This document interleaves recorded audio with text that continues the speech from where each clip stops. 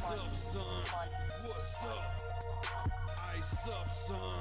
What's up? Carolina keep pounding. Carolina keep pounding. The Panthers on a prowl will continue driving down the field to the red zone. We just got a first down and 10. Smitty on the loose, wide open Ted again. Stack 6 more on the board, looking like a win. With the 6-game winning streak, put them out their misery. Brady wanna cry when the ref threw the penalty. Panthers got a hot team, Patriots the enemy. Draw the first blood, different team than we used to be. Cam swerving through the traffic signal in a first down. Fans on their feet and the crowd getting really loud. Offense did a job off the field. There's a towel. Bank of America. Stadium is going down. Defense got him pushed back to the end zone. Hardy with the sack. That's a safety and we got the ball. Rushing on your shotgun. Staring at the barrel, y'all. All New England fans hear him saying that ain't fair to ice up, son. What's up? Ice up, son. What's up? Carolina keep pounding. Carolina keep pounding. Ice up, son. What's up? Ice up, son. What's up? Carolina keep pounding. Carolina keep pounding. Better watch the linebacker, he can read you like a book. Run 40 yards just to tackle Luke. Got him shook, Toby like a tank. And D'Angelo with the fake. Stiff arm, out of bounds, 25 to gain. Stewart back, healthy 3 lethal running backs. It's suicide at the wide receivers, it's a rout. Secret weapon make plays, Greg Olsen make it happen. Keep pounding on these haters, we ain't playing John Madden. Legion of the Hood, hometown go boom. Force and fumbles, Panthers making sure the ball is loose. Jack move, Charles Johnson, yeah, he will come attack you. State of mind, mentally and physically, we pass you. Godfrey in the nickel back, and he making sure we're safe. Panthers on the prowl, we gon' come and elevate the state. Hard fought thriller, only 59 seconds left. Panther fans on the feet, heart beating out the chest. Ice up, son. What's up? Ice up, son. What's up? Carolina keep pounding.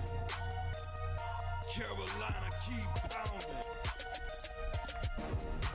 Ice up, son. What's up? Ice up, son. What's up? Carolina keep pounding. Carolina keep pounding. Ice up, son. What's up? Ice up, son. What's up? Carolina keep pounding. Carolina keep pounding. Ice up, son. What's up? Ice up, son. Carolina keep pounding. Carolina keep pounding.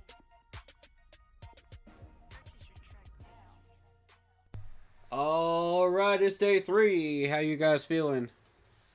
What's up? What's up? What's up? Hit that like button, hit that sub button, hit that bell, select all, leave a comment down below if you feel like doing so, and don't forget to check out our Facebook group page. Keep pounding in all caps for in-game post polls, opinions, and reactions to NFL news, such as scheduling for the channel and for the Yahoo Sports app. Keep pounding Fantasy Football League. If you want to get your hands on an intro like the one you see on your screen for promoting purposes, if you're a content creator, go check out Lindara Ty on Instagram. Search her last name first, Ty, T-A-I, Lindara, L-I-N-D-A-R-A, in order to get videos, panels, things of that nature made for you at an affordable price. She's very patient, and she's an awesome person to work with. So, Lindara Ty on Instagram, tell her I sent you, and she'll be cool with you. Alright. Let's get it. Let's get it, man. Let's get it. Let me finish setting up here. But they're doing the 40 times for the running backs right now. Let's see. I need that one. I need that one. And I also need ESPN. Alright. Shout out Antonio. He says, hey, keep pounding. Like, sub, comment, and share the stream, please. Yes, sir. You already know what it is. Panther Pride, keep pounding. Yes, sir. Shout out Donna B. She says, let's go. Yeah. Yeah, Donna, were you in the chat when, I don't think you were in the chat yesterday, but we had Gaming with Texas that said he beat stage 2 cancer. Man. I'm still shook by that comment, man. I'm still shook. That's wild, man. You know? And that's bigger than anything we're doing right now. So, big love to Gaming with Texas. And he comes into the chat every once in a while. But I had no idea he was battling that. And, you know, we would have supported him all the way. And shown him love all the way. You know, had we known. But, some fights are not always advertised. You know what I mean? And not always talked about. And sometimes you don't really want to talk about fights with depression, anxiety, you know, and in this case, cancer, you know. So, for him to come in and allow us the privilege of celebrating with him, that is such a humongous privilege for me. And for everybody in our chat, man, because that's big, man. That's big. Real talk, man. That's big. Much love to him, man. And yeah, I don't know if you were in chat for that, but that was a moment, man. For real. I feel blessed and honored to be able to share that celebration. And whatever fight you're going through and you win it, man, please put a comment in chat, man. Please, I want to celebrate with you. I want our chat to celebrate with you. You know? Because whatever it may be, whether you paid off a mortgage, whether you got rid of your student loans, whatever it may be, you know? Even as crazy as fighting cancer, you know? Share your wins, man. Share your victories with us, man. We love sharing victories together. You know, we're a family. And I love that. That's way bigger than the game of football. That's way bigger than anything we do on this channel ever. So, we celebrate each other's victories. We encourage each other. You know, we show love to each other, man. You know, that's what it is.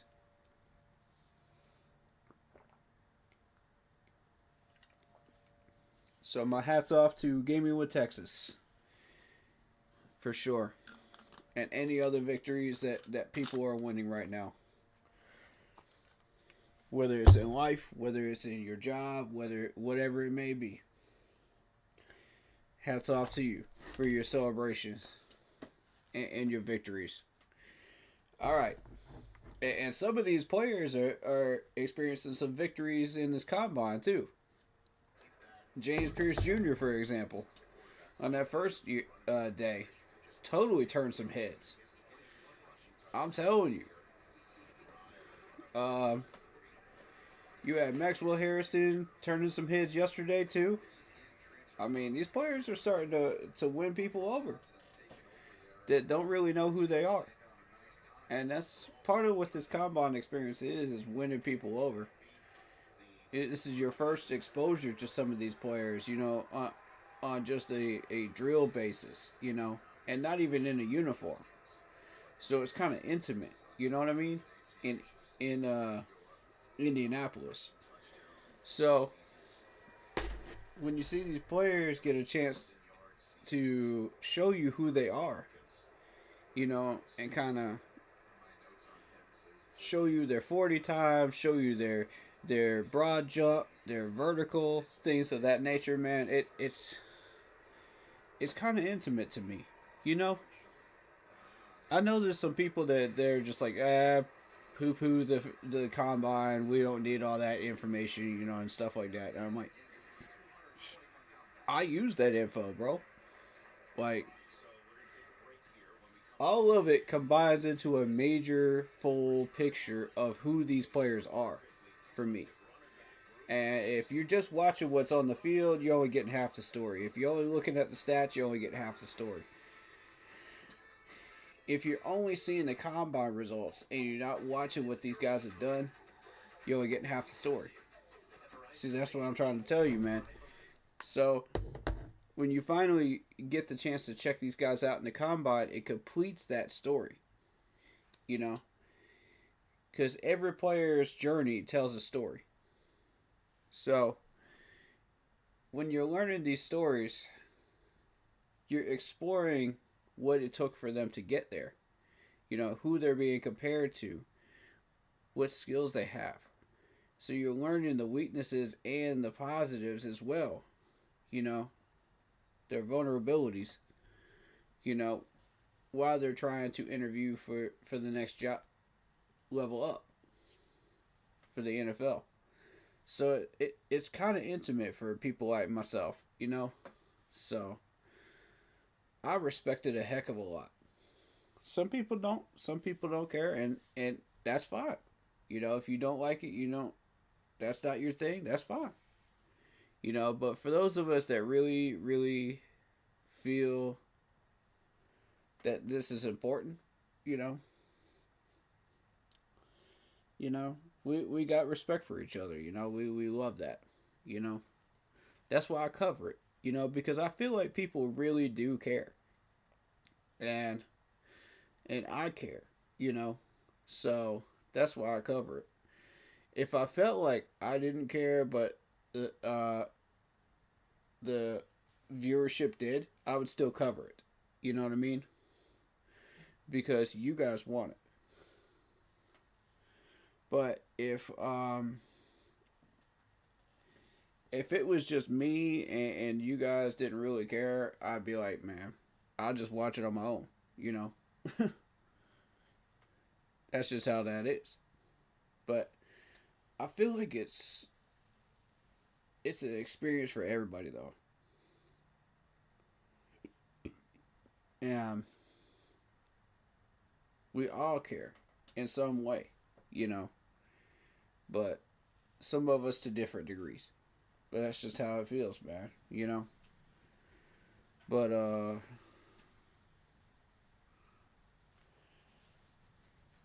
we got work to do, learning about these players. So let's get to it.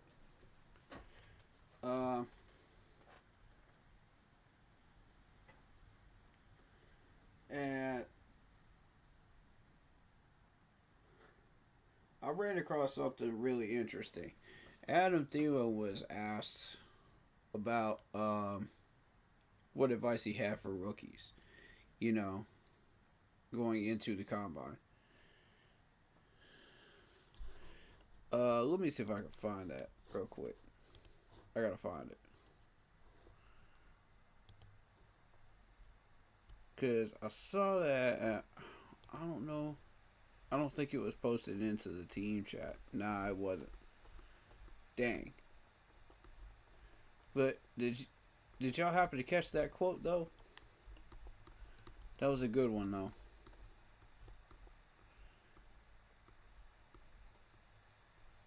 Because he was like, as long as y'all are working hard and going 100%, man, somebody's going to notice you. And I was like, that's tough, man. Because he's true. It's true. You go in there, you give everything you got, somebody's going to notice you. No matter where you're from. You could be from Troy. You could be from doggone New Mexico State. Somebody gonna notice you if you put your all into it, and you show them that there's something there. for them to notice. Alright, here's Devin Neal. This is one of those I was scouting. He's doing the 40 right now. I want to see how fast this dude is. They're showing the Packers general manager again. And yet again, they're not showing the Panthers management at all the entire weekend so far. So either they're trying to hide what we're trying to look at, or I don't know, man. They don't want to give it away too soon. I'll let y'all be the judge of that.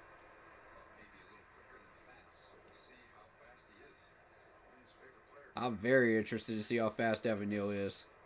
Let's see. 4.6 flat. Okay.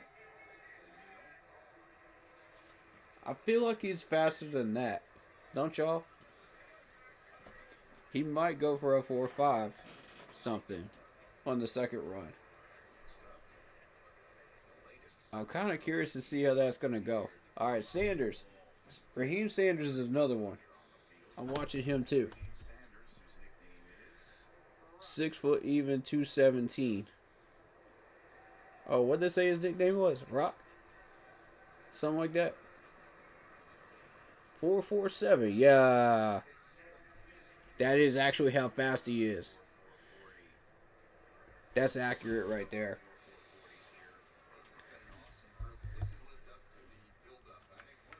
That's very accurate.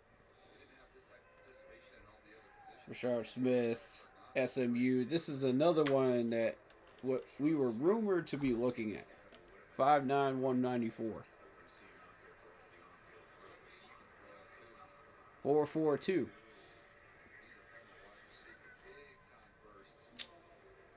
Another fast guy right there.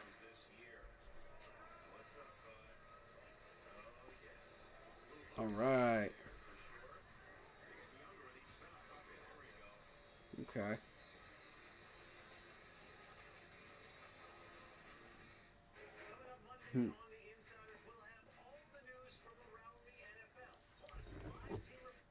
What'd they say Raheem Sanders' nickname was, though? I missed that.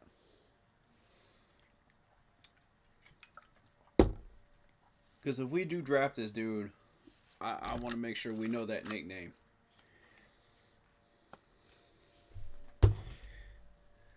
Because we're going to hear it a lot. I guarantee you, any running back that we draft is going to get a lot of carries. You're going to hear that nickname a lot.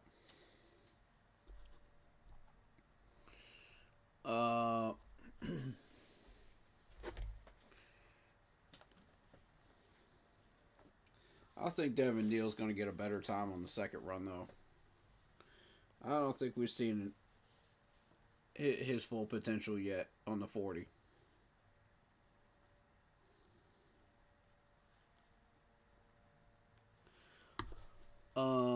I'm taking notes as well, so y'all don't mind me. I'm getting my own notes.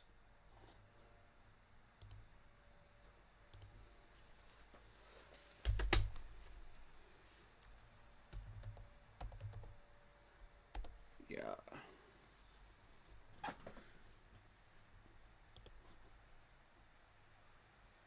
And let me make sure that everything that I'm doing is on the screen so y'all can see it too.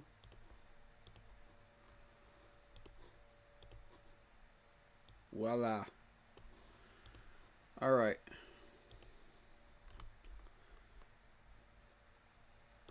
Running backs. Here we go. The Trevor Etienne setting up with a 4.43. That's pretty good, man. It's pretty good. I mentioned him as a possibility, man. We might draft him around 110, 113. It's possible, depending on the ranking system that we're using. Raheem Sanders is another one, 4.47. Let me get that 4.47 now.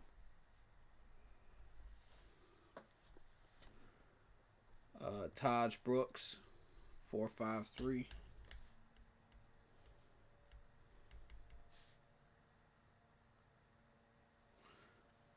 Let's see. I'm not gonna count that 4.60 right now,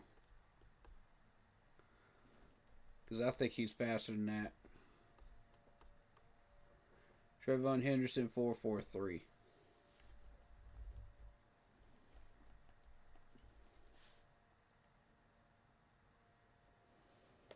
That's another name on the radar.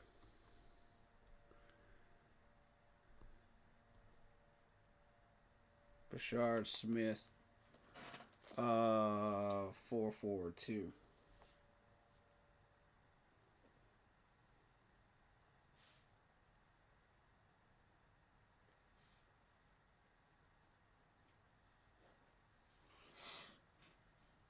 Alright, let's see if they improve those.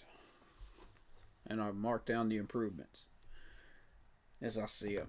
Alright, Taj Brooks, here we go. 4.53. Just looking to improve that 4.53.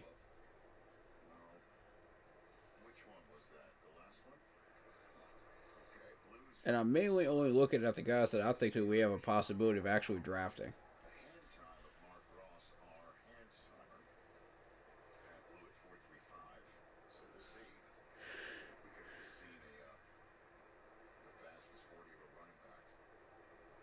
I mean, I could always go back through these profiles and see all these numbers, you know, and stuff like that. But as far as like the drills, that's what I'm marking down stuff, you know, as we go along. And if these guys like improve on the drills, then I'll mark it down, and you know, we'll have those notes, you know what I mean, as we go through these mocks.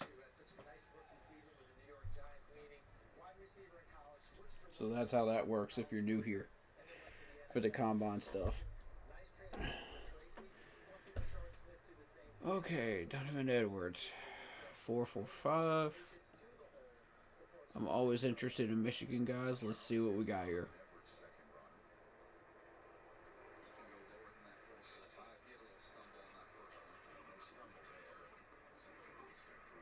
Okay.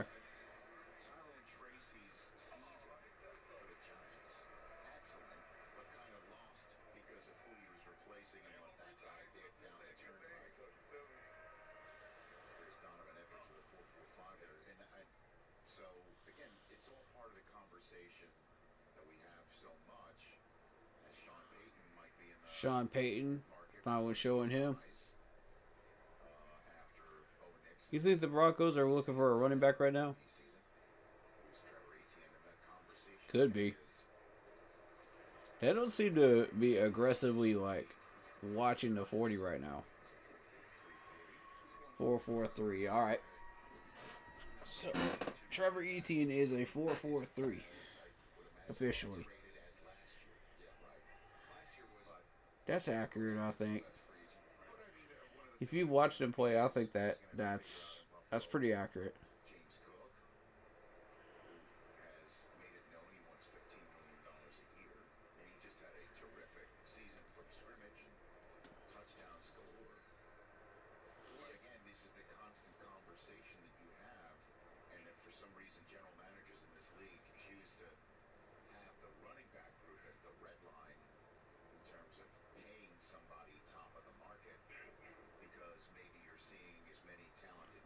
And I'll say this again because it bears repeating. Everybody's going to get emotional on draft day because it's draft weekend. You know what I mean?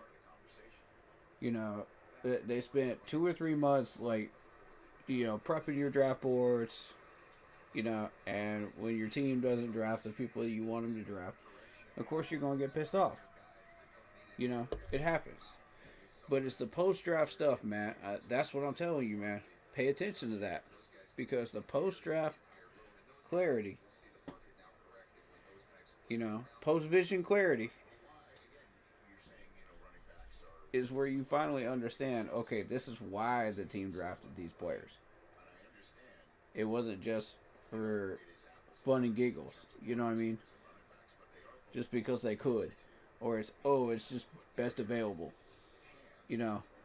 No, they got a reason, man. They always have a reason. So that's why I encourage y'all to watch these interviews, man.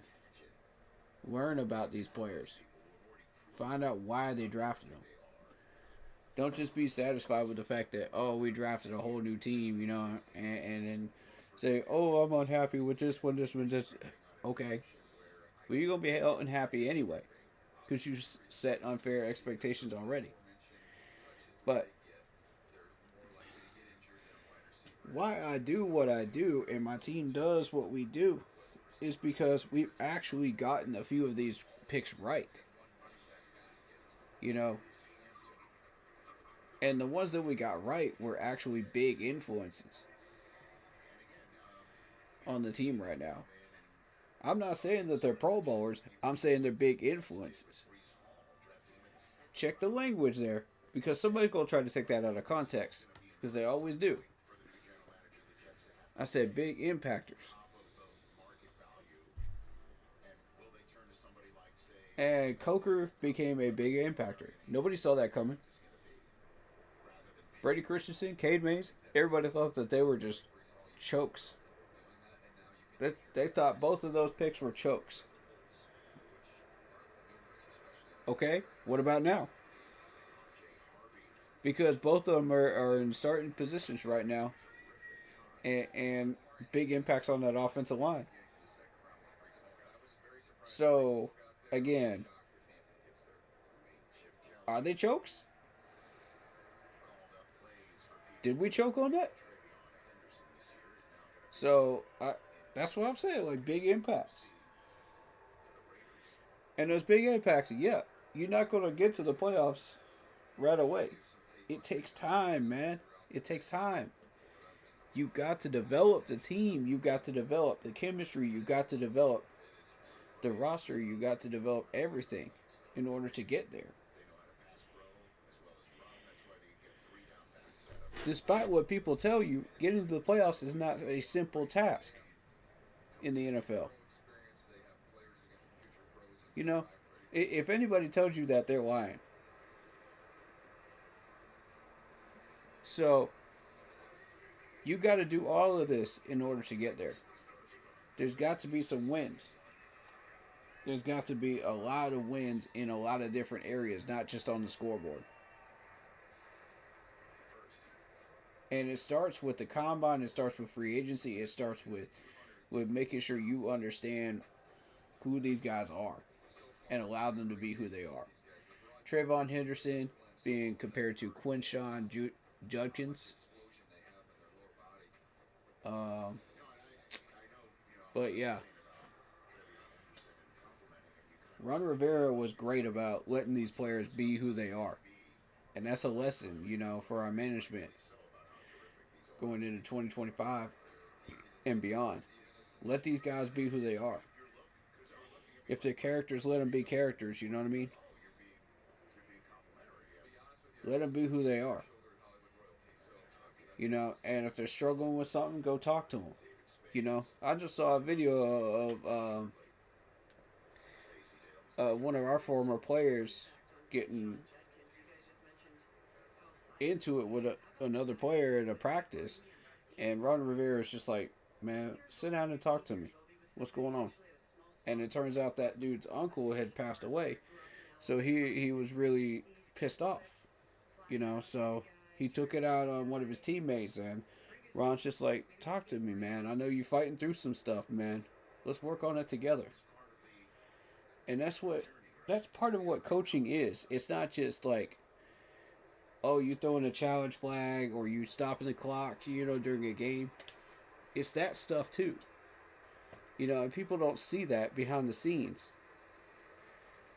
And that's what I'm trying to tell you, man. If you got a good coach that does this stuff, that really cares about his players and lets them be who they are, you're going to find that these players are going to be a lot more accepting of that and love that, you know, and want to play for you harder. So it's about a lot of different elements, really. And it's these small elements that start totaling up, you know, into bigger elements and snowball effect onto eventually scoreboard. in win losses, you know? Which there's some people that only care about wins and losses. And I mean, if that's all you care about, that's all you care about. But the rest of us are looking at how do we get these wins and losses? You know what I mean? How are we getting these records? Why are we getting these records? You know, what's going on? You know, what led to this? And see, again, like a lot of that starts out with building your roster, which is what we're doing right now. You know, learning about these players in the combine. So that's what makes days like this so important in the NFL calendar. See, once you understand who these players are, now you can say, okay, now we got a better picture. And with these interviews, we can say, okay, either I want to draft this person or not. I want to take a chance on this player or not. And Ron Rivera said it wasn't even a chance that he was taking on Luke Kuechly, you know, and Jonathan Stewart, and Greg Olsen. He didn't take a chance. He knew what he was getting. So that's the difference right there. Between a coach that understands what he's doing and a coach that's just guessing and blindfolding his way through it. Because you got some GMs out there that just blindfold their way through it. And that's why they keep ending up on the bottom of the league. Jets, Cardinals, Browns.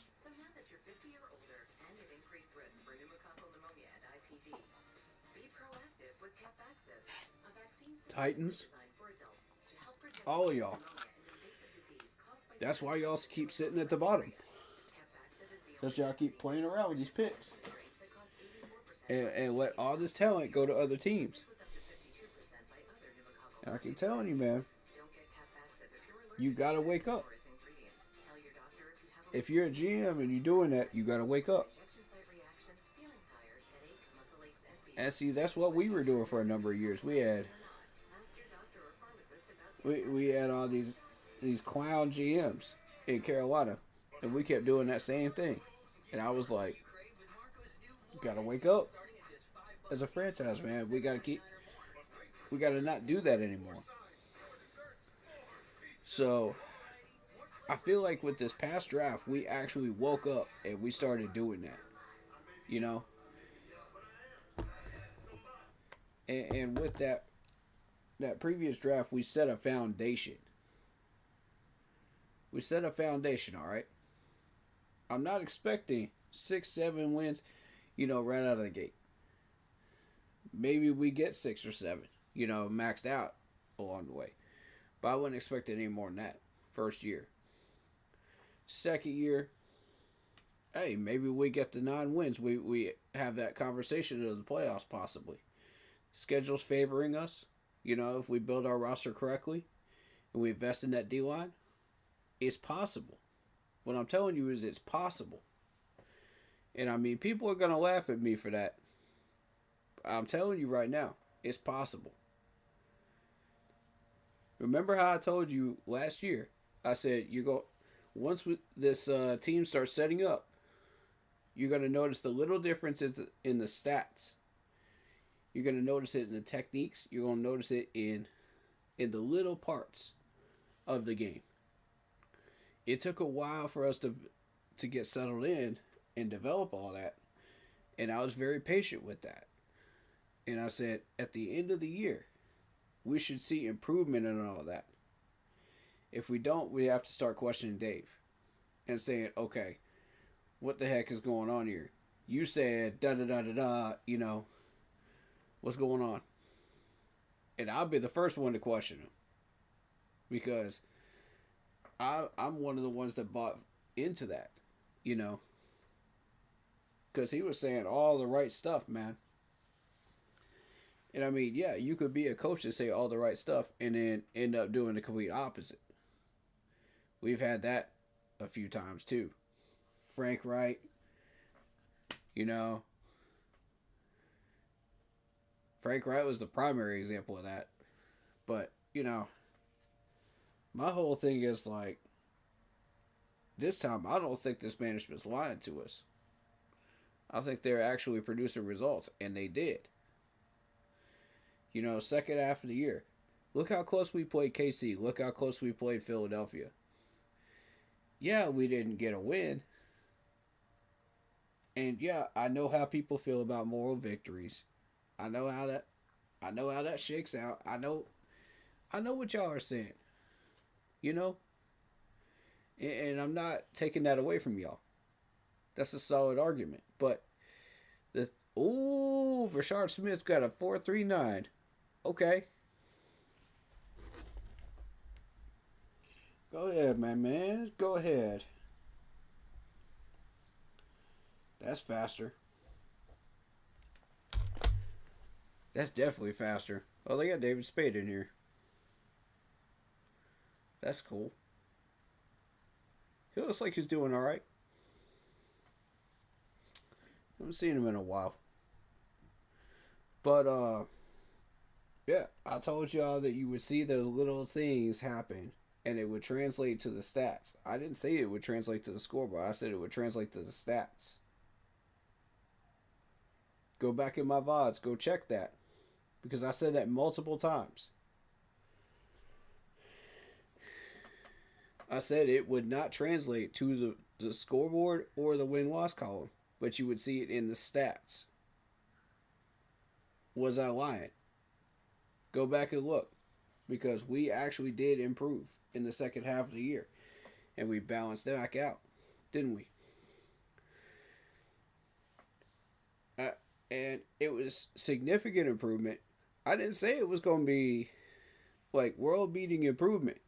You see, y'all, that's where y'all put all these unrealistic expectations out there. You say, oh, these guys are going to turn into Pro Bowlers.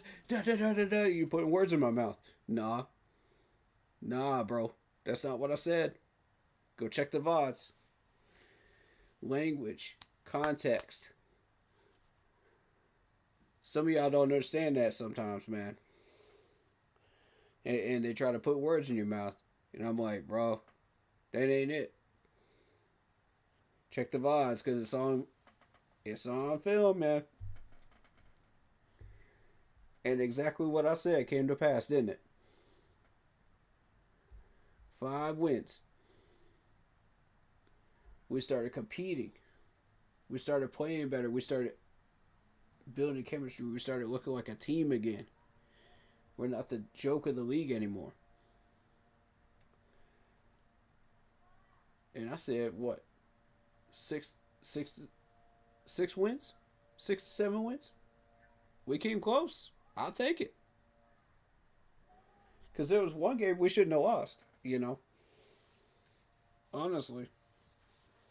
If you technically count it, there's about 3 or 4 of them that we shouldn't have lost. But we had the talent. That's my point. And that talent was executing at a high level.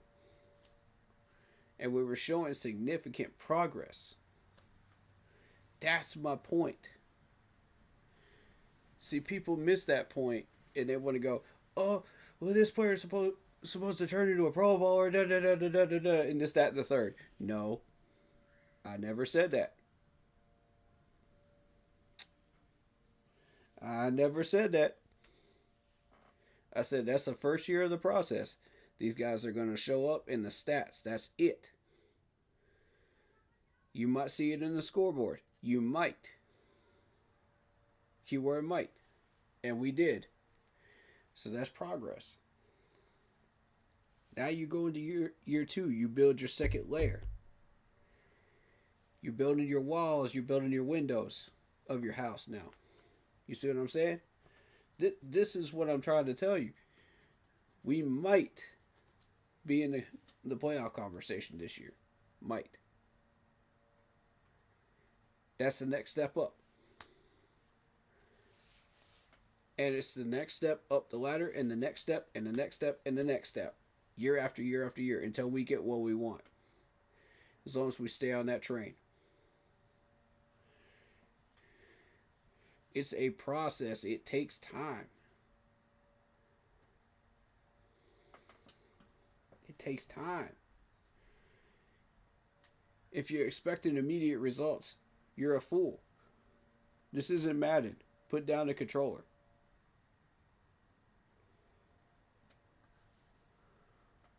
I've said that multiple times.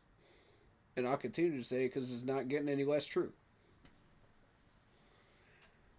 It's going to take us 3 to 4 years before we can get this team fully functional to where we can actually make a run.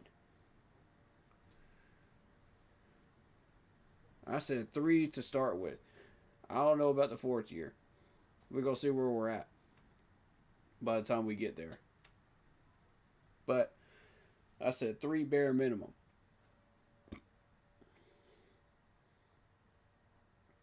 You can quote me. That's in the VODs. So for anybody that wants to doubt that, go check the VODs. Go check my wordage. Go check my language. Because it's the same language I was using 6 months to a year ago. Same verbiage.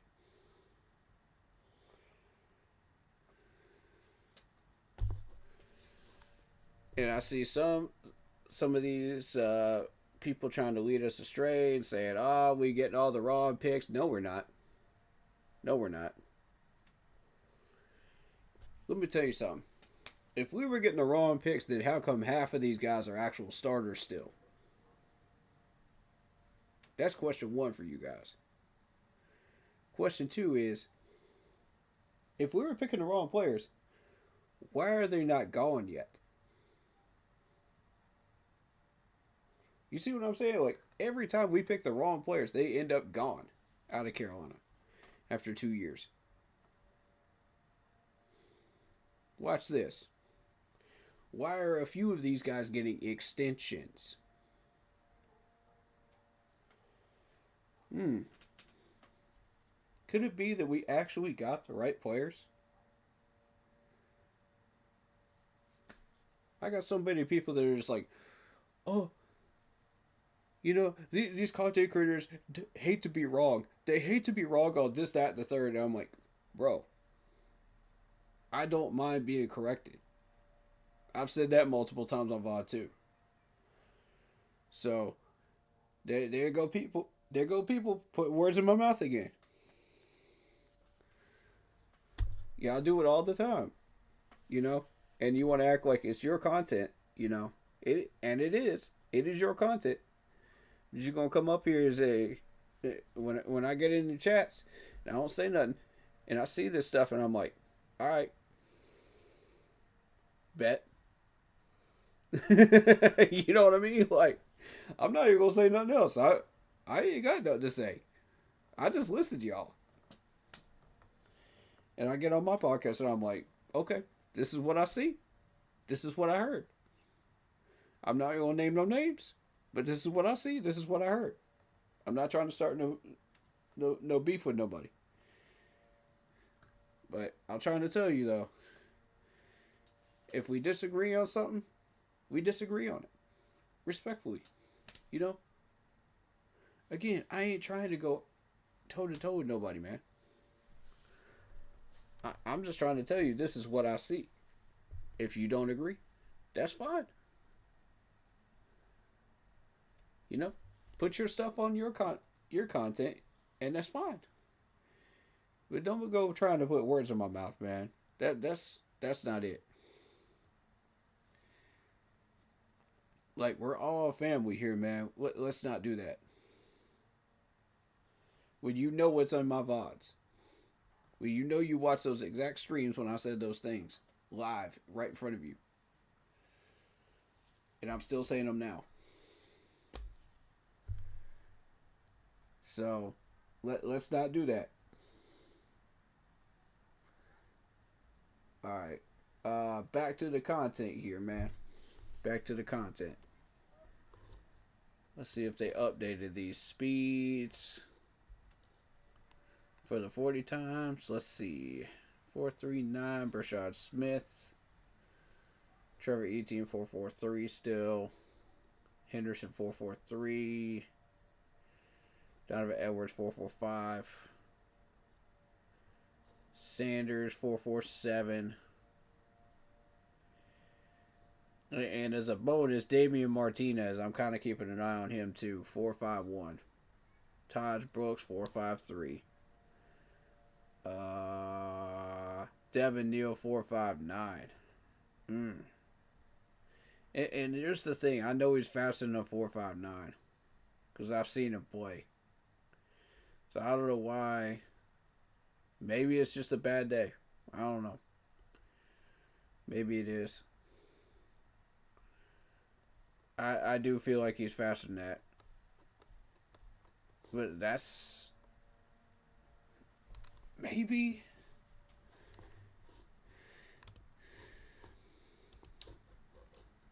Wait, where is he ranked right now? Where is he ranked?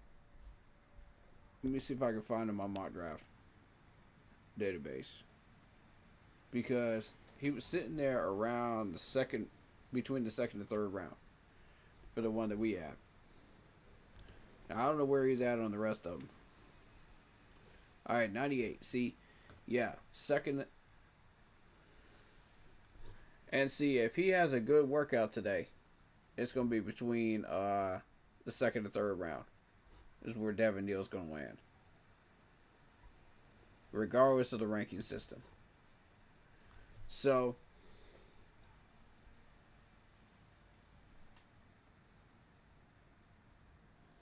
and by the way, I just want to make sure that everybody knows, full respect to every content creator out there. Full respect. Much love, one love, it's family, you know. And it's always going to be that way. Unless you piss me off to the point where I just don't want to deal with you no more. You know what I mean? It's still family, but you know what I mean? When it comes to Panthers family. But sometimes I gotta do what I gotta do. You know? But I mess with pretty much every Panthers content creator out there, though. I love y'all, man. I love y'all. If you putting out content, man, I love you.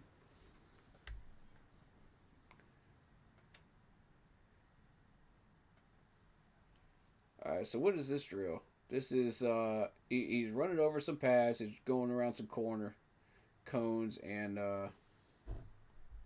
okay, off tackle recognition.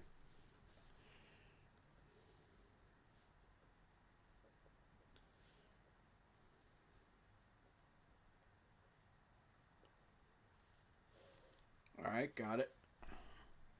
It seems pretty simple.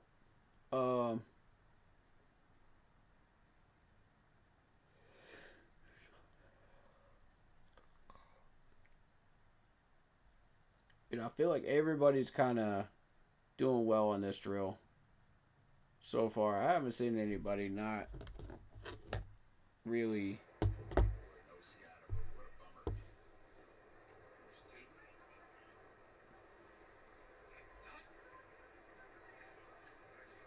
Yeah, it looks like they're doing well on this drill. There's not really any separation here between these guys. Which, I mean, is still a good thing.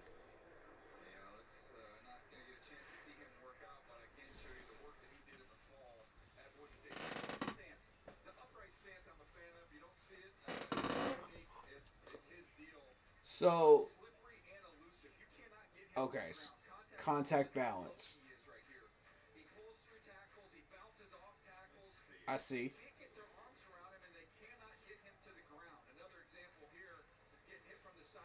Okay. So that's your elusiveness drill, really. Essentially. Ashley Gentry, huh? Alright.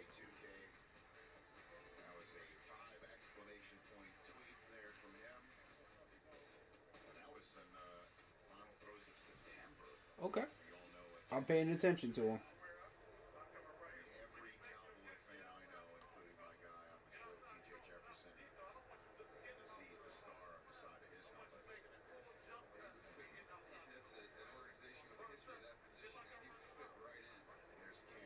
Okay. Got it.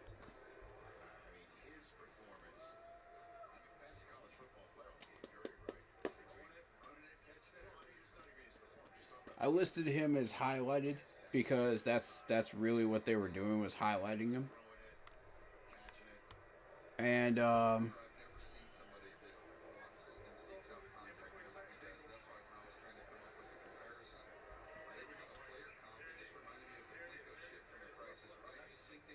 Blast Reed. Okay.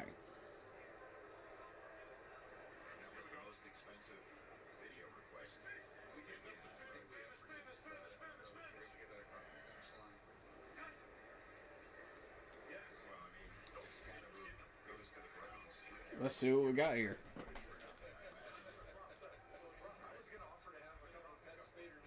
Oh, this just in. Our Clemson Tigers basketball team won again. That was the last game of the regular season. Dude did work.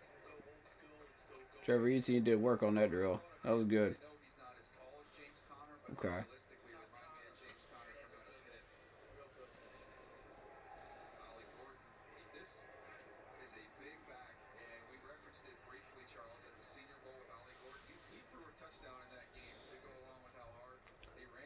So now my Clemson basketball team is about to go into the ACC tournament, man, and turn up, man. Rate number 13. That's wild, man. That's wild. And the fact that that basketball team is doing better than the Panthers right now. If that basketball team finds a way to sniff that trophy and get that NCAA trophy before the Panthers get to the Super Bowl again, bro, we got some serious work to do in Carolina. That's all I got to say. Because that basketball team's been trash for a number of years. And that's the only other team that hasn't even sniffed the trophy yet.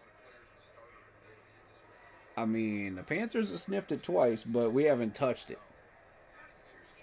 That's the thing.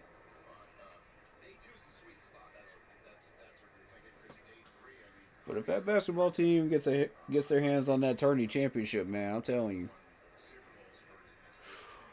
Oh, I'm about to turn up on the Panthers management, man, at that point. I'm about to turn up, y'all.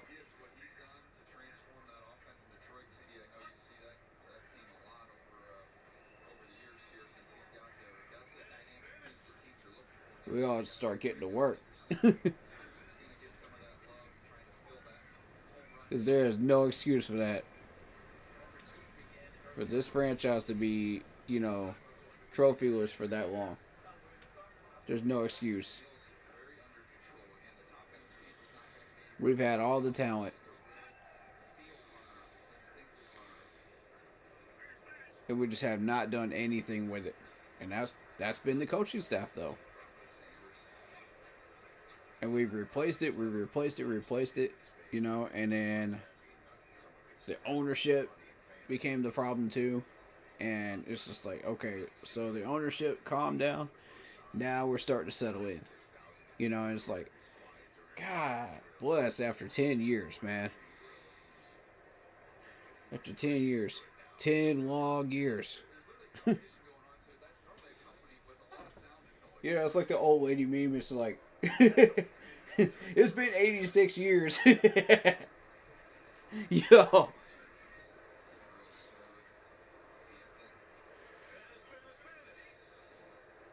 Oh, man. Alright. This is Deuce Staley's drill right here. Alright, so you're going over. The pads. And then Bijan Robinson did really well with this one too. So it measures footwork, it measures technique, it measures, point and run.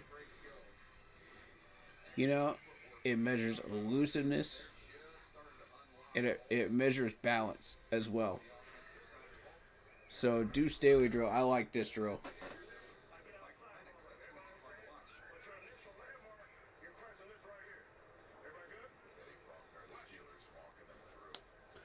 I didn't know they actually named it after him, though. I wasn't sure what the official name for it was. But they've had this for the past 2 years. 2 or 3 years that I've been paying attention to the Combine.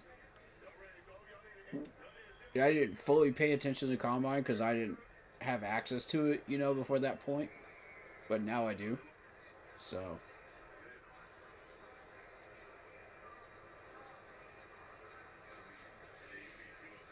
watch your footwork, man. Watch your footwork, y'all.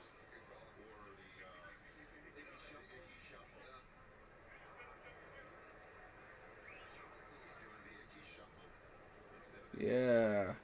Here we go. Now we're going to start to see some separation. Let's see it.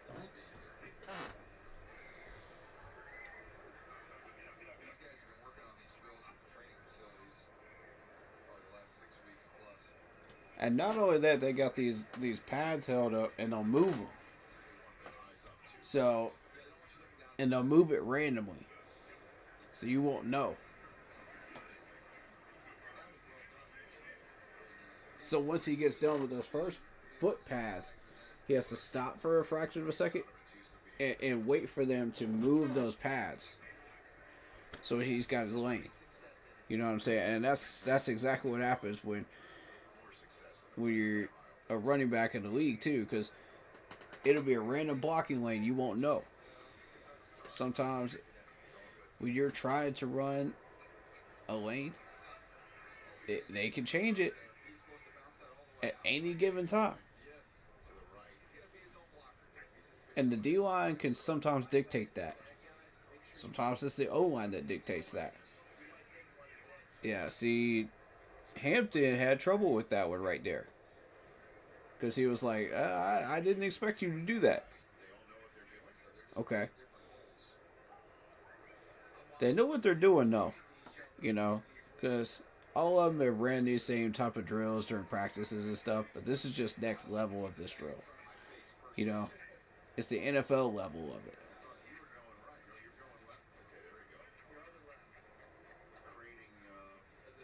It measures how quickly you can react to it, too.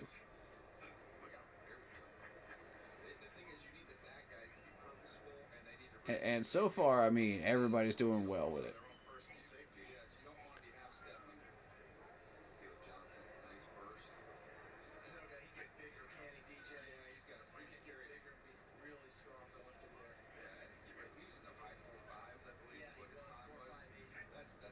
So they don't want you to half step it.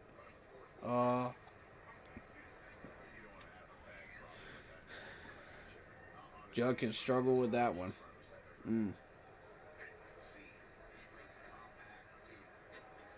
Uh-oh.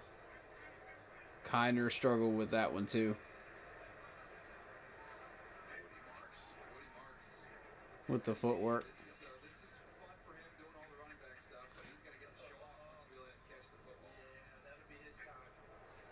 Alright, Damien, come on. Nice shift. Alright. Okay.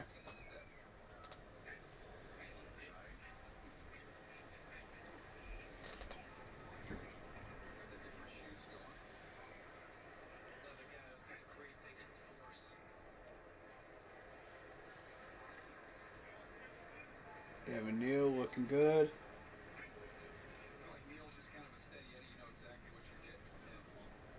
Neal knows exactly what he's doing. Sampson.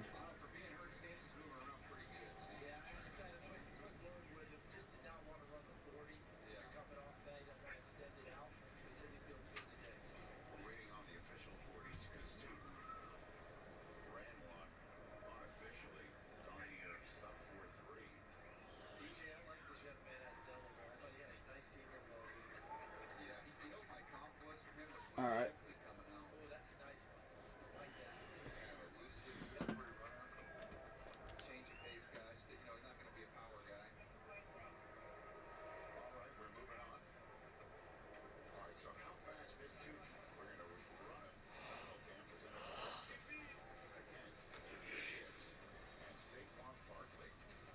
Saquon Barkley versus Jamar Gibbs and Brashad Tutton. Or Tutton. Rasul actually beat out Jamar Gibbs and Barkley. Wow. On a 40 time. Impressive.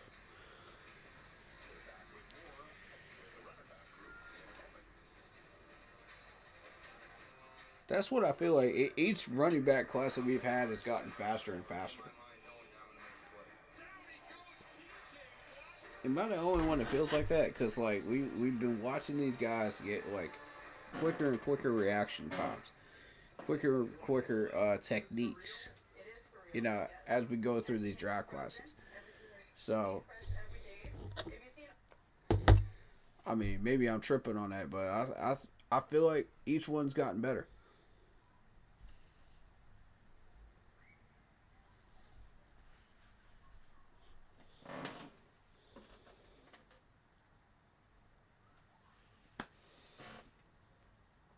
I don't know what other drills they're moving right now. We're going to find out. Dylan Sampson sitting at 79. So, I mean, he's worth looking at as well. Trayvon Henderson, of course. If he should somehow drop below 57, he would be an option for us, but I doubt it. Devin Neal's the main target. You know, that may show up, you know, around 74. Trevor Etienne, of course, will be around the 110, 113 area. So he'll show up then. Raheem Sanders, 166 on this board. He'll probably show up about the 140 range, so he'll be sitting there at the 141. Somewhere between 113 and 141. So if you're trading down from 8 and you get a pick in between 141 and 113 and 141, you may have a shot to get Raheem Sanders in there. So if you miss on Devin Neal, which there's a high possibility we may miss on Devin Neal and somebody's going to reach on him. I have a high feeling about that. I really do believe that somebody might reach. So Brashad Smith is an option for us at 179 here, who will be available around somewhere between 147 and 164. So if we're smart, you know, we don't want that to look like a reach at 147. You know what I mean? So, I mean, again, if we end up with an extra pick there, you know, that helps us.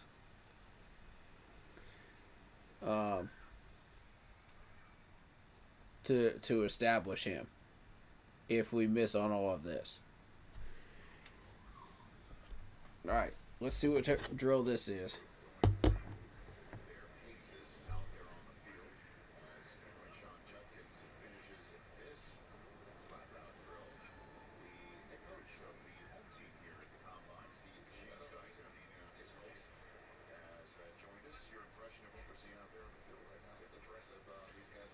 And this is a basic flat route for your running backs. You go out for 5 yards, flat route towards the sideline. Everybody should be able to pass this. I don't see a single one of these guys not able to pass this drill. I'd be very surprised. Now, my question is, are they measuring like how close to the line are they? You know? Or are they just measuring like how well you can run the route and catch the ball? That's my question. It's like, because you're talking about like jump cuts, stuff like that. You know, so is that what they're measuring here? Like, because it doesn't seem like they're following the yard line when they're going out and catching the balls.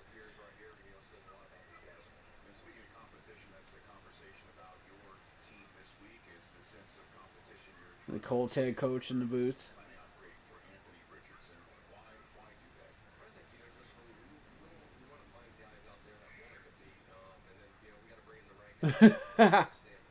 Dude said we got to bring guys in that want to compete. Wow. After knowing what we know about AR right now,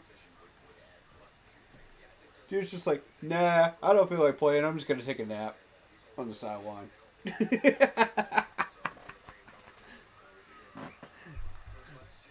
And then the coach says that. Ouch.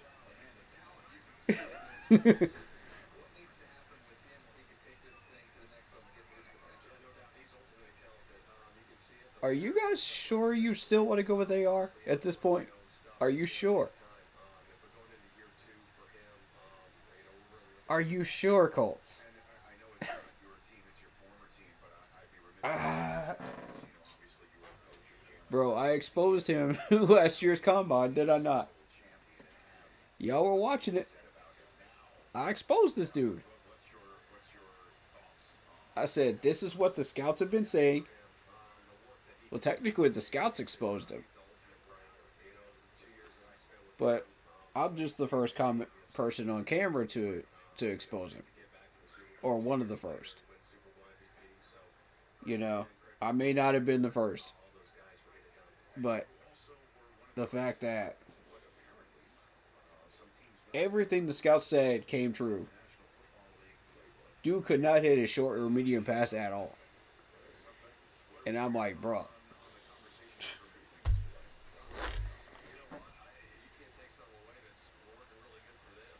The NFL will destroy that in 0.5 seconds.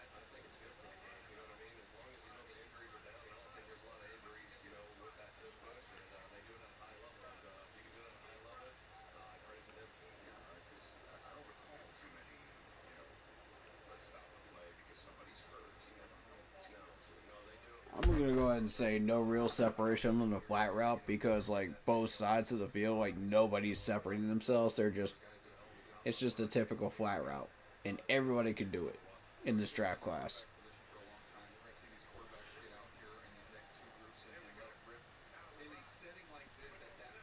So they're really trying to figure out, okay, after you caught the ball, how well are you turning?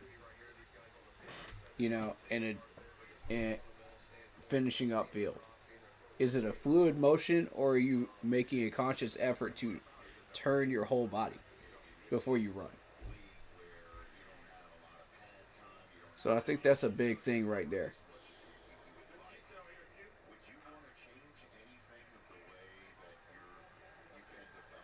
And the interesting thing is a few of these guys don't even break stride at all.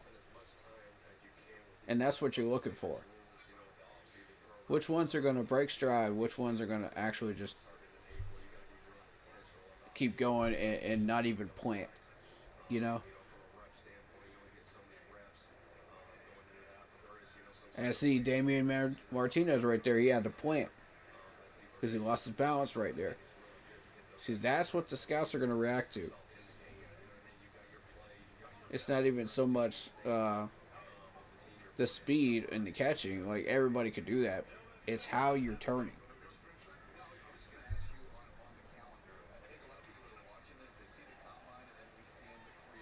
I mean, it looks good so far. Everybody's clean.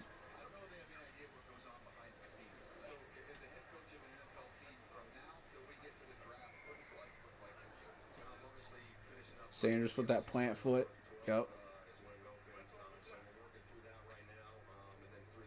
And I mean, it's acceptable to have a plant foot, but you know, if you're slipping and you're losing balance on that drill with the flat route, that's what the scouts are looking at in a negative way. Everything else, it's like, we're more so watching your plant foot.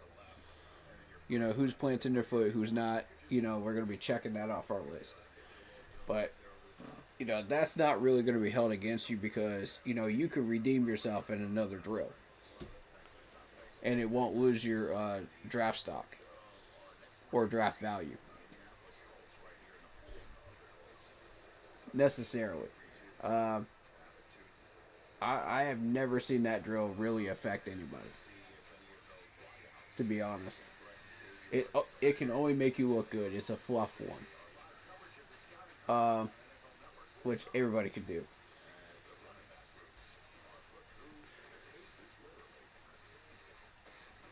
But the blast read and the do Staley drill, those are the ones that are going to separate people. So those are the ones we were paying close attention to, because I was watching the footwork, I was watching the body control, I was watching, okay, once you come out of those pads, now what? Are you adjusting to the shift in padding to open up the lane, or are you not? How long does it take you to adjust? And the scouts are watching that and reading that on the do Staley drill. So those are the ones that are going to affect your value, either up or down.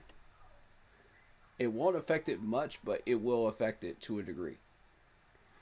And a few of these team scouts will say to their upper management, okay, he didn't do as well on these important drills right here. But to the ones that didn't matter, it's like, he did fine. So that's going to make the GM say, can we go a different direction here? After reading the stats and everything else, maybe we might start looking in a different direction. Maybe not.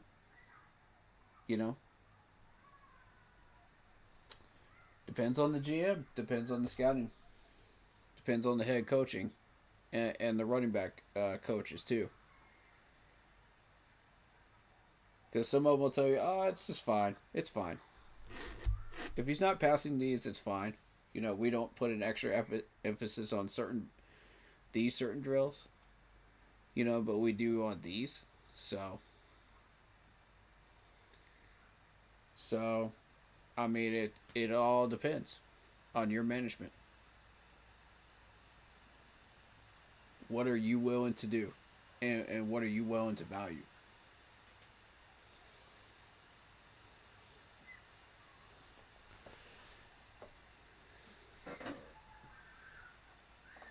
But I don't see the flat route affecting anybody, though, to be real.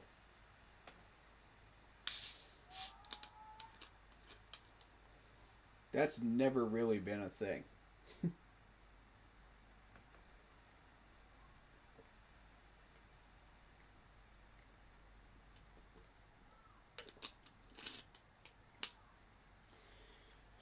And I mean, if you guys have any questions, I'm happy to answer them too in chat.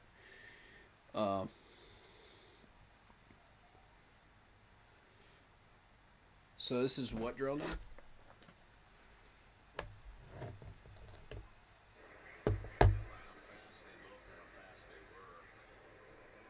Okay, so you're turning the corner of the cones and you're catching the ball in stride.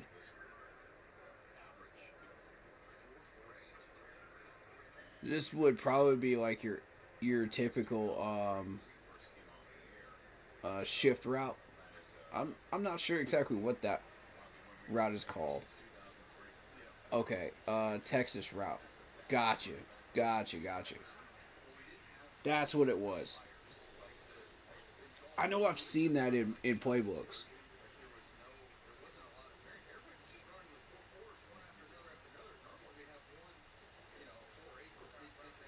And I've seen people run it. I just never put two and two together on that.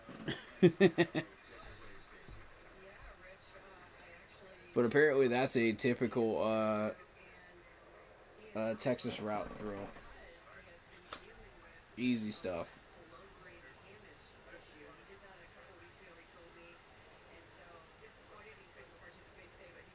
No real separation on that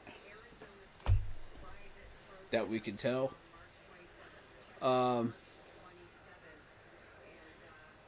Unless you're just not turning the corner correctly, and ready for the catch, then, that's going to be a downgrade.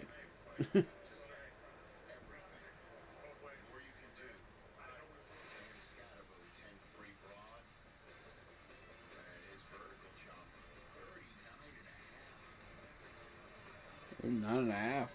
Not bad.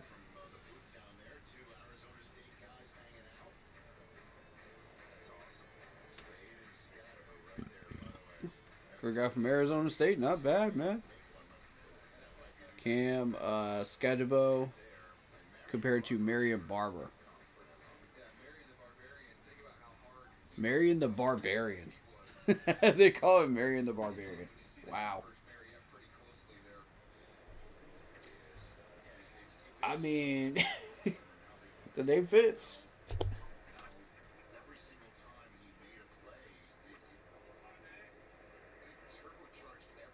I watch the drill, but I mean, I don't see how anybody's going to really separate themselves on this one.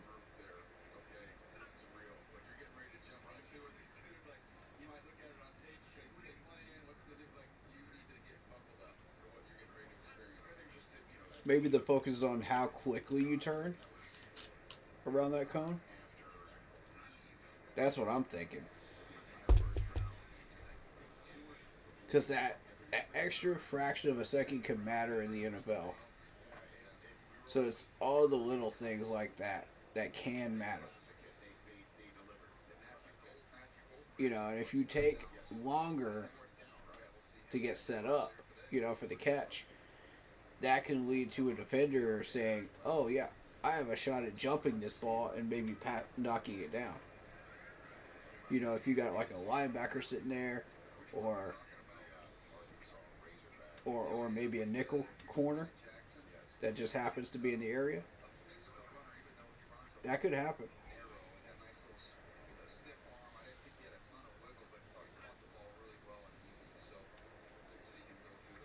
Ooh, Montreal Johnson, a little quick on the gun there.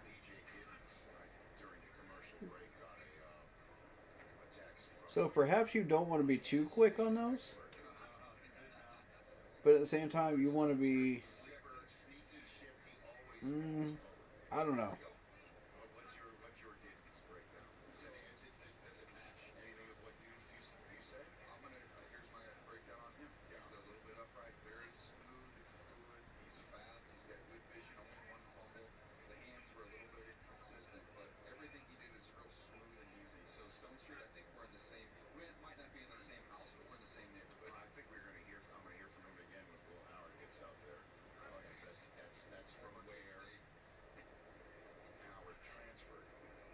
Yeah, seems like everybody's nailing this drill.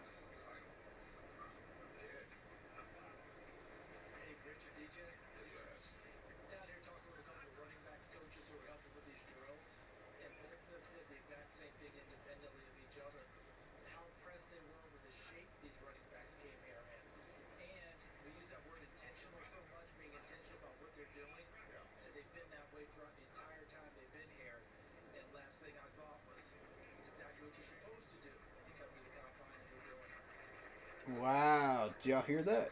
These running backs came in here in excellent shape. And they came in here with intention, you know? And they said, you know, we came in here ready to work. And that's how you're supposed to come in here. That's good, man. That's really good. That's a good class right there, though. I like this running back class. It's not the best running back class I've seen, but, you know, we'll see. I feel like we still have a few more drills for them, but I don't know. We'll wait and see. But I'm interested in anything they have to present to us. Because that's extra info that we can use.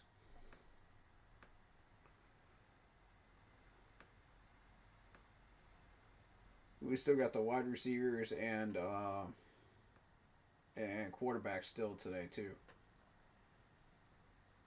I didn't think they were going to start with the running backs. That's cool though. Okay, right out of the gate. So here's my question for the chat. Would you guys like to see me react to that blueprint video while they're doing the quarterback drills? The 40 times in the drills? That way we can get it in. And not waste any time messing around with that. Y'all let me know what you think. The Germany blueprint video. because we haven't reacted to that. That's going to be about an hour long, which is about as long as these drills are going to be. I do want to see the quarterback drills, though. So I may be reacting to both at the same time, if that makes sense, if we do that, which would kind of counteract what we're trying to do. But, I mean, we're not looking for a quarterback right now, though. So, I mean, it's y'all's call. What do y'all want to do? I can mix it up after the offensive line drills tomorrow, but I'm not sure what y'all want to do. It's up to you. I don't know. Give it some thought, chat. Let me know. Because I don't know when these quarterback drills are going to happen, But, realistically, I'm not interested in the 40 times for the quarterbacks, to be real with you. And since we're not hunting actively for that. But the drills would be interesting to watch.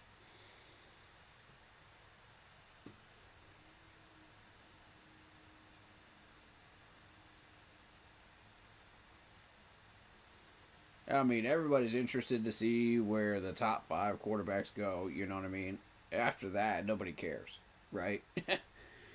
But if I could find a way to maybe expose some quarterbacks in this class, either positively or negatively through the drills, I might try to do it, man. I might try to do it. Just to see what we got here. Throw some rocks at it. See what we got. Because eventually it could matter. You see what I'm saying? Like, it could matter because we were changing quarterbacks like we were changing underwear at one point, man.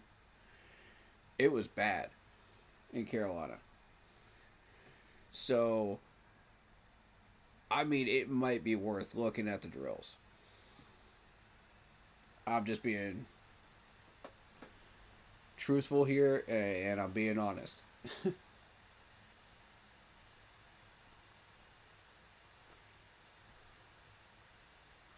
Okay, so what is this drill? Pivot drill. Okay. Alright, this is a big one right here. How well can you pivot as a player?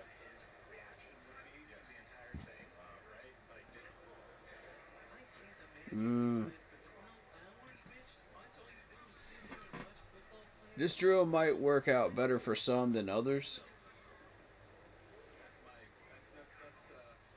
For some of the bigger name guys, this is more their drill than the other guys that haven't really focused as much on that, in their college careers. And they don't really have those skills. Because they haven't faced competition that forces you to pivot, Say like a for instance,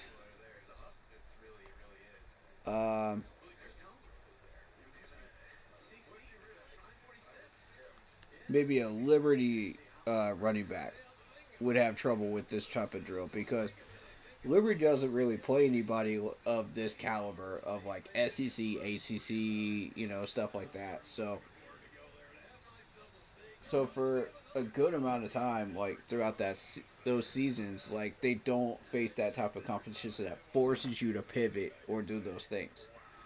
But at the NFL level, they require it because if you're not able to pivot, you're going to be in trouble right out of the gate.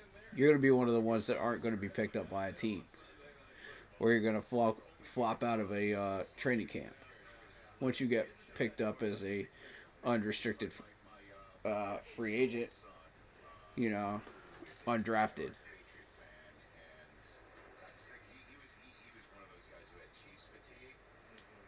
But of course, guys like Trevor Etienne, this is their drill, because they're used to this. They do this on a daily basis in the SEC.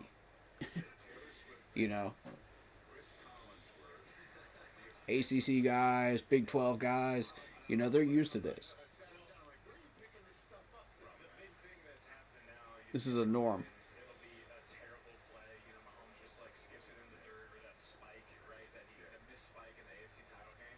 All right, so for those types of players, that's where you start really scouting. And you say, okay, what does their footwork and pivot look like? What does their balance look like? There you go.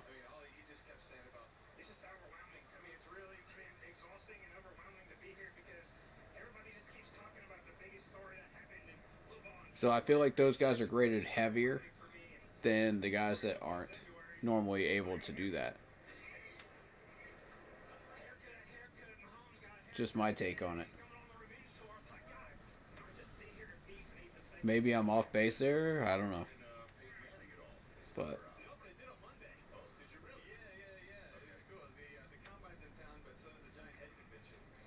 I mean, everybody could do it. You know, it's just to what degree can you pivot as a running back? Because this is a good running back class. Even some of the ones from like UC Davis and in Northern Illinois and places like that can still show up, you know, in drills like that. So it's not like they don't have the ability to do it. It's just they haven't focused and trained in their skills, honed in their skills, focused on just that, you know, and things of that nature. Because you don't have that competition. Oh, Dylan with the drop. Uh-oh. Uh-oh.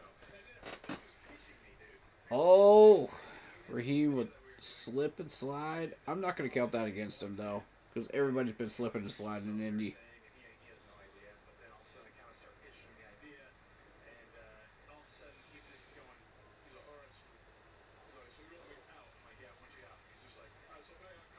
On the, what is that?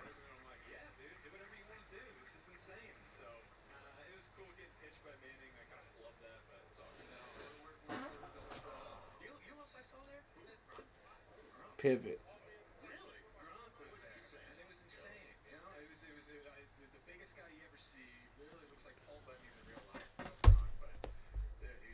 Like what I'm going through, I'm not gonna like count slips and slides on that garbage Indianapolis field service, you know, against them.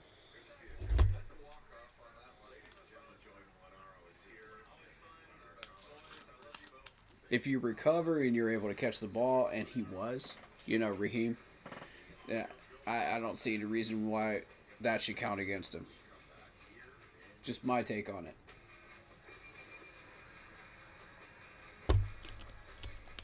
Some people are going to micromanage that a lot more, but I'm not. You know, because I watched people slipping and sliding all over that Indianapolis field for years. It's a garbage field. You know, it's turf. And it's one of the turf fields that nobody's really taken the time to address. It's one of the worst fields out there. You know, and I would feel the same way if they were running those same drills on Bank of America Stadium turf too, because our turf was horrible for a few years too. And I'm taking this opportunity right now as a Panthers fan to, again, address this. David Tepper, please give us grass fields. You're getting people injured with turf fields in Bank of America Stadium. Please fix that. Thank you. Stream number, God knows how many, and one that I've had to say that.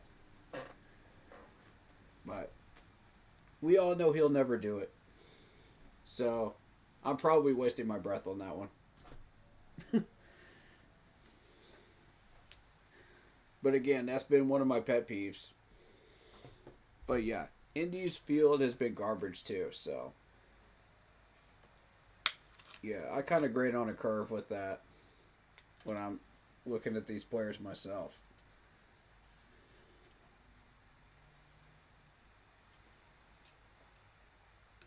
Ugh.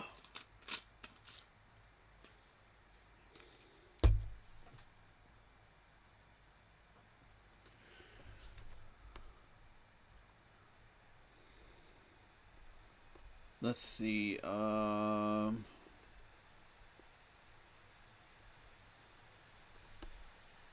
they gonna run Phil Maffa? Because I haven't seen Phil Maffa yet. I've seen Sanders now, but I haven't seen Phil Maffa, and I want to look at Phil Maffa a little bit more. I kind of know who he is, but I do also want to look at him in a combine setting too. So just because I know the player doesn't mean I don't want to see him in a combine setting.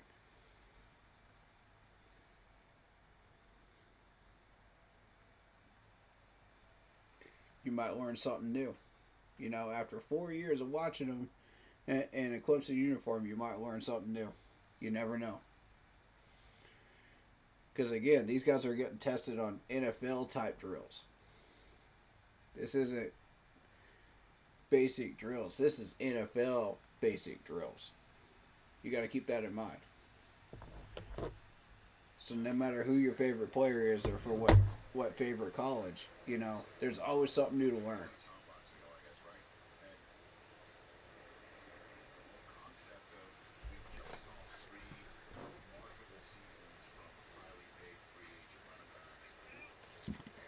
Okay, so this is your basic flat route, I think.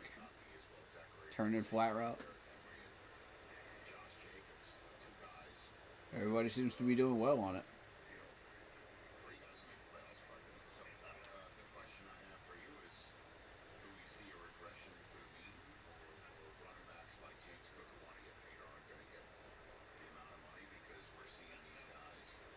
That's a good question, though. Are you going to see a regression just because they've had a prior injury? Good question.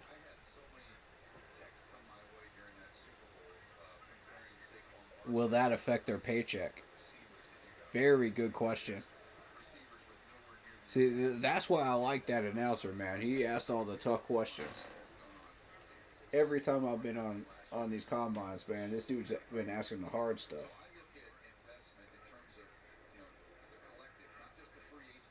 I like both of these guys.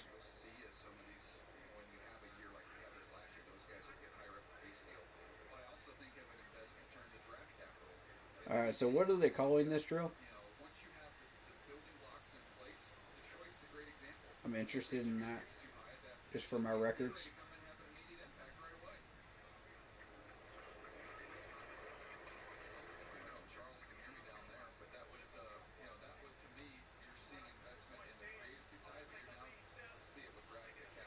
That's your catch and run, I think. Your basic catch and run off a flat route. To the outside.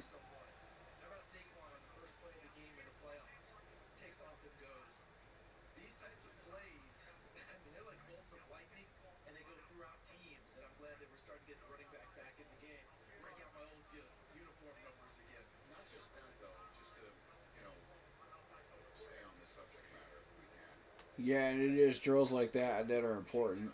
Wheel routes. Yeah, wheel routes.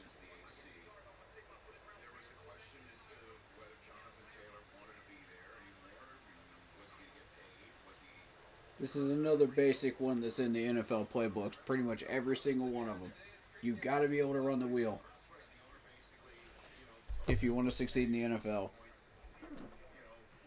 That's a big one.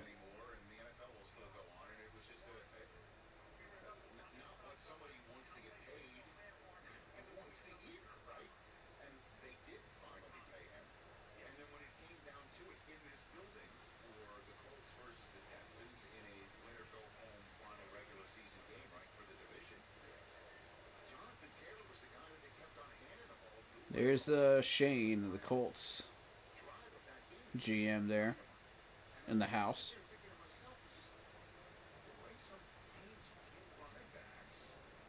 He's not as focused on running backs. You notice how he's just kind of chilling there. He's not even looking at his notebook at all. Either he's relying on his scouts too much and his GM too much, or he's just not interested in running backs.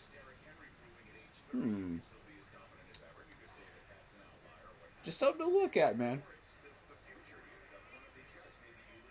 Okay, so the ball comes when these guys stretch the field a little bit off the turn. Got it. Okay. So it's not just like a typical short wheel route. This is a long distance wheel route drill right here. Makes sense. Because there are both. Okay, Trevor.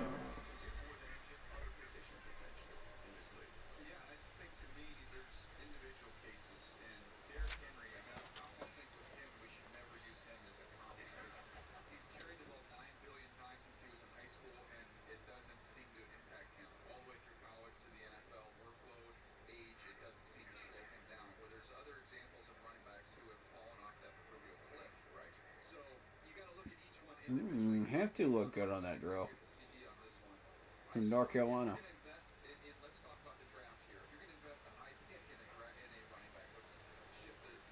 Okay. Hunter.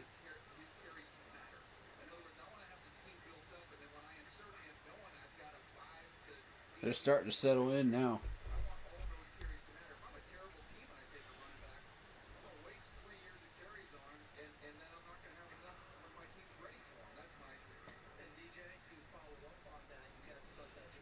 Jordan James. And what you want is like a smooth follow through. Like these guys are going to continue to run and not break stride when they catch the ball.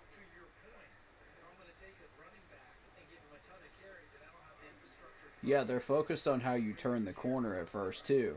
But,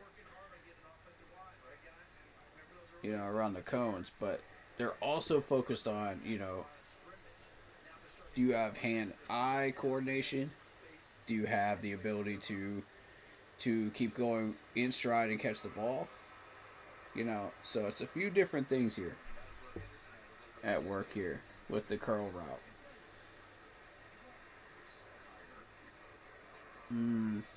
And most of them are not catching the ball, which is not unusual.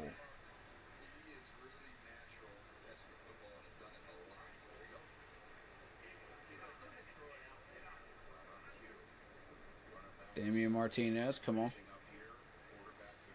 There it is. Yeah.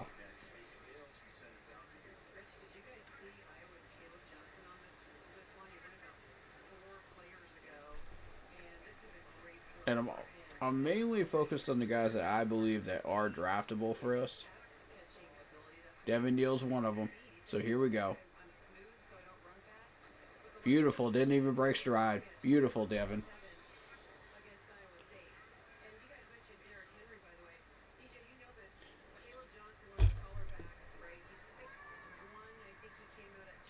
Dylan looked good. Sanders looked good.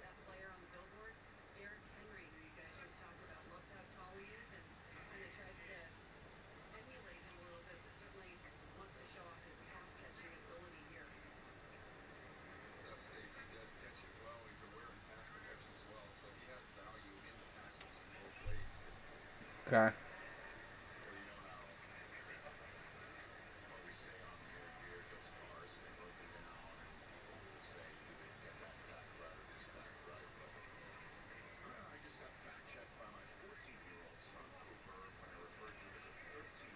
I'm going to be real with you. I think Devin Neal's better than any of these running backs in this class.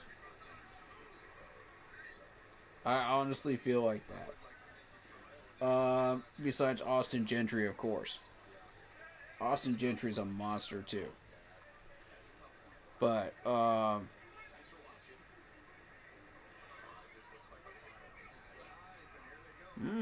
Okay, well, would you...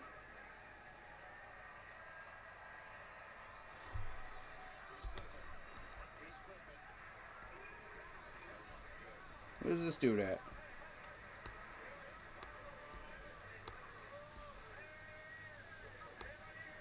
Oh, 368, yeah. He's not even... Nah. I'm not even looking at him at this point.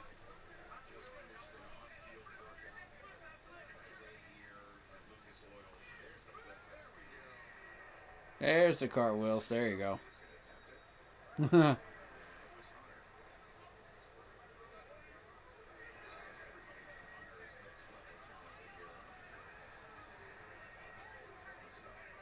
The fans love it, man.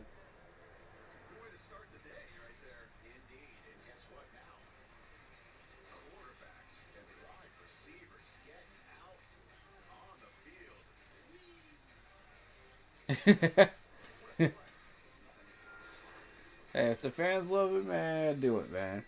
The cartwheels.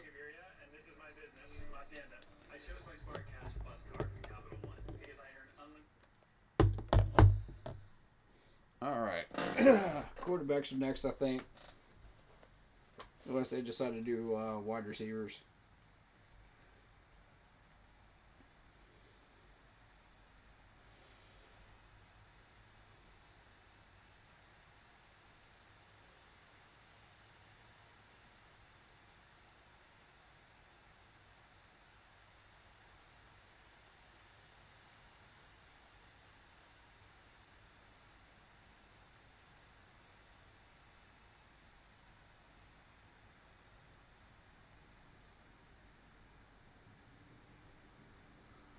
Okay. How are we feeling so far about the running backs?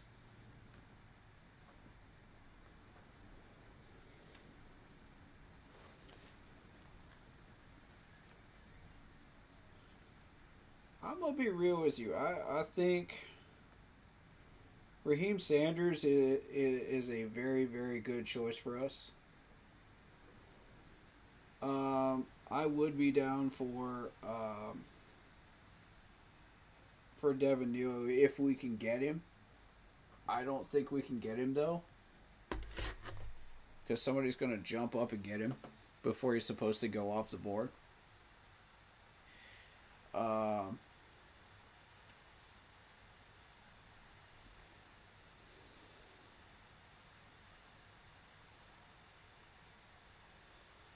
I'm gonna stick to my guns. Trevor Etienne's a solid choice too. That's a solid third choice. And failing all of that, of course, you still have Phil Maffa. Which, I mean, you didn't see Phil Maffa today, and that's disappointing because I wanted people to take a look at him um, and show him off a little bit because he's got some skills too. You know, the Clemson running backs, wide receivers have always been excellent at um, cone type drills, balance, and catching. You know, when it comes to NFL drills. So I kind of wanted them to show him off, but unfortunately we didn't get that opportunity. But that's all right. I think whatever team gets him will pretty much get a pretty good idea of who he is, you know, just by watching the tape of how he did last year. So,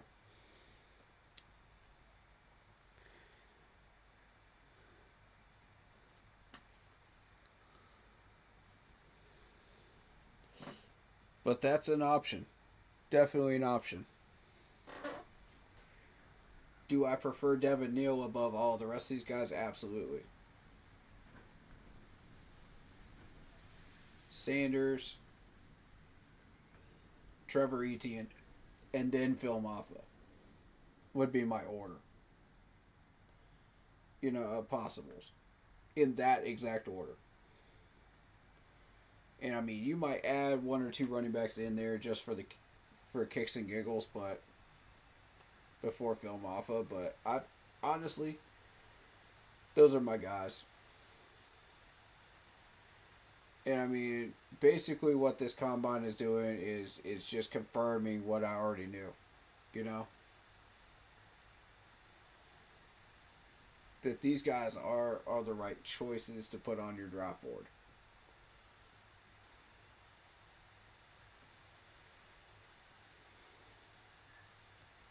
And I mean, you could go for any one of these four, and you would still do really well.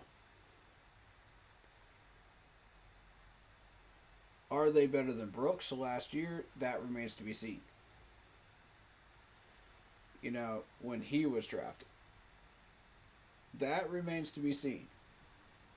I need to see a fully healthy Jonathan Brooks before I can really answer that question. You know, and I know somebody eventually is going to ask that question. So, I figured I'd address that before somebody asked it.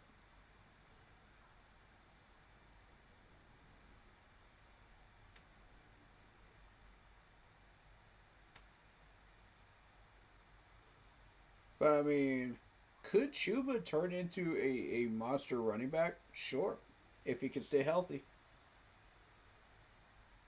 That's the key, if he can stay healthy. And we're going to try to do everything we possibly can to keep this man healthy, including limiting snaps. And I know that was a big thing last year, is we gave Chuba a lot of snaps last year because we were struggling to get our passing game going. That's the reason. You know, but I mean, if you cut down on the amount of snaps for Chuba and you've managed to get that passing game going like we managed to against Atlanta, you know, and you find a balance, Chuba could absolutely take over a game at some point when that passing game is being limited by a very, very good defense. You see my point? Like, that's the times when it's okay to have that many snaps. But if you are, like, if you're facing like the Eagles secondary, for example, then you would want to run the ball a little bit more. You know, you'd limit his snaps when it benefits the passing game. So it depends on the opponent you're facing each week. You know, what you're doing with, what mismatches are there, and what you're trying to accomplish that day. You know, or that Sunday. So, in my opinion, could Chuba still turn into a monster, you know, and stay healthy? Yeah. Is it possible? Yes. But he's got to stay healthy. See, that's just one of the many elements to making sure that he gets to where he needs to go. Is making sure that we keep him as healthy as possible. And I feel like that's the biggest one. For me, anyway. Other people may not agree with that, but that's just me. On that.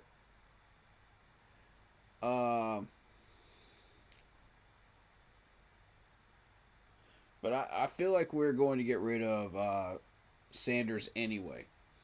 You know, whether it be pre-June or post-June. Either way, I think it's a shame, but Sanders has got to go, though. You know, we got to get that money freed up. And I feel like there is a running back to be found in this draft. Definitely. You know, out of the ones that we saw today. I've got my 4 that I like. Who do you like out of this group? Chat. What are your names? Throw me some names. We'll look them up. Curious to see what you guys think. You've heard me yap for about an hour. I want to hear you guys and what you have to say. I know I have a tendency to just yap on forever. But I want to hear what your opinions are. You know, that's part of this too, you know. So if anybody wants to, if you got a name you want to talk about, let's go. You know, while we wait.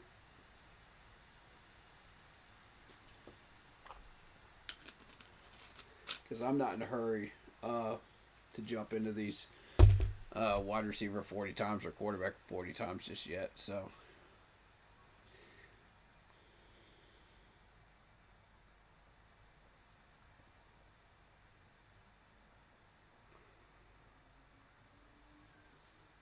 But I appreciate y'all being here for this.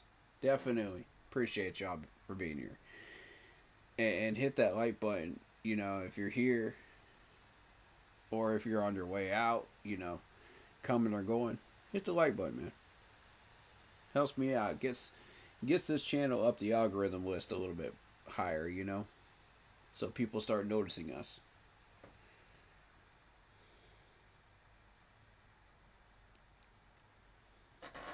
That'd be really cool.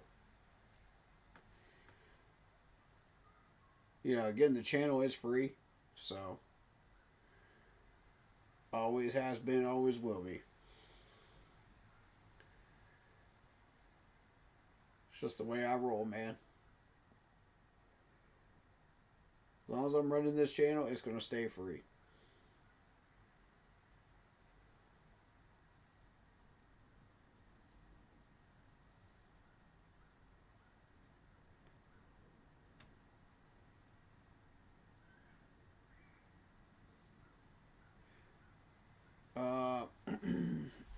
Dylan Sampson. Something just told me, man, keep an eye on Dylan Sampson today. And I'm glad I did, because Dylan Sampson actually did pretty well.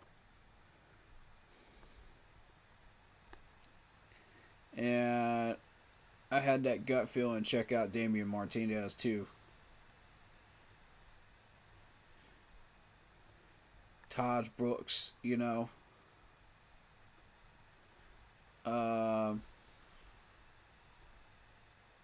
But yeah, I got what I wanted out of that. Definitely.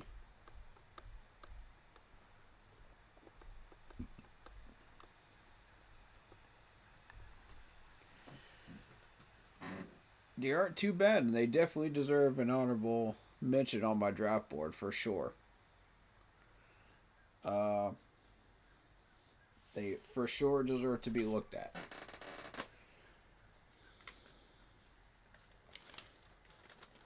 So just kind of a recap. 40 times you got Trevor Etienne 443, Sanders 447, Brooks 453, Henderson 443, and Raheem Smith 439. Overall, nobody really separated themselves, to be honest, in all of these drills.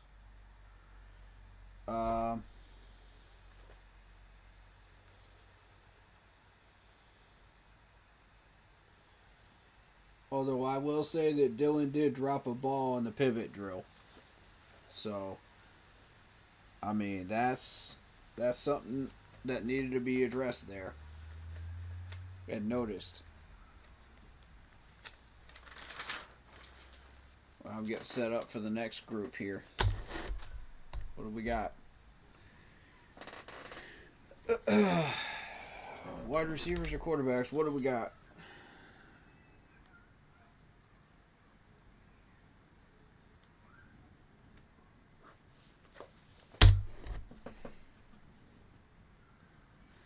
And if you're new here, I do collect my own notes for Combine.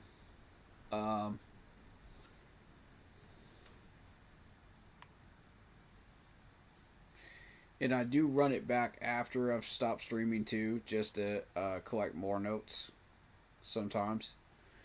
In case I miss something, you know, or I want to follow up with a little more information about a player or two, you know, that I didn't get a chance to get during the first run through of that day. So I'm assuming with NFL Plus I would have access to all of those, right? Let me see. Do I have access to all that?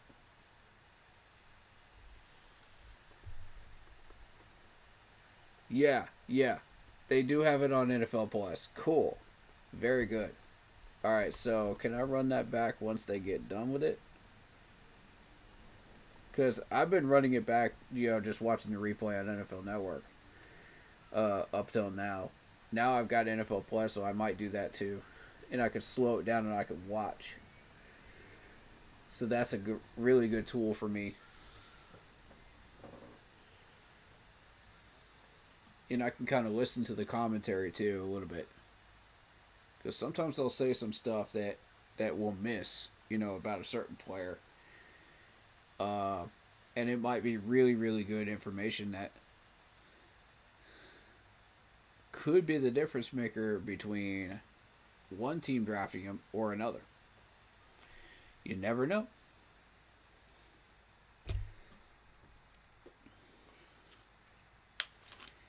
You know, for instance, James Pierce Jr. being compared to Brian Burns. You know, if you blink, you miss it, man. You know what I mean? Stuff like that. You just never know. Or the corner that we saw yesterday that could actually also play nickel from Southern Cal. You know, I didn't know he could play nickel. So that taught me something new about that player. So it's the attention to detail and just learning as much as you can. You know, that could be the difference maker. And you'll wonder why a certain team didn't pick that player or he jumped the ladder. You know, that information could be the reason. You never know. Again, this is a job interview, you know, in the NFL for these players. So every bit of information counts. Every bit. Even the smallest details sometimes. Discuss this week. You're obviously a three-down guy.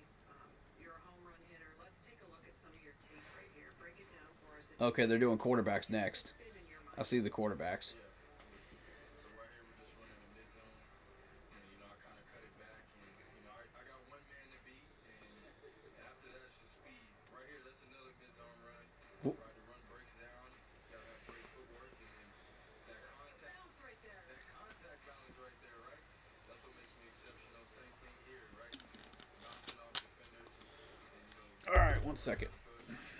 that's a real goal line run right there. You gotta be physical, right? Yeah. Nobody breaks tackles like you do. Like, how do you train for that? How have you mastered that craft? Yeah, so I think first of all, it's just God-given talent, right? I think that's about 70% of it. Sure. And then, right, it's that work you put in the weight room, lifting heavy, squatting heavy, all those types of things. But I also study the guys I'm playing against, right? I study how they tackle. Do they tackle low? Do they tackle high? Are they more physical, right? Do they really want contact or not? And I think that's what helps me, break so many tackles and then just having that great contact balance. Well, you study everything, and you have great balance, and you got some great moves. Look at that. Did you study that? Just a little bit, we had to choreograph it first and then, execute it, How long did it take you to get those TikTok moves down, my friend? Not long. I've been dancing since I was a little kid, so it's just always been in me. You got the moves. Cool. He got the moves. Rose, what a delight to have you stop with us, Ashton Genty. Best of luck the rest of the way. Can't wait to see him on his pro day. Chris, as we throw it back to you. Productive, almost 4,800 rushing yards, 50 rushing touchdowns in 3 seasons at Boise. Yeah, not only that, you and I did not choreograph the We TikTok did not. dance, so I'm not going to. you're welcome, America. You didn't have to watch that. But it's the contact balance. One of the things you talked about, yet the suppleness of who he is. Strong, supple, being able to bounce, absorb, continues to be on his feet, move, and yes, it's Barry Sanders-esque. I mean, he's got top 10 talent. It's just a question of whether or not, because there's so many like quarterback needy teams and other. Remember Ezekiel Elliott went in Florida to the Cowboys. Right. Somebody really likes him. After what we're seeing with the runner true. All right. You better go get that young man, but have an offensive line ready for him. Don't let him get hit too often too early. Time to check in right now with our TikTok star, Ian Rappaport. You wish I was a TikTok star. You should follow that. Anyway, let's get to some of the receivers in the NFL currently as we wait for some of these receivers to run and perform behind us. Actually, several big name, big money receivers who could be on the move this offseason. We'll start with Cooper Kupp, the Los Angeles Rams star receiver, did $20 million. The Rams and Kupp himself have come out and said very clearly the Rams are intending to trade him. For sure, there's going to be a market, there's going to be interest in the Rams are looking to trade Cooper Kupp. Ooh. Here we go. Here we go. We got some action going on today. Uh-oh.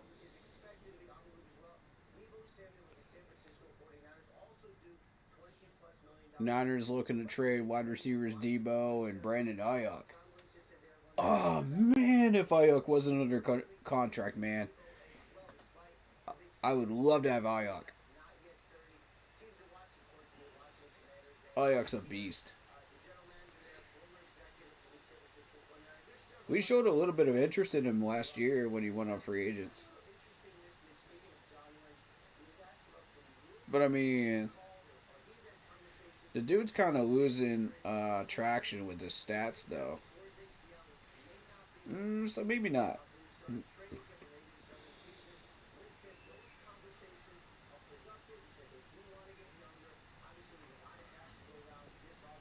I heard that the Commanders might be interested in Debo in a trade. Via Ed Oliver's channel. Go check him out. Go sub to him. He's a really awesome dude. Love him to death. Shout out my man Ed. But yeah, he said that Washington might be interested in Debo though. I don't know what source he had, but I'm pretty sure it's a legitimate one because he always uses legit sources. So I've never seen him not use legit sources.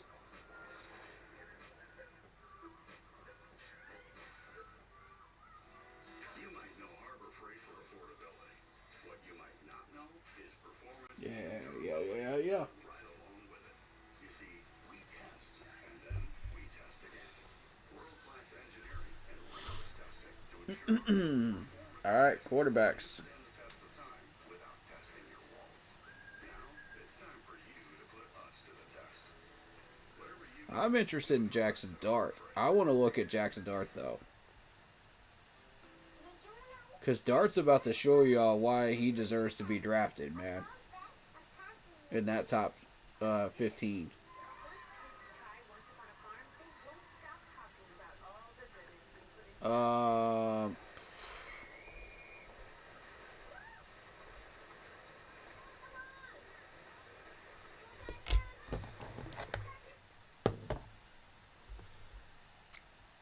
I'll say this. Jalen Moreau is alright. Will Howard's alright. Quint Ewers is pretty good. I like Dylan Gabriel.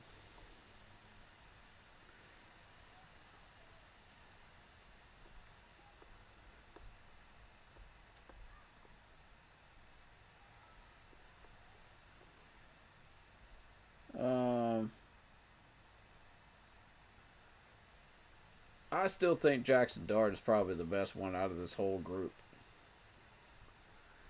And I think at some point you're going to find out why I'm saying that. It's going to take a couple of years, but once Jackson Dart starts to putting in the work and he's with a good team, and he's got a good offensive line, he's got weapons around him, you know, with a good game plan, I could definitely see Jackson Dart exceeding out of this group. Cameron Ward would be a good one too. I think Cameron Ward's going to succeed. Sanders, I think he'll do alright. He'll do alright. If I was going to pick a bust out of this group,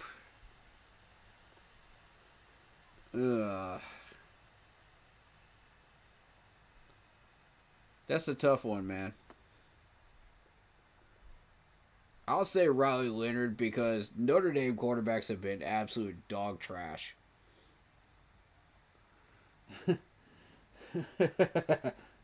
I mean, we had one of our own. We know how that is. Okay?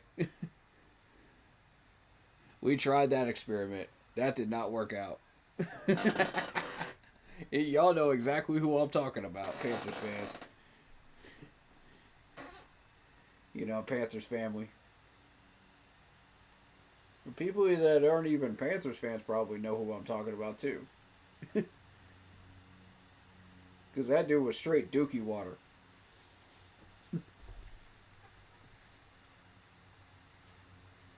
But I mean,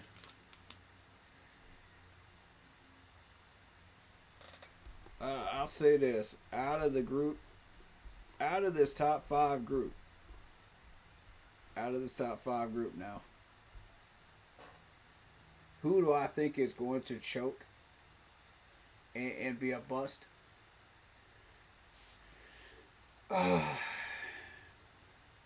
People aren't going to like this, but I think Will Howard. People aren't going to like that. But honestly, I think Will. If I had to predict right now,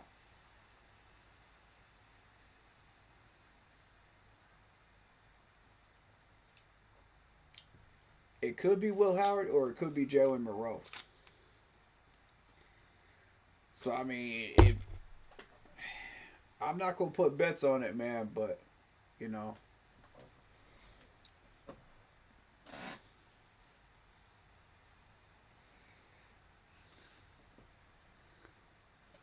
Now you're going to start seeing the Browns pay attention. Look at that top requirement for the Browns is edge rusher. What I tell y'all, man, this is why I don't want the Browns ahead of us. If we're looking edge rusher, these guys could take somebody from us, man. And if we don't draft the right guy, the Saints will draft who we were supposed to draft. Y'all know they will. Quit playing. Y'all know they will.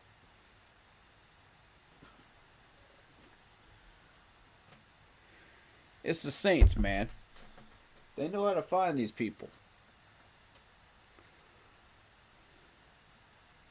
You think just because Sean Payton ain't running the Saints right now don't mean they won't find somebody? Come on, man.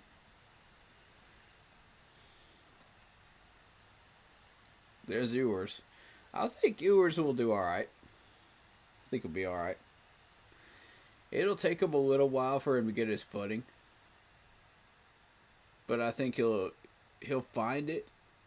I'm not sure where he's going to find it at, but I feel like he will.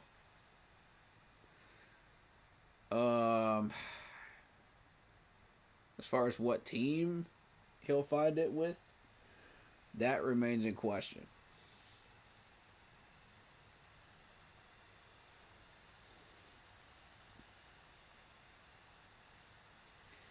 Giants need somebody, man.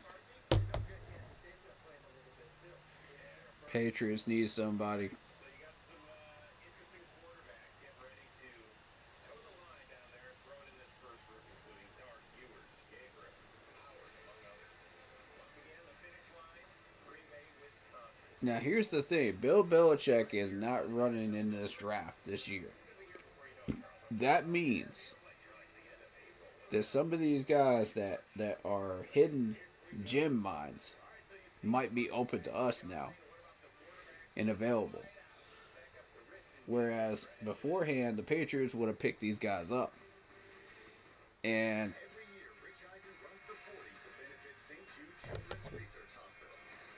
that's cool. That's cool. Shout out Rich Eisen for running that 40, man. Run, Rich, run. That's what's up, man. There you go. I always love St. Jude's. That's a good organization to donate to, by the way. That's a safe one. Just people don't pocket the money. But back to my point, man. Bill Belichick is not in this draft. So therefore, these players may go unnoticed for a little bit. And that's our opportunity to scoop and score. You know what I'm saying? Let's go find these guys. Let's go find these guys that Bill Belichick kept finding. And they'll be hidden so well in these draft boards that sometimes you won't even know they're there. You won't see these names. You won't see these numbers pop up that often. But once you start digging through, you start really deep diving it, and the numbers start popping off.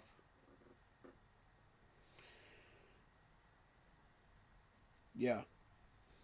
We have an opportunity to find a few of these guys now. We did last year. And I would love the chance to be able to do that again this year. With Dan and Dave.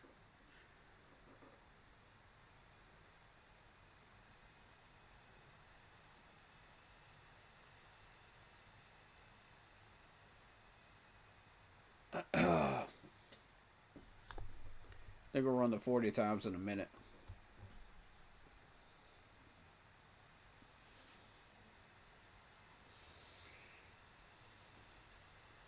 Alright, so decision time for the chat. Would y'all like to see me do the Panthers blueprint for Germany now, or do you want to see that happen tomorrow? And just extend the stream past the offensive lineman drills. That's all y'all, man. That's all y'all. What do you want to see? Let me know. Y'all got 5 minutes to decide. Otherwise, I'm deciding for you.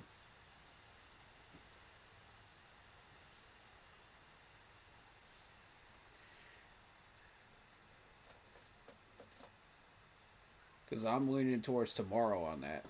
Because I want to put 100% of my focus on some of these quarterback drills.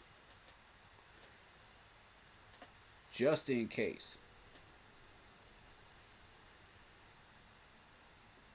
If Bryce Young does not end up being the guy, just in case. You know what I'm saying? Because one of these guys might end up being the guy. And they just haven't been drafted yet. And I'm saying, Jackson Dart, man, if this dude doesn't establish himself somewhere, man, could be the guy that I would definitely put my hands on if I was Dan. And say, I want you to help us out, man. Lead this team. Yeah, I like Jackson, man.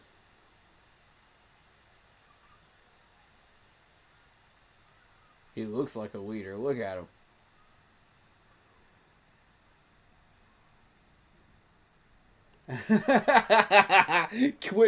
Quinn Ewers over there clipping his nails, man.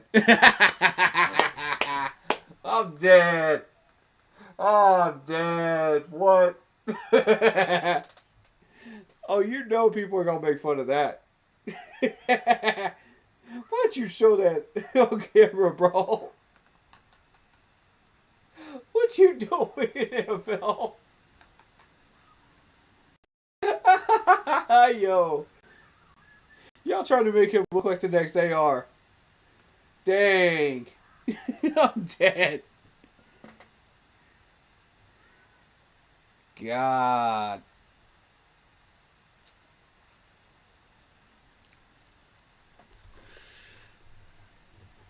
Let me see a few pieces of info on these guys. Hold up. Let me see what we're dealing with here.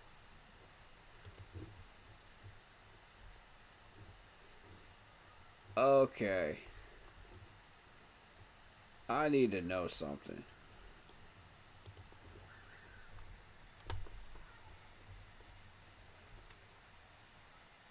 Okay, he's a long passer. 79% on short passing.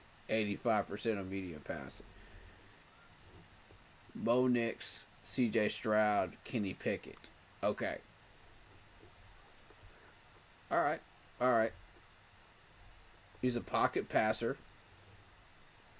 Which means when you battle Quinn Ewers, your attack strategy on defense has to be take away his options. And you'll have a lot more success.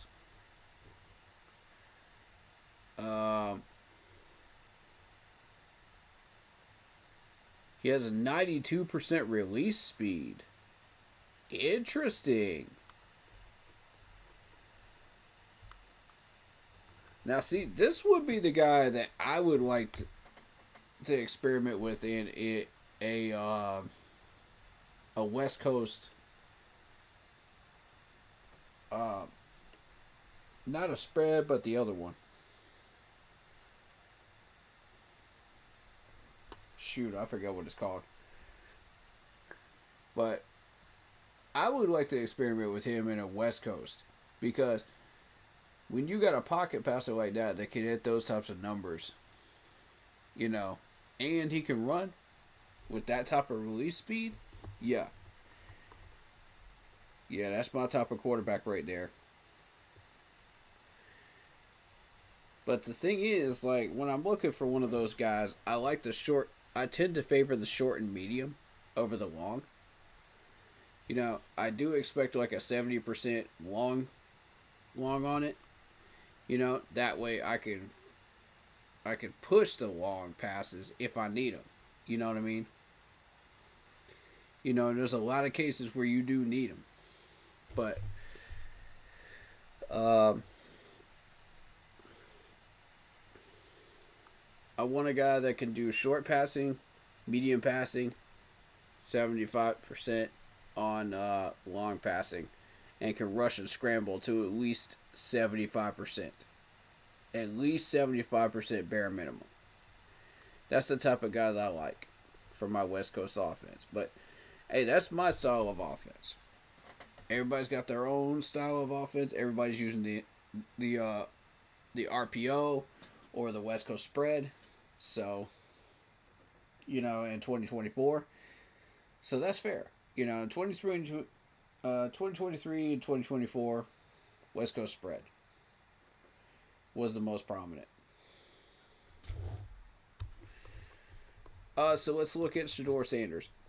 Shedeur Sanders putting up 4,000 yards. But again, consider this is Colorado. Okay, this is Colorado. Who have you played? See, Ewers has those numbers because he's actually played against some real deep competition. You know, with Texas. But a guy like this with Colorado, you know, yeah, you can medium pass, you can long pass, you short pass, 82% release speed. Yeah, he could be successful in the NFL.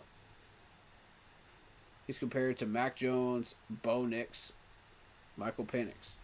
Okay, cool. I'm not saying he can't succeed in the NFL, but those numbers should look like that for a guy from Colorado. You know what I'm saying? They should. They're overinflated. And see, that's the goal. When you get a guy from Colorado, that's what you're looking for.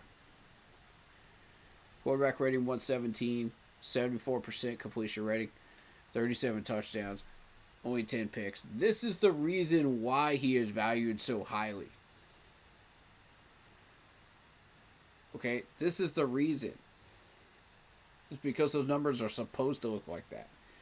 Because when you plug in Shedeur Sanders into the SEC, into the ACC, he's going to throw for like 3,000 yards, right? Against that type of competition. Maybe he'll have about somewhere in between 25 to 30 touchdowns. Maybe about the same interception rate. But, you know, and maybe a 110 quarterback rating would be a guess.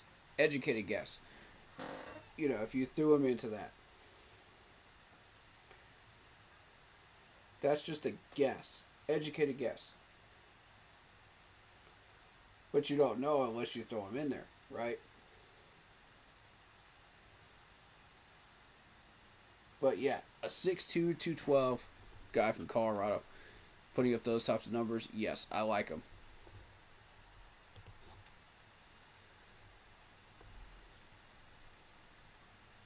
You got a Cam Ward from Miami. Now, those types of numbers from Miami look real good. Because those are the types of numbers you should be expecting from a guy from Miami. 119.9 quarterback rating. 39 touchdowns, 7 picks. But, I mean, you expect a 7-pick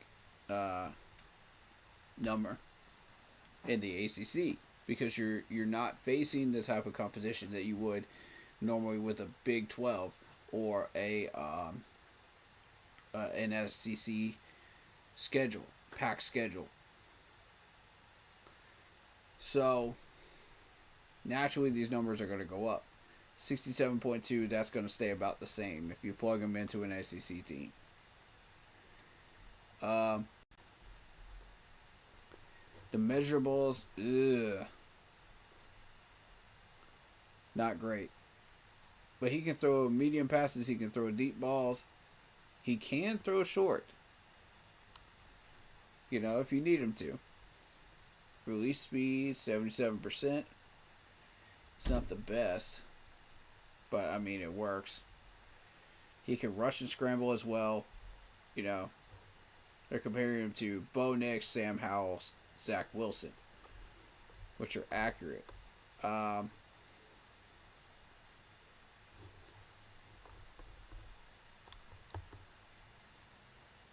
And then finally, you got Jalen Monroe. And Monroe kind of sitting here at 2,800 yards, 95.1. You know, 16 touchdowns, 11 interceptions. It's kind of falling behind the radar here, and I feel like he's going to be the bust of this group.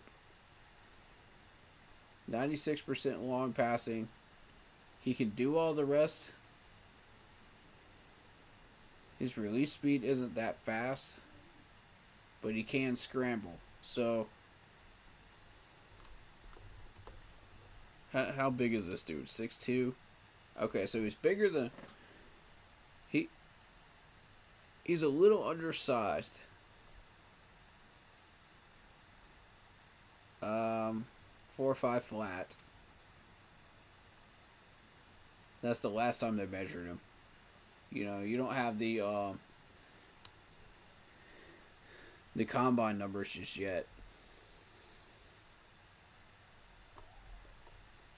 We actually did pretty decently in the Senior Bowl. Michael Pratt, J.J. McCarthy, Clayton Tune. And I mean, that's not very good comparisons, you know, to attach your name to. So, we'll see how this goes. Will Howard. Let's see Will Howard. I need to see Will Howard real quick. What can you do? 4,000 yards, Ohio State, 120.2 quarterback rating, 73%. Completion percentage, 35 touchdowns, 10 picks. Pretty decent measurables. I think 80% short passing, say 87 medium, 97 long passing percentage with an 87% release speed, 70% scramble. I think he's going to do all right. Will Levis, Kyle Trask, Carson Strong are the comparisons. And Will Levis kind of got drafted to the wrong team, so I'm kind of withholding judgment on that because I believe that Will Levis does have the skills. You just have to put him in the right team. Kyle Trask, I feel the same way about. Carson Strong, maybe. It's a 50-50 on that one. I believe he has the skills, but even with the right team, I don't know. I still think he might struggle.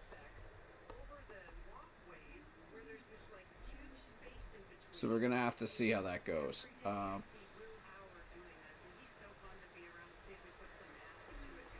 But he's a mobile pocket passer, so he has to roll out in order to pass it, you know.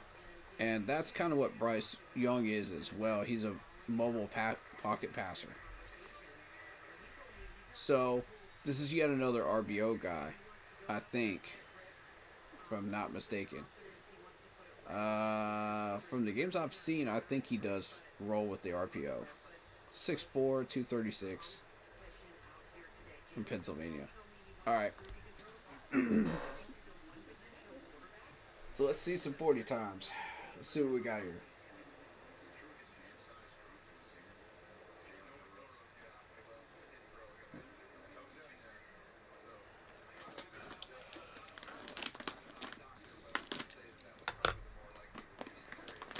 I'm gonna try to eat during the 40 times. You know what I mean?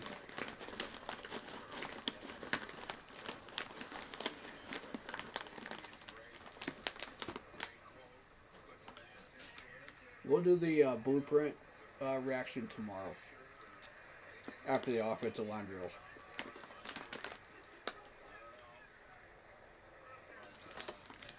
We will cover it, guys. Promise.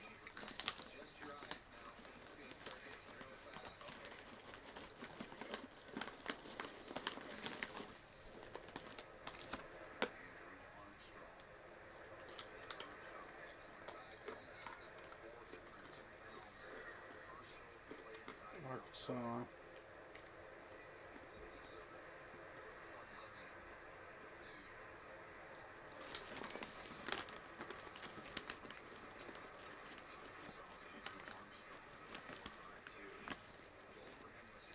I don't see any names that really pop out to me right now.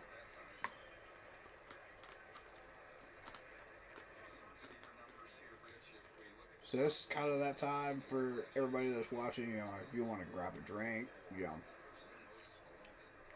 grab yourself some snacks, prep up for the drills, now's your chance. Because the 40 times get kind of boring.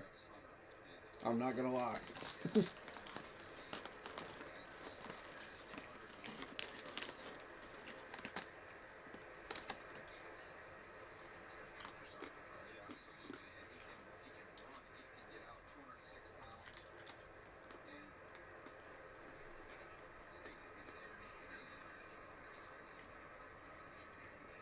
And also, if there's any other players you guys want to talk about during this time period while we're waiting on those drills, let me know.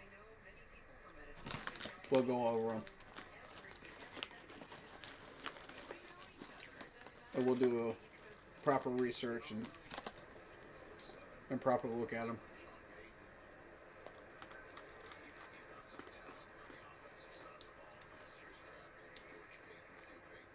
Sean Payton, man, you looking a little weathered, man. Looking a little weathered. Saints job stress you out a lot. Dang.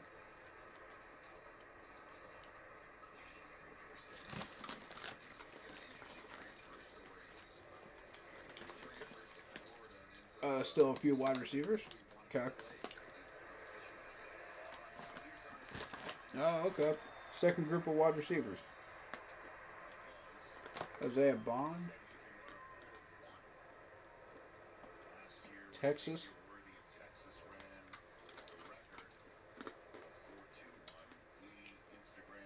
Okay, so this is group 2.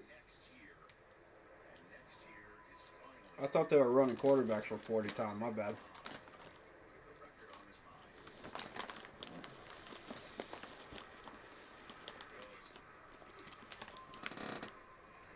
.441 for a Texas wide receiver, not bad. Beat out the original leader earlier.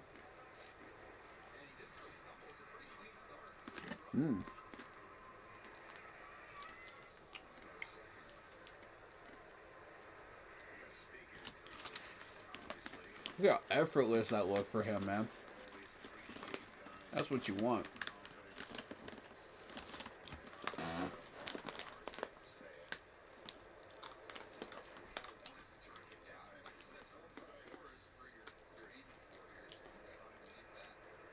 Somebody tell that man he forgot to breathe, man.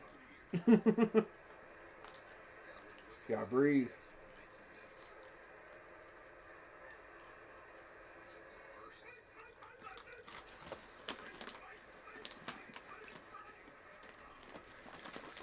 .444. Okay. Sam Brown Jr. Miami.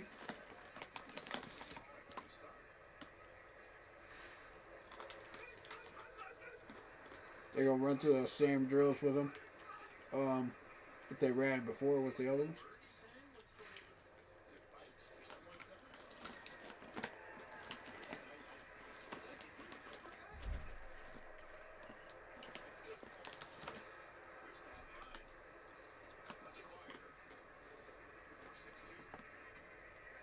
4.62, Pat Bryant. Okay.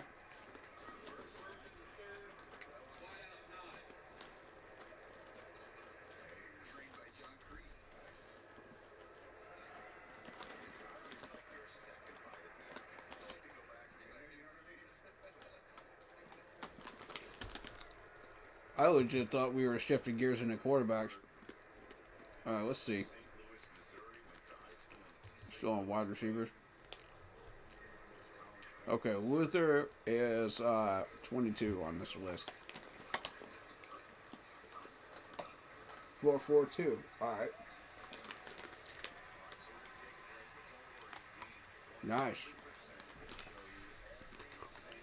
As they're running Matthew Golden. Are they? No, it's Isaiah Bond.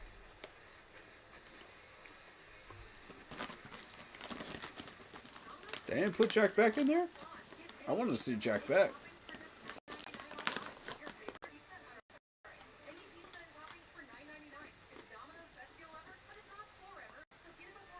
You will give Rose, Higgins, Westbrook chance to move up.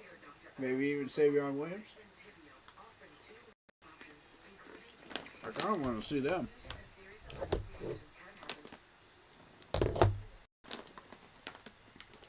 I don't think we're going to, though. Especially Jack Beck, though. You put up those types of numbers for TCU, I want to see you work out with these NFL drills. See how good his balance is.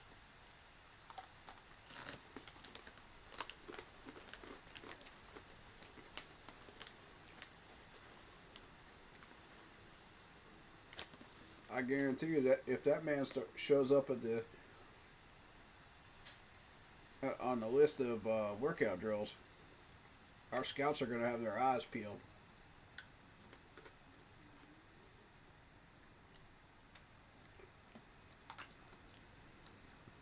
I bet you they saw that number 2 and they said, okay.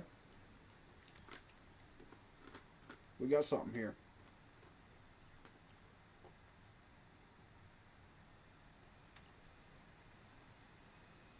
Let me give him a look, you know.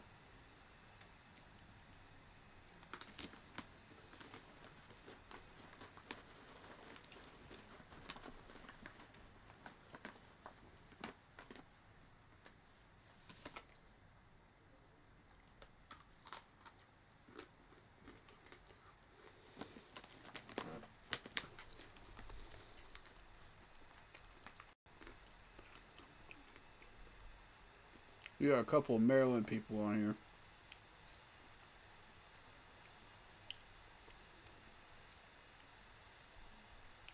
I wanted to see Tez Johnson too.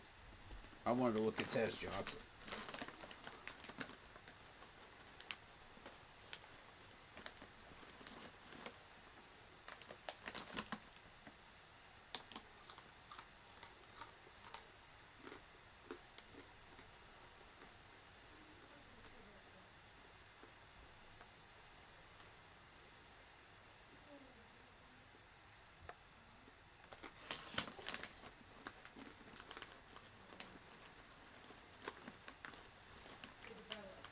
Want to see Torrey Holton. I know they're not going to run Torrey Holton though. Torrey Horton, my bad.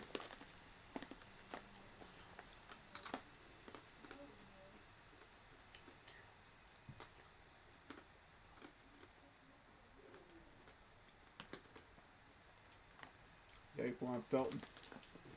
4.53. Ty Felton, let's see. 4.38, Ty Felton. I knew it was a good idea to take a look at this dude. I knew it. Golden 4.3 flat. Golden's another one. I told y'all, man. Trey Harris. Okay. 4.54. He's faster than that. Alright, Higgins, here we go. Here we go. 6'4" and a half. 214.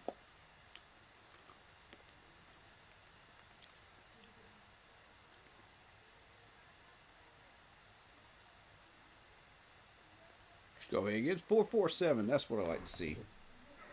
Alright. Yeah, Higgins is fast, man. That's a fast dude right there. I mean, oh, yeah.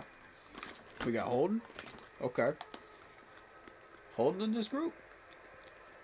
Yes, Tess Johnson's in this group. All right, Horton's there too. Beautiful. Nice. We're going to be able to scout all of these guys. That's cool, man. 4.58.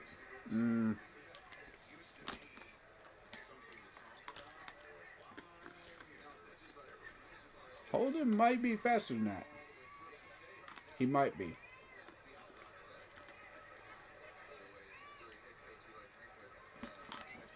Give me Horn.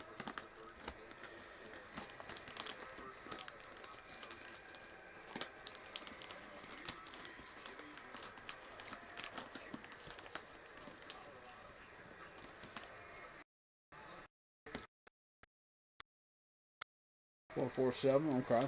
Respectable. Respectable.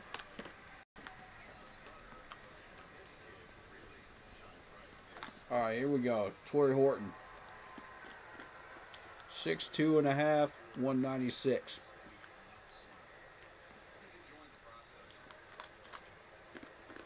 From Colorado State.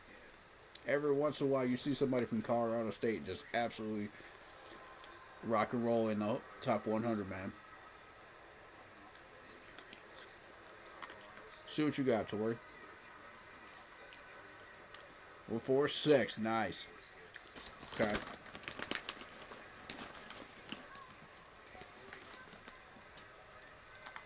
Alright. I can go back and get these 40 times once they go through the second time around.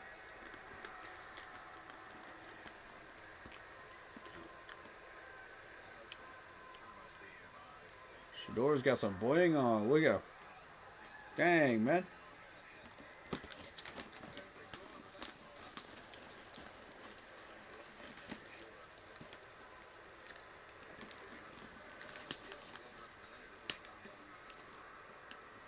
Kobe Hudson, 4.58. Okay.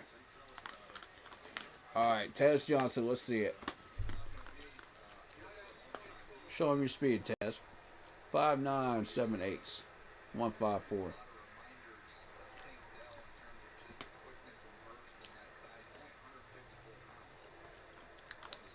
From the great University of Oregon.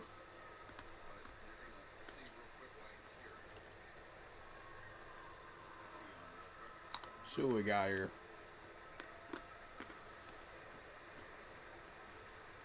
You got my full attention, Taz. Let's see.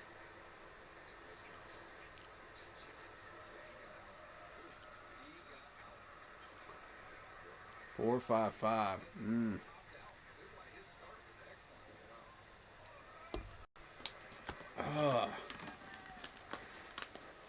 Yeah, that was a great start. Oh, he lifted his head, man. You can't be lifting your head at the end, man. See, that's the thing. That'll slow you down. Yep.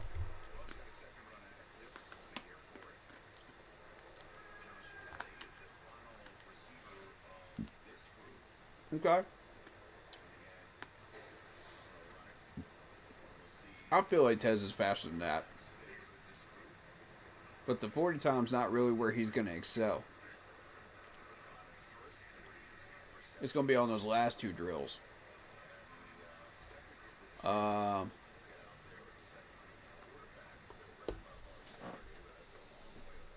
can see him doing really well on the wheel route drill. That seems to be his area. Mike McDaniel focused on him right now. Okay, so Dolphins looking for a wide receiver. Noted.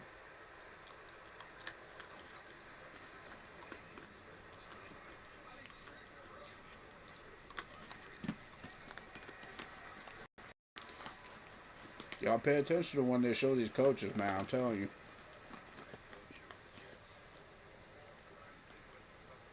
Jets. Aaron Glenn. Showing him right now. They don't even have their stats books open, man. Come on, man. Jets, y'all need everything, man. What you doing? Would y'all just rely on your scouts?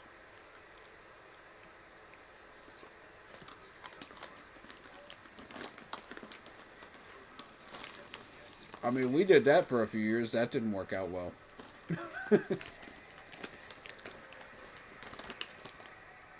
I'm just saying. You can't just rely on those scouts, man. You gotta do the work yourself as a GM. Yeah, I feel like any GM that walks into that New York office, man, you already played yourself. That's a dead-end job.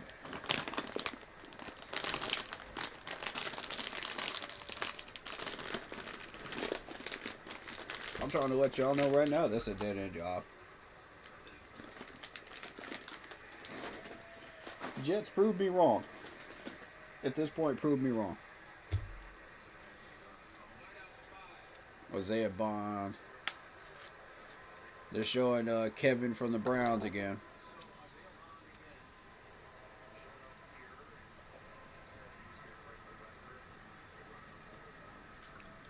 Browns are paying attention because they want a wide receiver for Watson.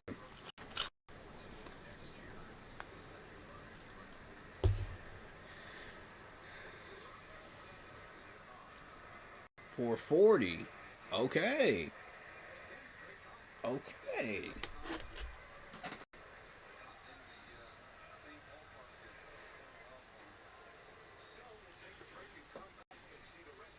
Noted.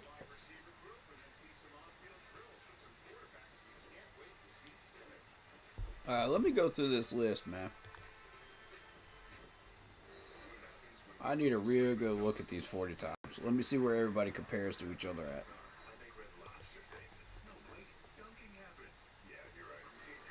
Alright, so this is mixing in that second group with the first group.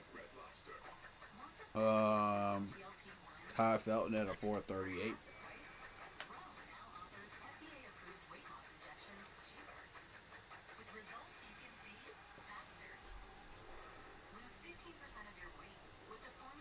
We got Bond. Torrey Holton, 4.46.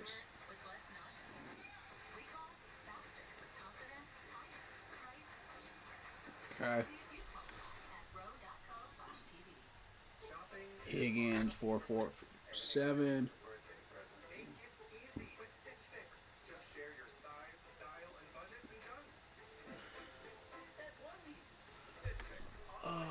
Let's see. Felton, 453.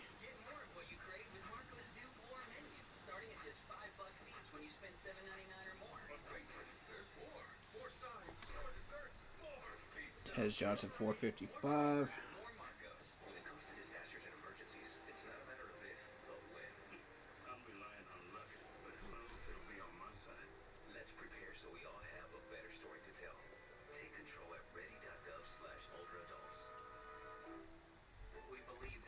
All right.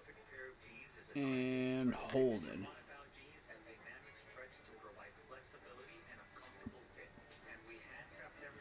458.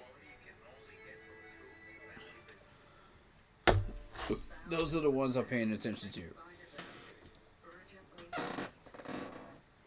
can help the American Red Cross provide help and hope to families when they need it most. Please donate today to Red Cross Disaster Relief to help people affected by disasters, big and small.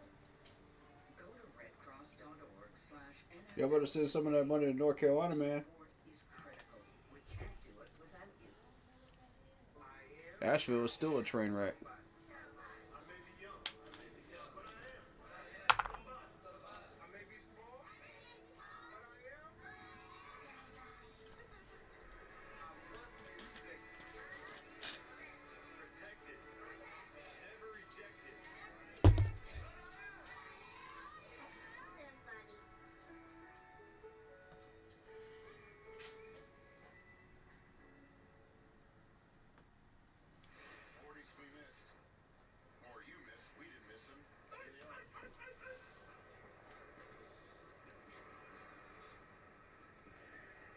Sam Brown Jr. Okay. It got me a little bit. Oh, man, I didn't know what was coming. Matt Bryant. See that can run a little bit better here. 4.63. 4.48. Right. All right. DK. This one surprised me a little bit. I did not know he had this much juice. Ooh. Second run almost as good as the first. Dag 4.35. Okay. Felton. Virginia Tech. 4.5 flat. Now here is Ty Felton of Maryland.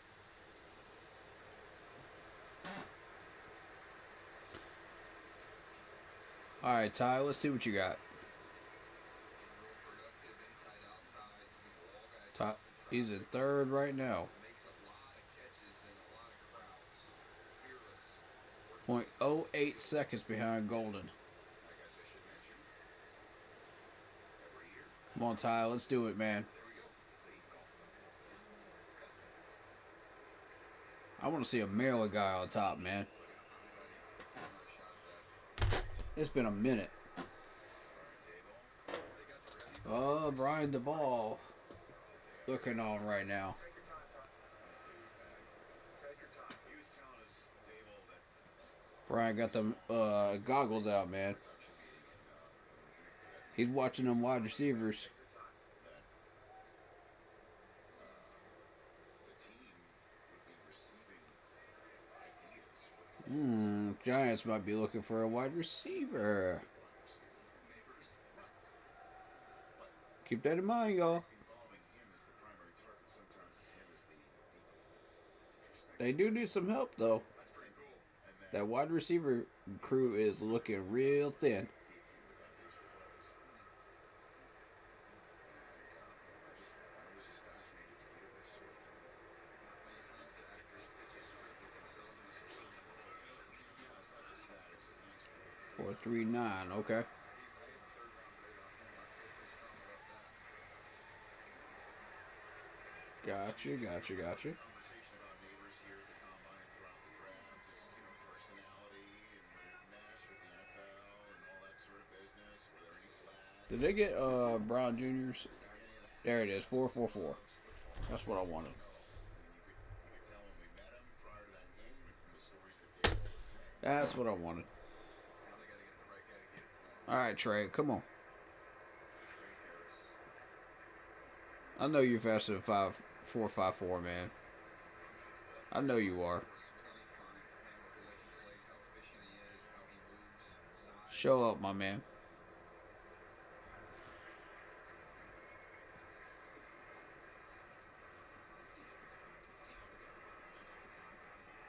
Maybe not. Maybe he isn't.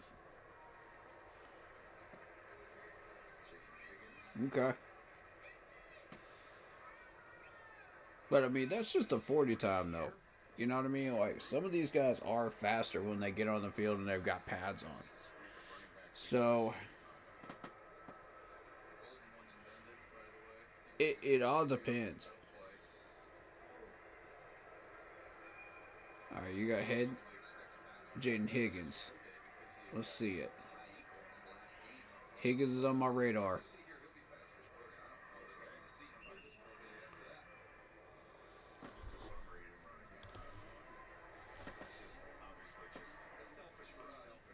So you're looking at Higgins somewhere around between the second and third pick here.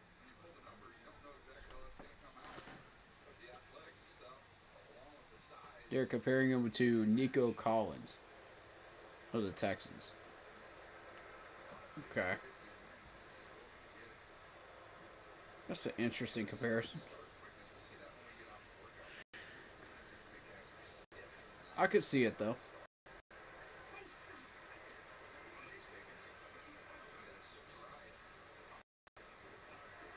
Okay, 4.47 is the one they're going with. Got you.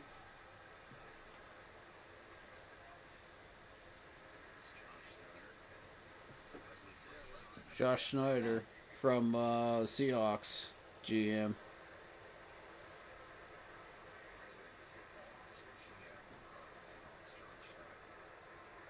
He's watching intently, but he's not taking notes, which tells me he's kind of relying on his scouts for the wide receiver position, if they're going for it.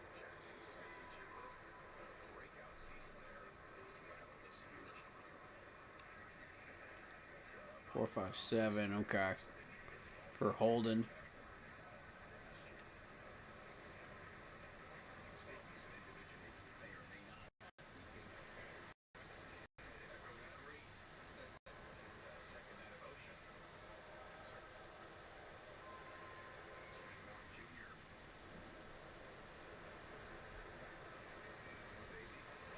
Rich and DJ, Tess Johnson's very interesting out of Oregon. He weighed in at 154. He's 5'9". He's very fast. But when he was asked about his size, DJ, he said, listen, we're not bodybuilders out here. Put the tape on. Watch me play. But he also said this week that he's got a nutritionist and a chef, and he's trying to get... All right, here's Torrey Horton. How does he translate for you at the next level?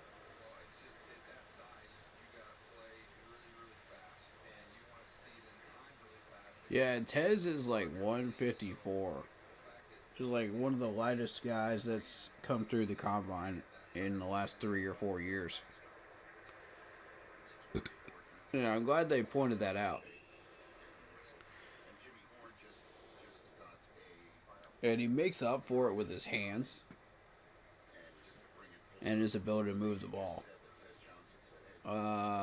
Ozzie Newsome, Eric DaCosta, Ravens crew here, paying attention to the wide receivers.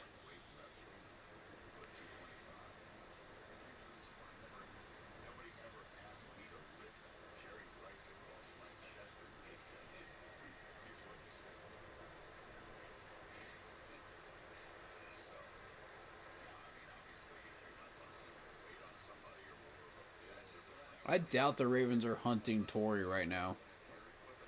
They're going to hunt something else out of this wide receiver core.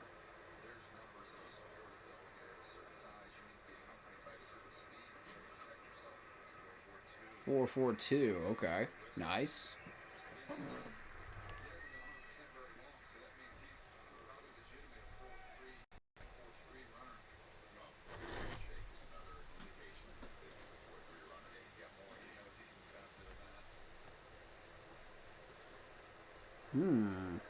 I think he's a 4.3. Okay.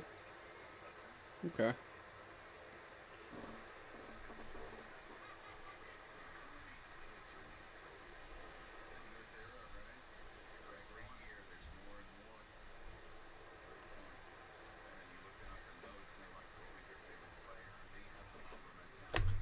Noted.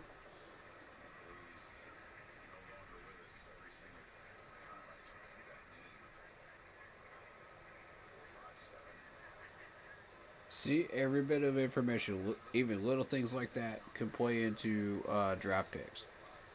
So, that's why I pay attention to stuff like that. Because that's going to go into Mock Draft Mondays when we start doing mocks. Alright, Taz, come on, man. I know you're better than a 4.55. Show up, man.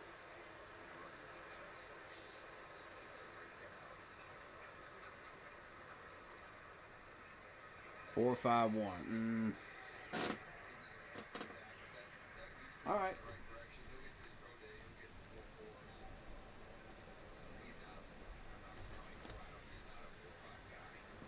I agree. I don't think he's a 4.5 guy at all. I agree with him. I've seen him run faster than that.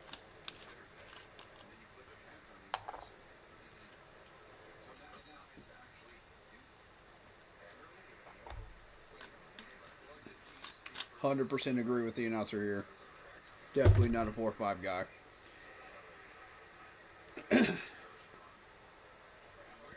Ugh. 4.7 flat for Josh Kelly. Yikes.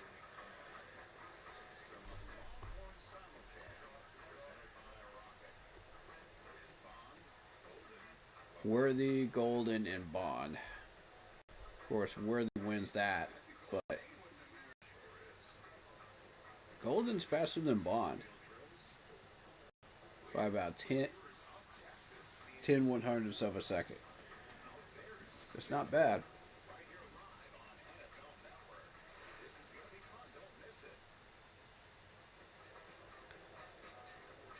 Okay, so they want the quarterbacks to throw to the second group of wide receivers. Interesting. Let's see how this goes. Energy emergency.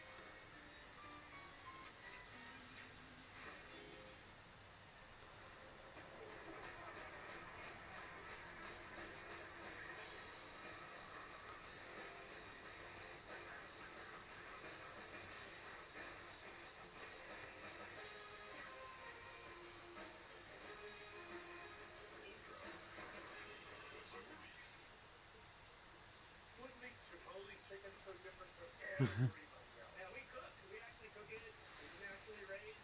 No artificial anything. It's not frozen. Never frozen. Never. Ever. Ever. No.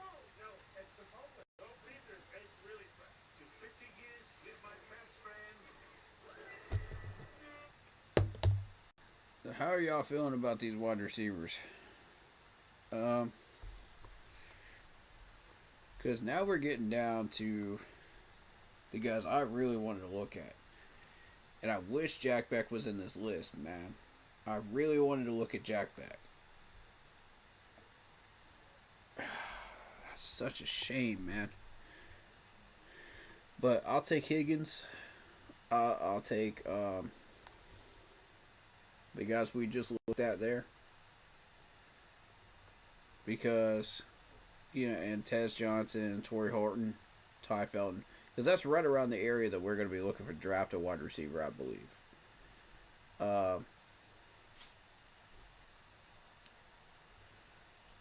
Because you're looking at somewhere between 74 and 110.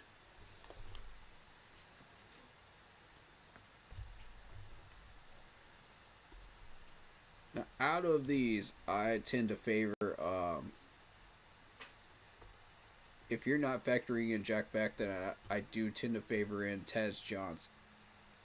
Tez Johnson would be the guy. But a couple of these guys could surprise me today, so let's see what happens.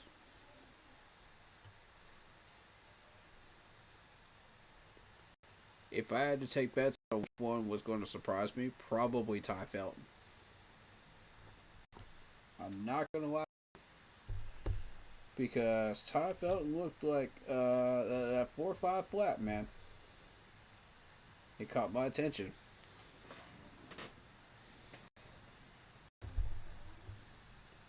We'll see, though.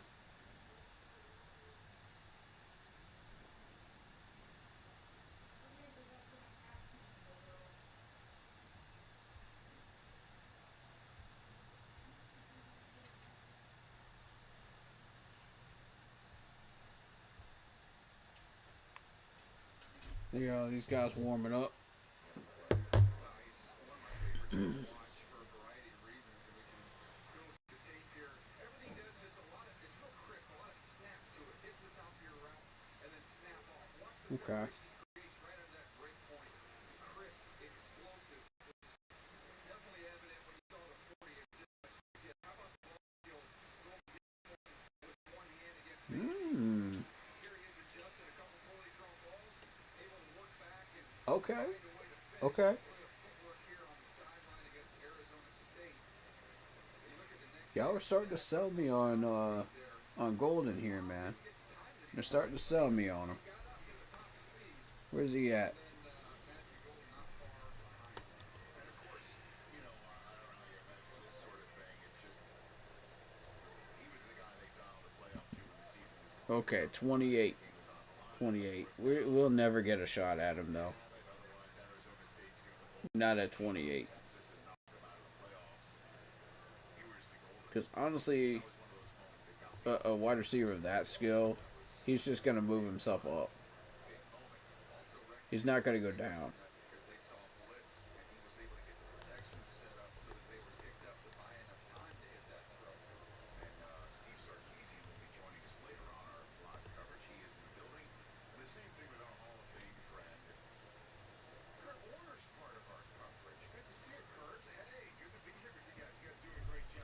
Hey, Kurt Warner. Nice, man. Now let's get this thing going. I want to see these guys slinging around a little bit. I'm excited. We got a lot of guys that played a lot of football at big-time colleges, so excited to see how this shakes out. Love seeing Kurt Warner in the building, man. That's what's up. Yeah, I mean, watch just a touch of tape. I'm not like DJ that dives into it in the middle of the season. I'm all NFL all the time until we get to this point. So dove in a little bit, and DJ and I were texting back and forth. I see a lot of really good quarterbacks, productive quarterbacks, played at a really good level in college. But I don't know if we've got those wow players in this group. And so what I like and what I'm excited about Okay. Oh, shoulder. leaving here going, oh my gosh, you see Josh Allen throw it 75 yards. So we're going to look at these guys and go, okay, which was the better thrower of this group? Because they're not going to wow us, so they're going to have to come out here and show us they know how to throw the football. So that's what I like about this competition is I think at the end of the day, it's going to be DJ and I going, okay, who'd you feel understood how to make these different throws the best of a quality group of quarterbacks? I always go back to what we saw from C.J. Stroud here a few years back. He was unbelievable. Yeah. I mean, he was just, everything was on balance. There was a rhythm to him, and every ball had the right pace. It just was a you could see it. Jack Beck is in here. Okay. They just had him in the over the shoulder. I use it all the time. Pace. That doesn't mean throwing it hard, right? It doesn't mean the ball's hanging out there. Excellent. The right kind of pace for the distance of throw. Or the So we are actually going to get to take a look at him. Good. always looking for that. Very good. Yeah, I use the term firm but soft. My son always says that's not physics, Dad. It can't be firm but soft. I truly believe it can. And those are the kinds of things I'm looking at too, DJs. I want to see do they put the right pace. Yeah, this is the group I want to see right here. What we're seeing right now is just a straight up over the shoulder adjust drill for the wide receivers only. By that I mean the quarterbacks that we're eager to see spinning here today are still warming up. It's the, if you will, throwing quarterbacks that were out there with the tight ends and the conversion drills on Monday night with the linebackers and defensive linemen and the defensive backs yesterday. So there's a couple of these drills that Okay, no real separation so far on the over the shoulder. just the wide receivers Uh, and then the quarterbacks that we're looking and that's okay. to get out there and have drills with the wide receivers. Meanwhile, This isn't the drill that we're going to see the separation at anyway. is Kurt Warner and that 1 yard apart. Kurt keeps moving closer to Charles Diggs. Look out. On Charles, he's down there as well. Great to see you guys, and how cool is it I get to hang out here with Kurt while he watches his quarterbacks work. And then the good thing about the top quarterbacks is it's not just their quarterbacking. They know what the receivers need to do, and they have a chance to work with them as well. Now, we won't see that here much today. Everyone will be taking care of their own knitting. But I know darn well when Kurt Warner's operating a drill, he's not getting exactly what he needs from a receiver. He knows how to get it and knows how to correct it too. Well, and that's one of the things that we always talk about when you get to the combine. A lot of different guys out here working together that have There you go. Show off those hands, Tez. That's more your type of drill. even if it's not a completion, and I always feel that's one of the hard things when guys are out here is this like, I think I have to You got the skills for certain types of drills. Show them off then. play, just make the right kind of throws. Don't worry about that 40 time.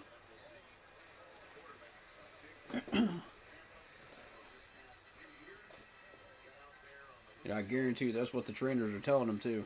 Don't worry about that 40 time.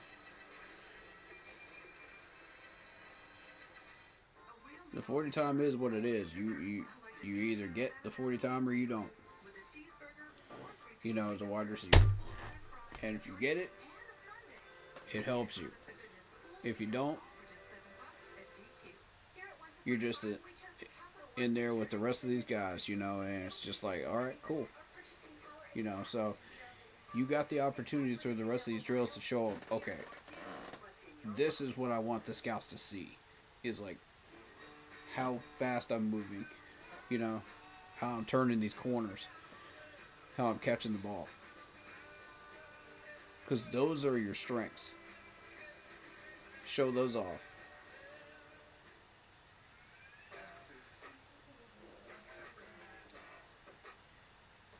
Now taxes is relaxing when you file for free. I can file for free.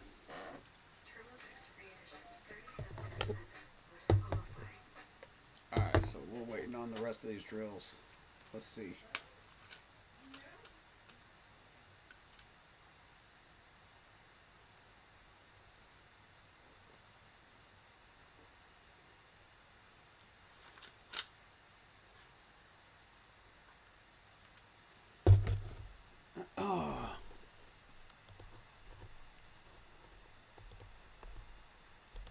I want to look at where everybody's ranked at. Let's kind of keep that on the screen here.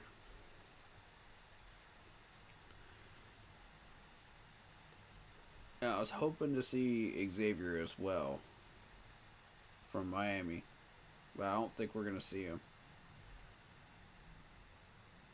Because all of these guys in this section right here are guys that could get drafted by us. That could be on our radar. So that's why I'm telling you, like, I don't know which ones are on the Panthers management radar right now, but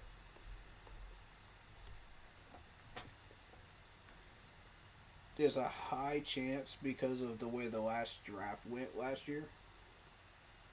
It could be third round. 74.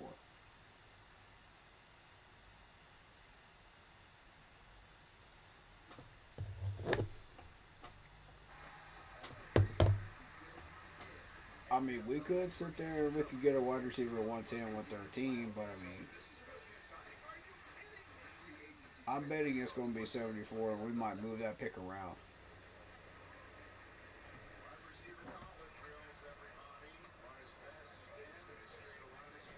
Nice.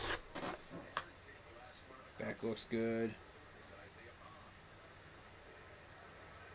Good. Good. Good. Alright.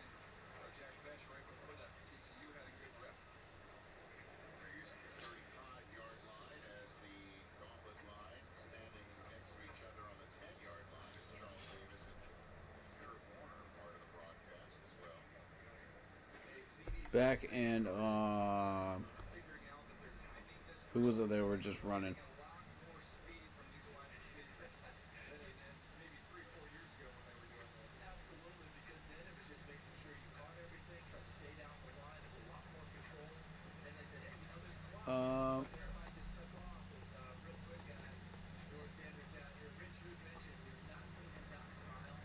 Bond who?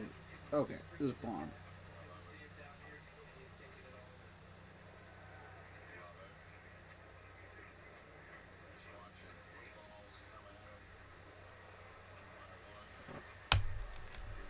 Okay, Felton looks good.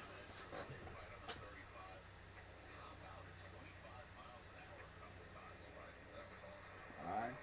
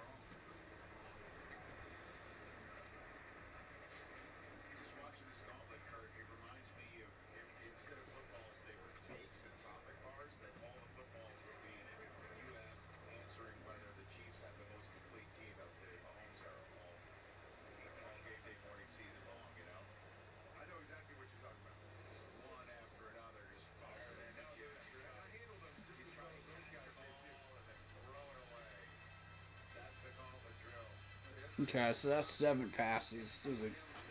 the gauntlet drill. Glad McConkey absolutely destroyed this drill last year.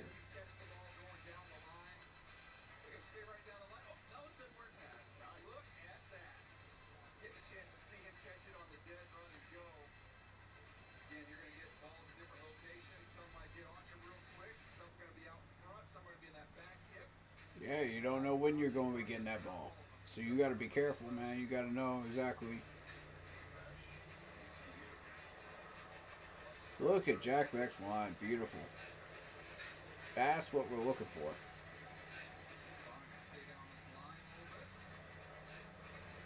Yeah, Bond was kind of off the line a little.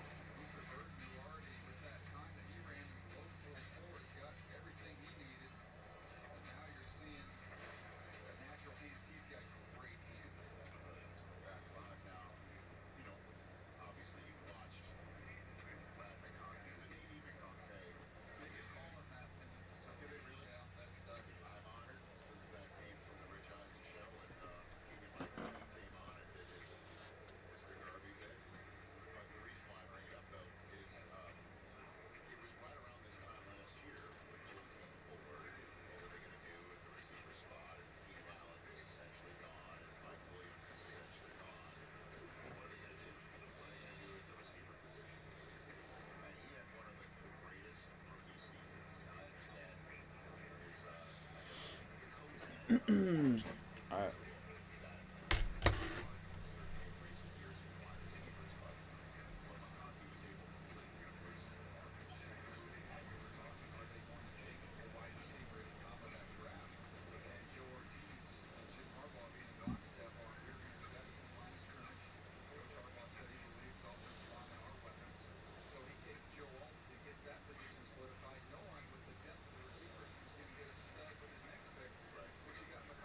Smooth Felton. Okay. Daquan Felton.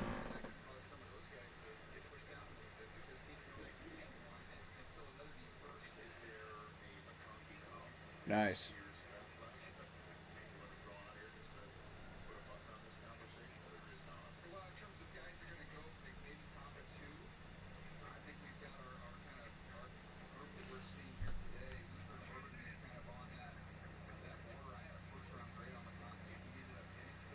Higgins.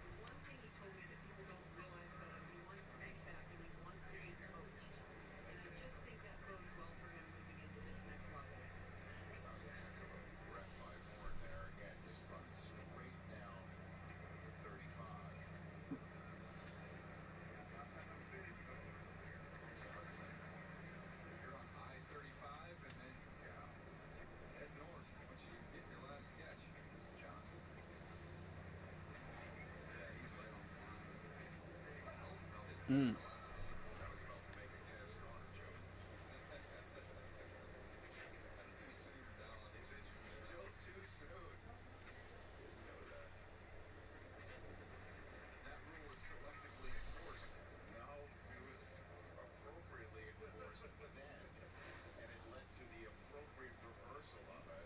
Alright, so Tez dropped that 7th pass, but otherwise he looked pretty good.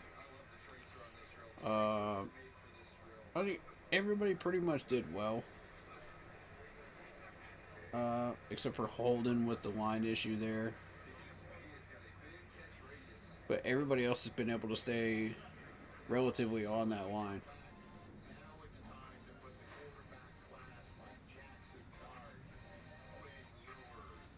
Okay. That's the wide receivers. Excellent.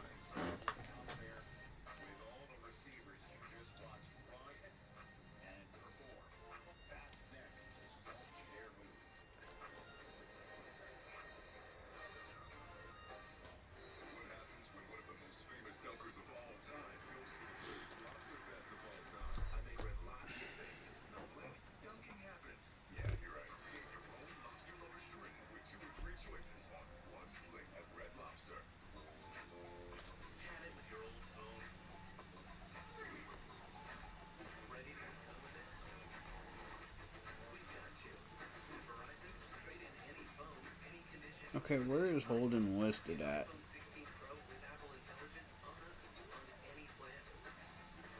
Now with Genmoji. And get iPad and Apple Watch Series 10. All free on us. That's up to $2,000. Excuse me. I see Ty Felton. Where's Holden? I don't see him. Okay. Okay.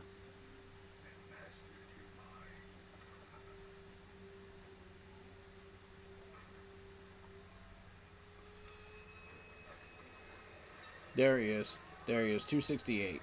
Okay. That's fair. I'm not worried about a 268 guy.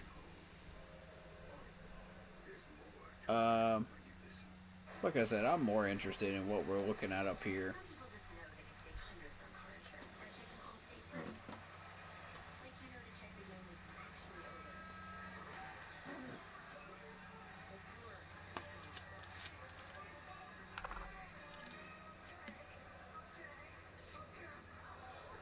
Yeah, checking first is smart. So check Allstate first for a quote that could save you hundreds. You're in good hands with Allstate.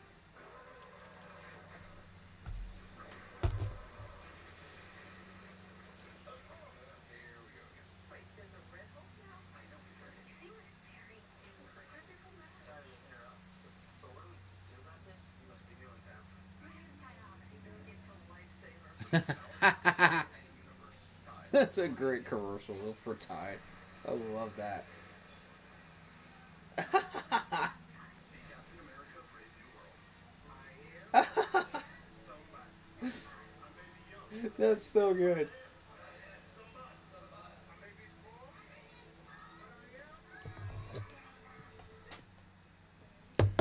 I never get a.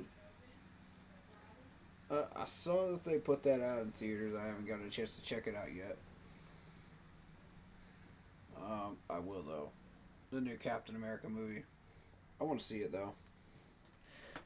Looks solid.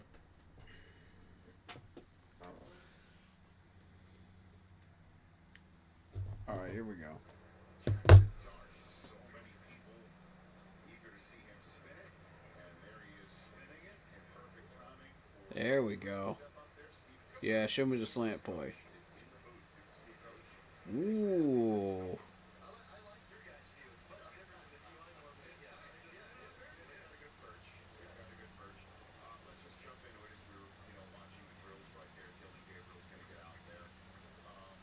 So we were hearing about Quinn Ewers' oblique for much of the week. What can you fill in for us about what he was dealing with all season long? It's a strange thing, because we can't point to one thing, one time, when it occurred, when it happened. And oddly enough, the play he hurts it on is non-contact. There's no. They got Steve Sarkisian, the Texas Longhorns head coach in here. I think one of the things that our doctors filled us in on is when you strain your oblique, technically there is some tearing that happens. There's a handful of Texas players in here. And then ironically, about a week later, I think David Carr gets the exact same injury, and it shelves him, I think, for the rest of the year.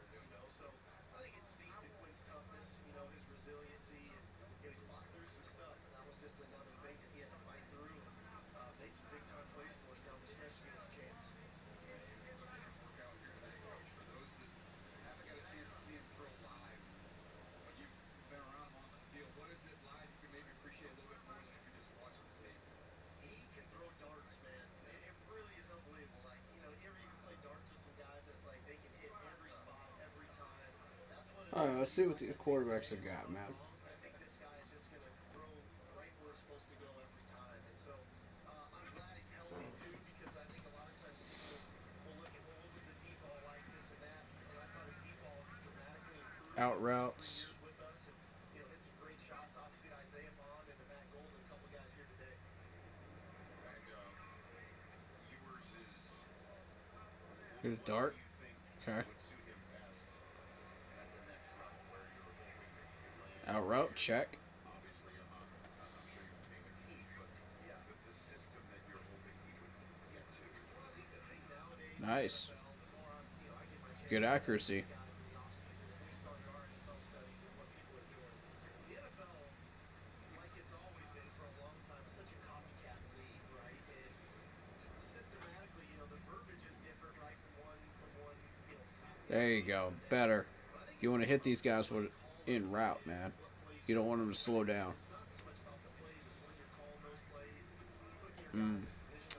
It's a drop.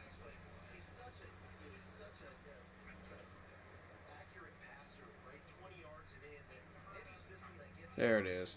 Okay.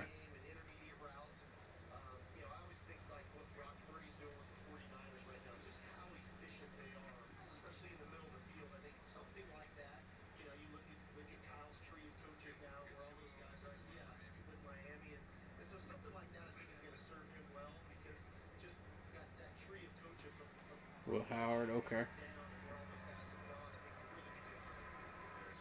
That's behind him.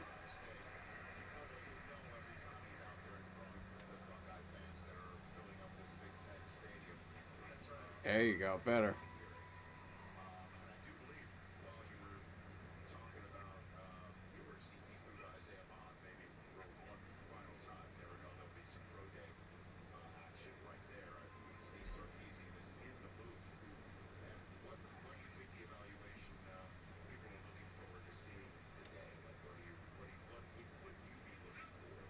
That one was a bit beyond him.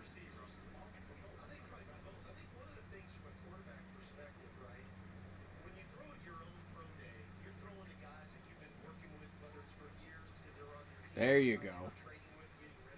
Nice one, Jackson. Throw that in front of him. Throw it towards the sideline. There you go. That's what you're looking for.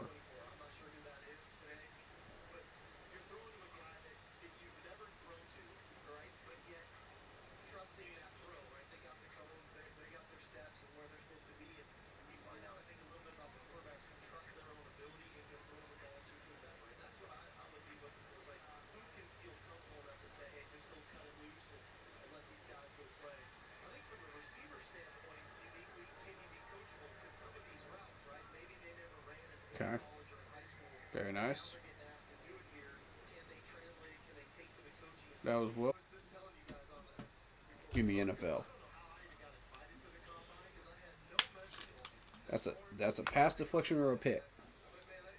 9 times out of 10.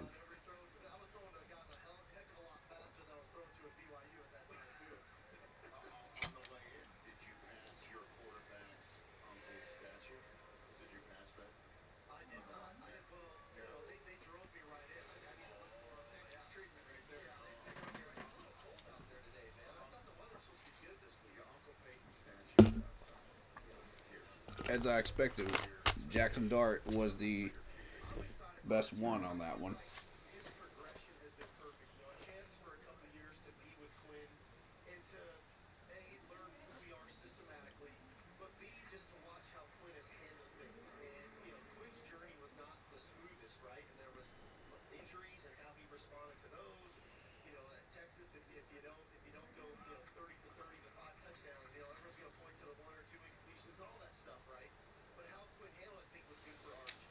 Okay. For Arch, the beauty for us, he got 2 starts for us this year, and he started our SEC opener against Mississippi State, and so I think that exposure was good for him. But now we're watching him in winter workouts and off-season stuff. Okay, good. You're wanting to high point the ball to the wide receiver on this drill.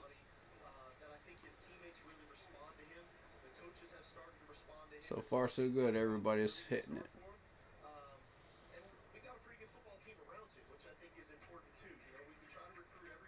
Mm-hmm. High level, but as long as he can allow those guys to make their plays, his physical ability will show up, his leadership will show up, and then I think we're going to be able to use his athleticism. Arch is definitely a really athletic, big athletic guy. That's a different dynamic that we've had over the past couple of years. One of the things I want to ask you, Coach, is going through this process this year, everybody's talked about NIL and transfer portal and how that's impacted college football. For me, on the scouting side of things, Oh, the deep end.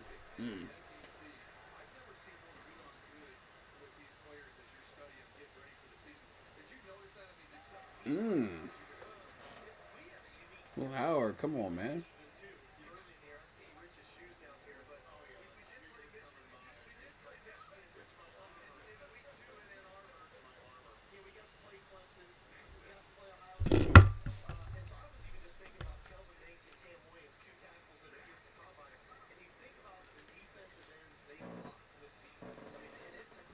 People have said that that's going to be one of his weakest drills.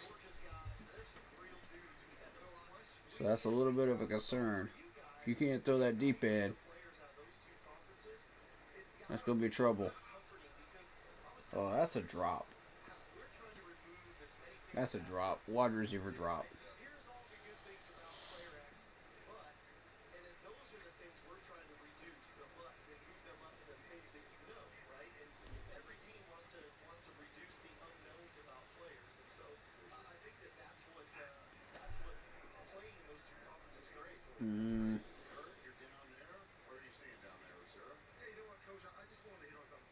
DJ and I were talking about pace on the football. And with your quarterback in years, we all know he's got a huge arm. I think the one thing that jumps off when I watch the tape and I watch him throw is he never throws it as hard as he has to. He has that ability to kind of lay the ball out there. Something that he came in with to Texas, something you guys worked on. Can you speak to that a little bit? No, I do think, Kurt, you know, and you're one of Better. time at that, right? Playing with Mike Martz and some of those dig throws and things of just understanding how to pass the football, right? There's so many guys that want to All right. throw the football as hard as they can. And interestingly enough, I had a chance to have breakfast with Bill Walsh before he passed away, and I asked him, what's the first thing you look for a quarterback? And he said, does he throw a catchable ball? These are the types of drills I'm paying attention to because we may end up with one of these quarterbacks in the future if Bryce isn't it. You know what I mean? That's why I'm not concerned with the 40 time of these quarterbacks. I'm more concerned with these drills. Specifically because I want to learn who these guys are. Because if I don't see what I'm looking for,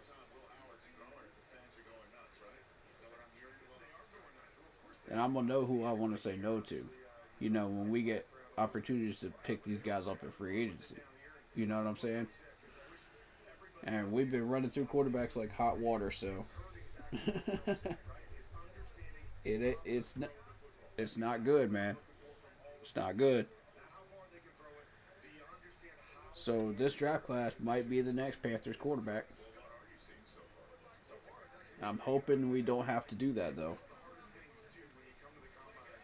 One of these guys may end up there. And so one thing that they do is they put him under center and force them to make drops, back from where they would be. And so that's always a Circus bench route.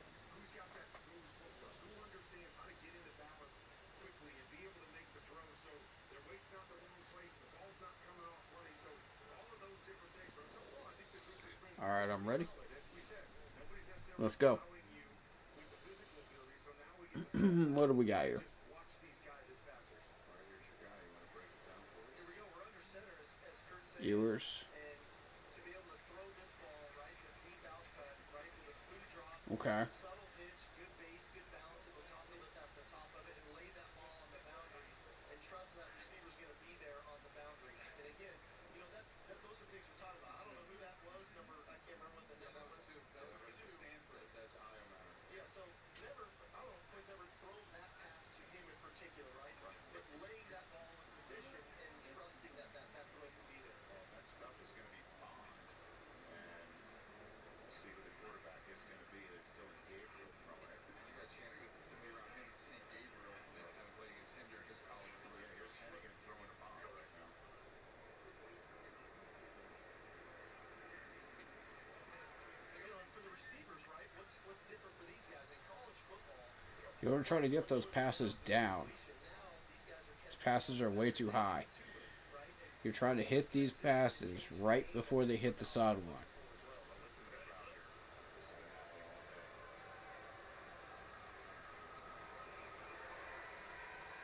Beautiful. That's where Howard's starting to warm up now. Maybe not. Maybe not.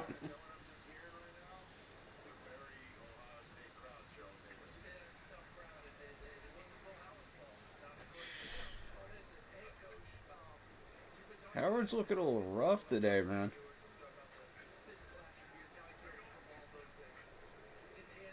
I'm not doubting he has the skills, but, everybody can have a bad day, you know, at the combine every once in a while.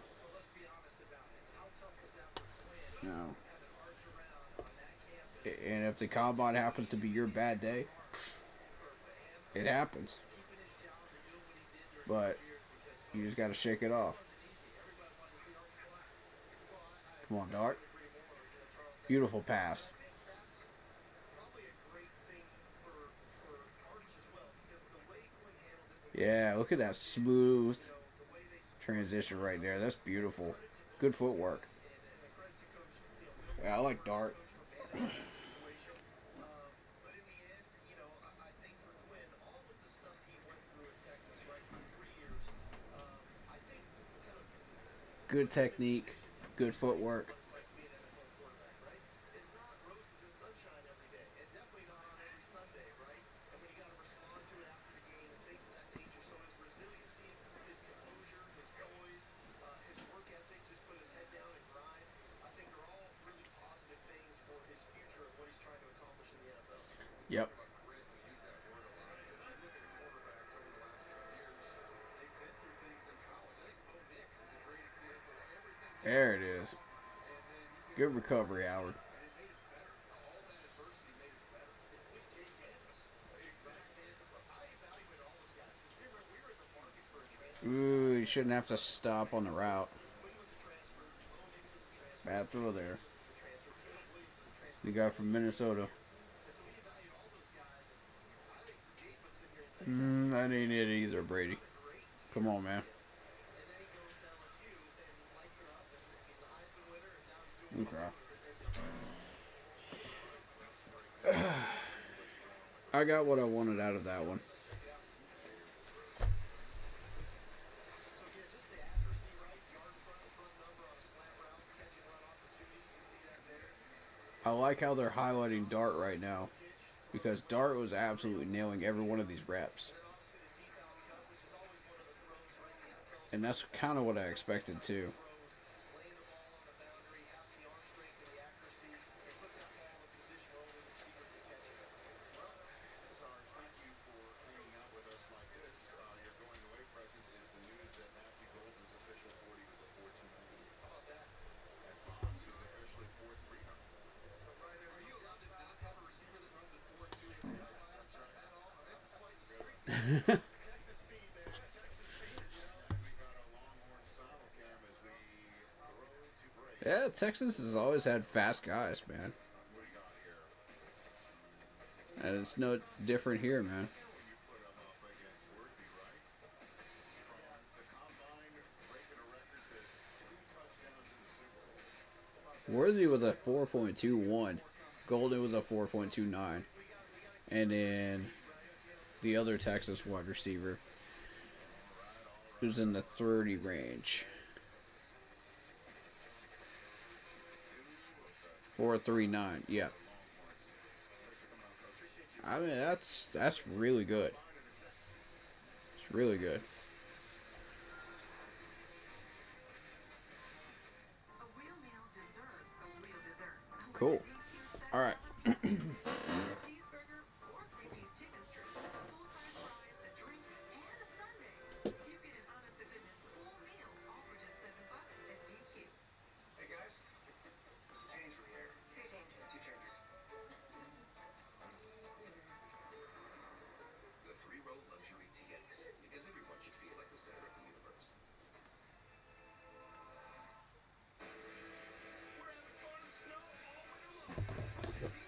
So how are y'all feeling in chat about these quarterbacks?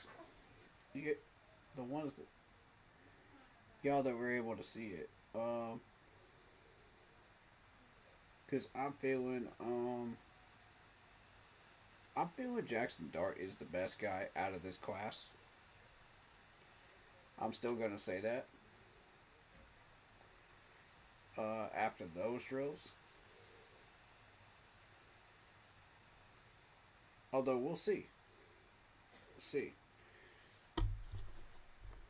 I mean, we never did get to see Cameron Ward or Shador Sanders, so I can't exactly say that they're the best ones, out of the class until you get to see them too. you know.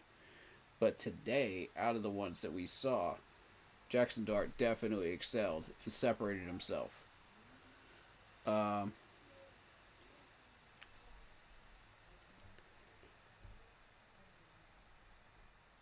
think Ewers may be a possibility of getting drafted high, you know, and catching somebody's eye. But Will Howard is starting to look like a bust here. I'm sorry to tell you, I'm starting to think it, man. I called it before these drills even started. And it was just a random guess, you know, because Ohio State quarterbacks haven't really been spectacular as of lately. So I was basing it off that information. But I mean, you never know, right? Plus, we haven't seen Jalen, so there's that too.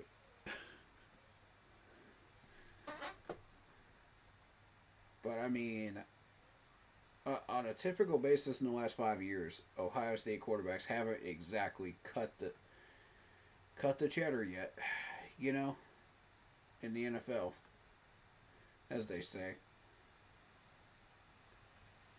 So you just never know, right? Alright, see what drills they have for him now. Use that word that Kurt and I have been talking about with the pace. Some of those outbreakers threw a really nice slant right on the money, right on that upfield shoulder, and someone I think teams are excited about. I have him as my third quarterback as Ted McMillan's there from Arizona, the receiver, giving him a little bit of love. But he's had a solid workout thus far.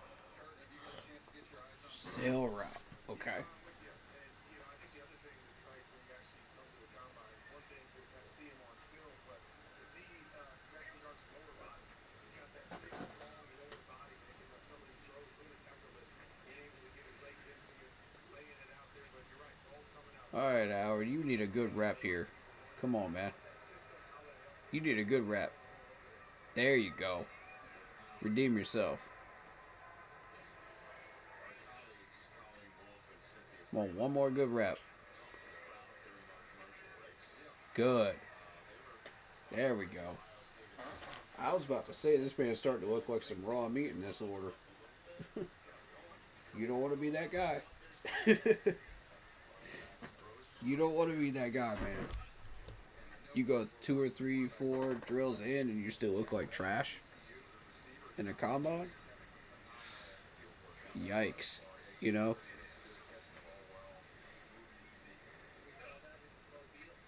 Because that's only going to get worse as you go along through the drills. But maybe he's gotten back into his proper headspace. We'll see.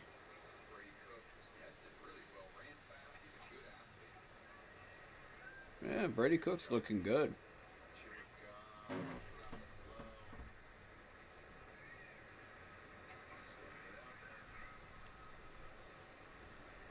What's the teaching point on how flat you want this ball?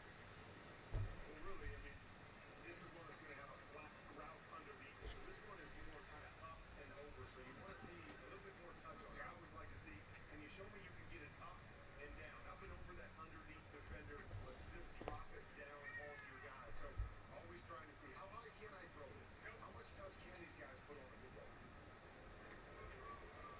But there you see it. Ewers a perfect example. Just the ball comes out effortless. Good pace on it. Looks easy for him to make these second level throws. Gabriel's got a lot more arm in him than you would think based off of his size. It's just everything he does real compact. You're right. The ball does come off with kind of a little bit more speed than some of these other guys. Like you watch him spin the ball. Exactly. The ball is spinning tight. Good touch throw right there. Hennigan. Okay, here's Howard.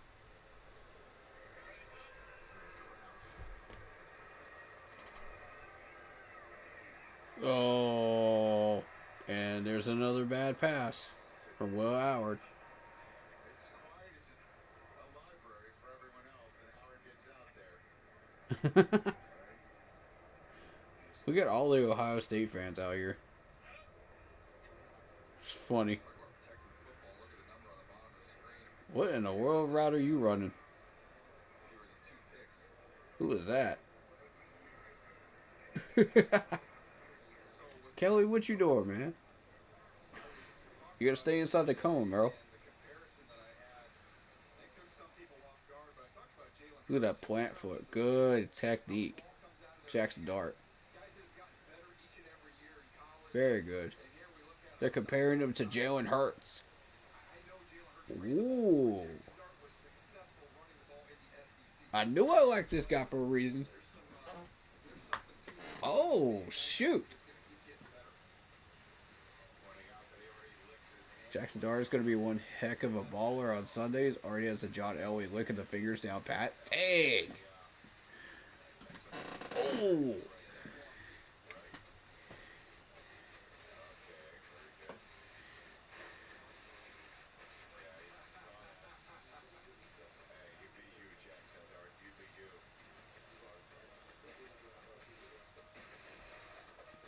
Man, what did I tell you? Every single one of these players I've been pointing out during these mocks for the entire last month are starting to do well.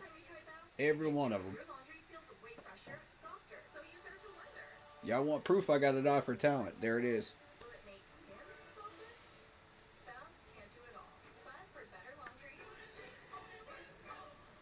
I called out every single one of these before I even saw them in this combine. And I mean, I'm not trying to toot my own horn here, but every once in a while I got to, man.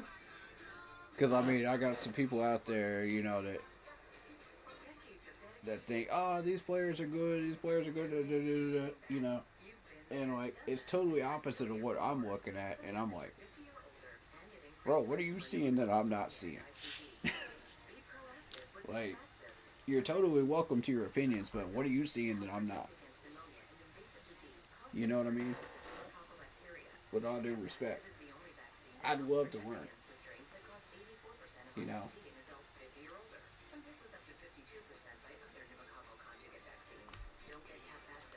Show me what's guiding your eyes, you know, so I can kind of see from your perspectives, guys. And I'll show you what I'm looking at. You know what I mean? And I have been.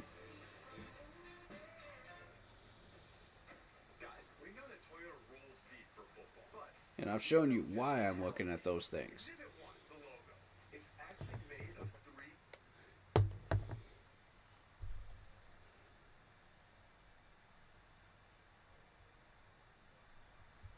This is yet again another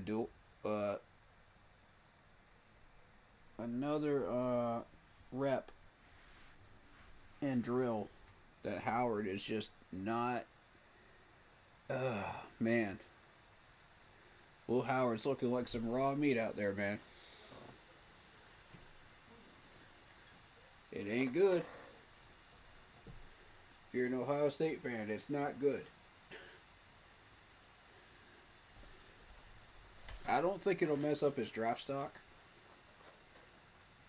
But you never know. That may cause a couple of teams to start looking the other way when they see those the accuracy. Because a lot of these teams rely on accuracy a lot.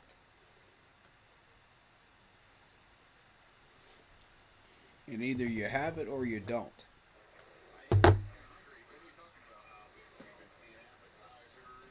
Any one of these guys could have a bad day in the combine.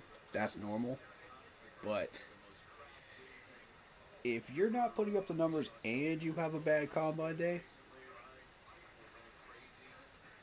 you know what I'm saying? Like, it ain't going to help you much. But maybe the deep ball might be his strength. Let's see what happens. I'm not ready to give up on Will Howard just yet.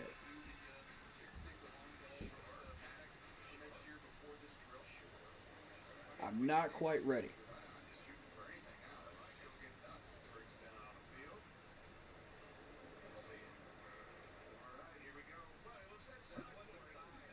I did say before this drill, this dude could be a potential bust candidate. Potential bust candidate. I didn't say he was a bust. I said a potential bust candidate.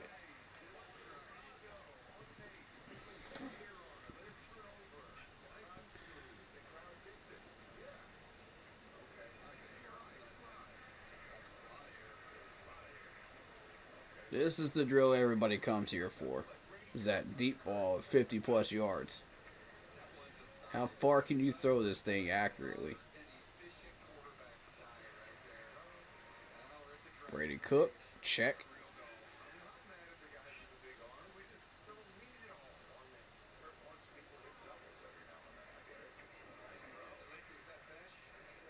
Every now and then you're going to need this. Now, this may not be Jackson Dart's strength. Let's see what happens. Ooh. Look at that fluid motion on plant. Boom. Oh, that's perfect. That's a drop by the wide receiver.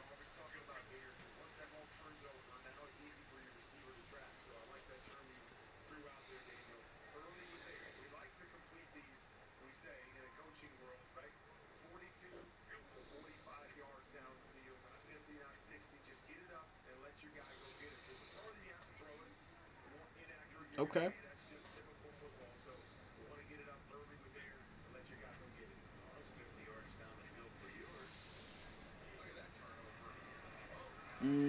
Dylan. This might not be Dylan's drill right here. He's more of a short and medium guy.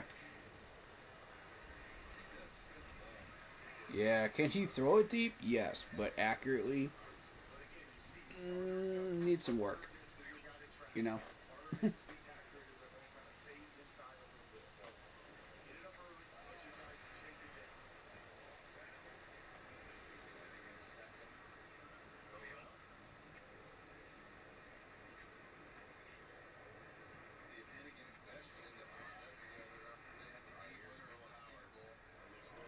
All right, here we go. Will Howard. Oh, that's terrible. Come on, Will. You need a good rep, man. You need a good rep desperately. There it is. Okay.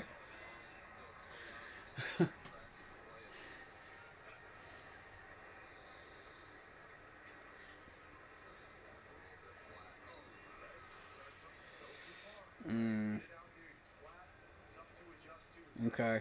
Okay.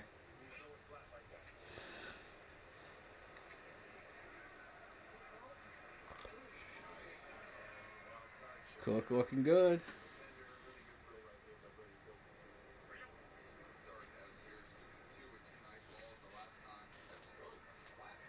Beautifully thrown, Dart. Wow.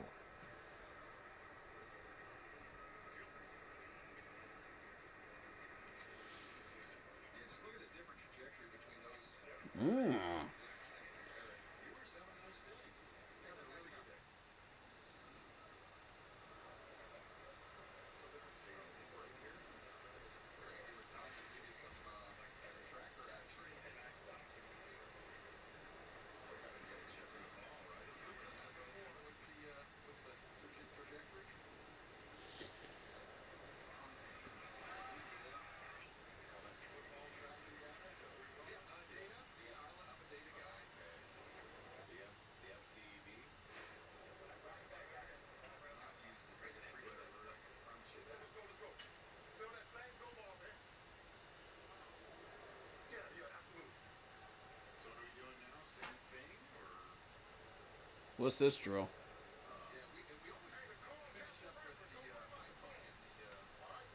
Cones?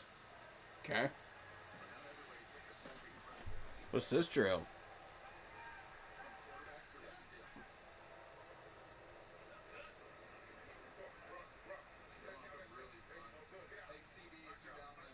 Okay, curl route.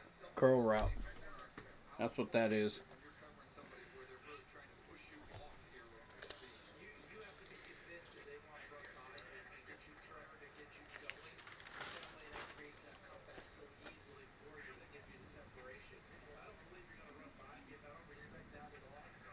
Good. Be a contested play. And quick question for you and Kurt. Brady Cook, Missouri. I always thought he was one tough competitor. I feel like he's the one who Comeback route. What do you guys see? First of all, let's start with how he worked out. I mean, he did all the testing, he jumped, he ran really, really well. When I go through my notes on him, you know, a lot of zone read, quarterback power, he's an athleticism. Ooh. I thought with him, the arm was just okay. It's been better here than I expected. And then there were times I just thought maybe he held the ball a little bit too long on tape. But, you know, that's something you're not going to That's not Ewers' strength. Ewers has trouble with these like intermediate routes like this. Gabriel.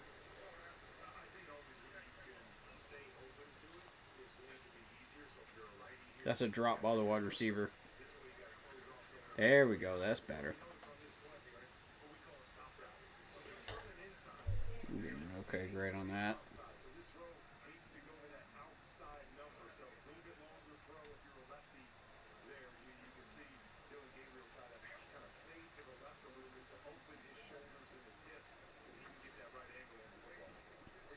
Okay, that one was on the wide receiver. Seth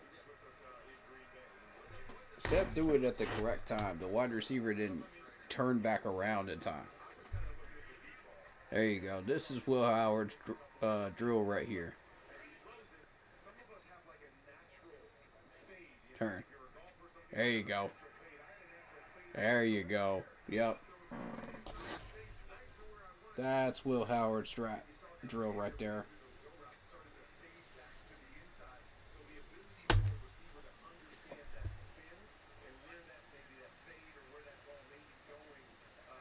He needed that too. He's just having a bad day so far.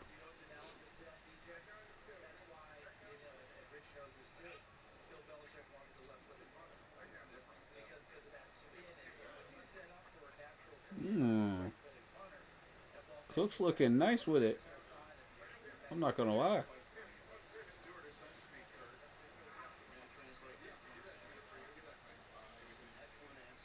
Yeah, Dart is clearly separating himself.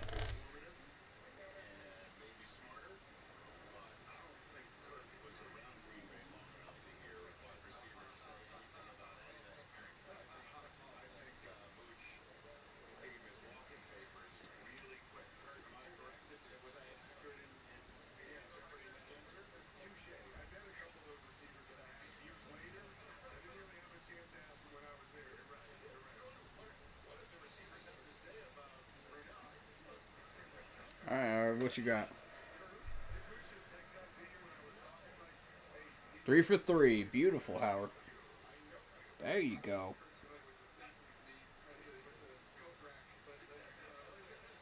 Yeah. That's 100% his route.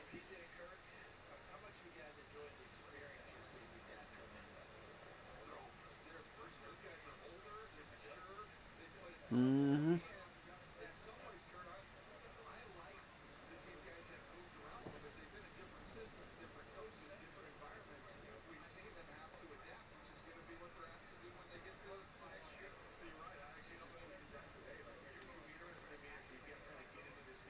This wind needs to chill outside, man.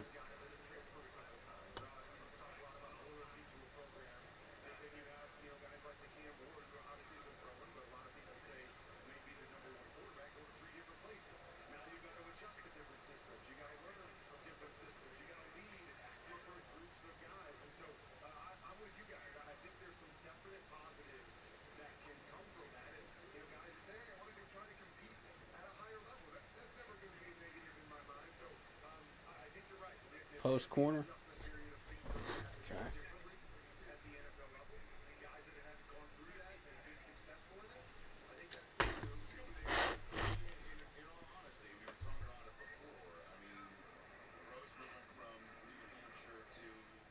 That's not his drill.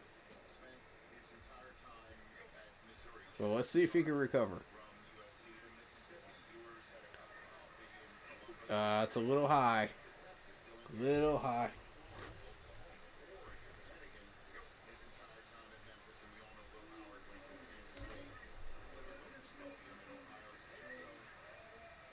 Okay, Ewers.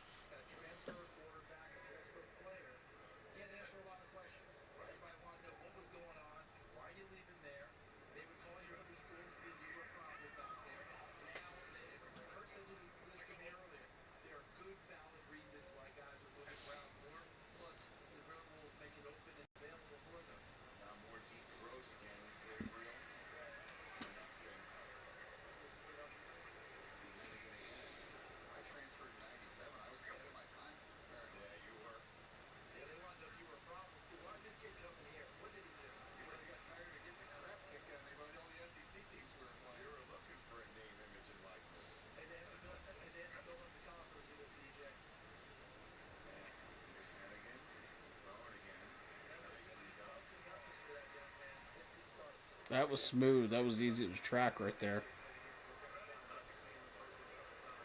Alright, Will, come on. Too high. Trash throw. Come on, Will.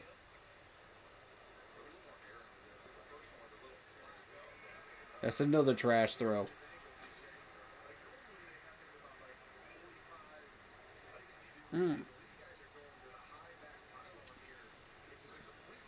I don't want to be the first person to say it, but I think this dude is going to be the first year bust for this class. I don't want to be the one to say it, man. Oh, God.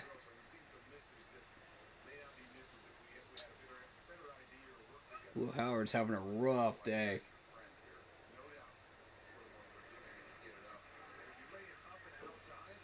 Nice pass, Cook. Yep.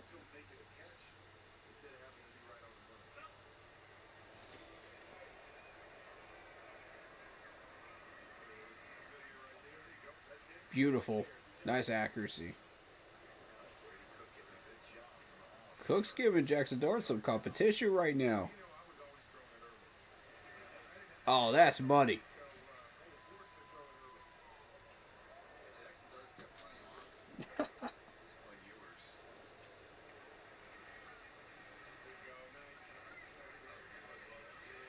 Nice recovery, Ewers.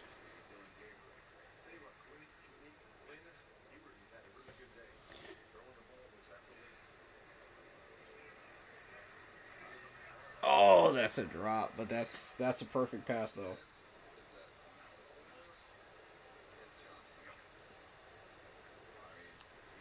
I'm counting it as good. That was right in his hands. If you drop that, that's on you as a wide receiver.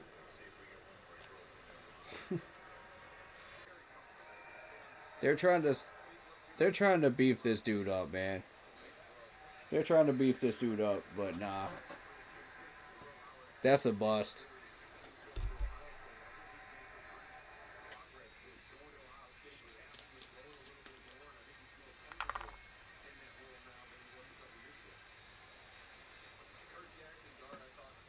Look at that clean footwork, man.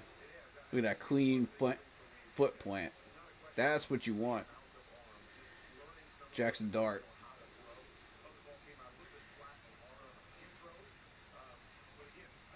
Yeah, it is a little flat, so he's got a little bit to work on. I didn't say he was perfect. And only the one toe tap, you know. Cook going at it again. All right. Let's see it. Let's see it. Buddy.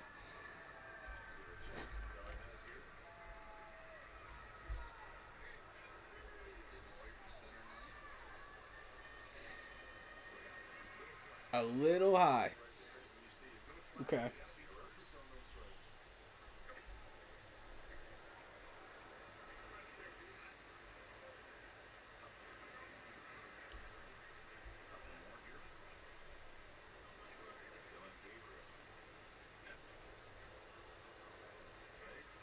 Come on, Dylan. There you go.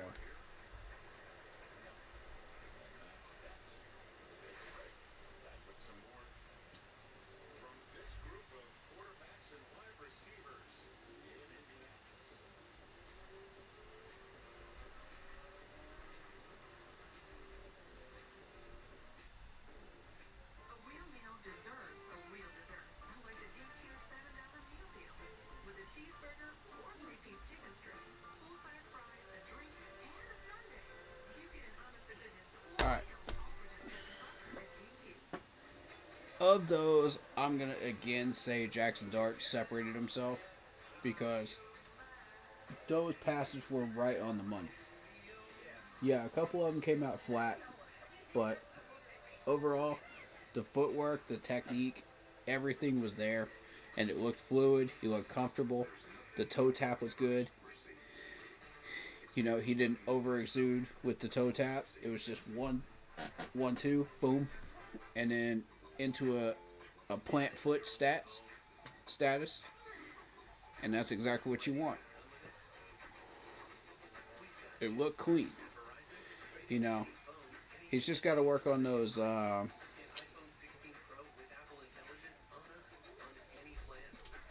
the earlier drill, which is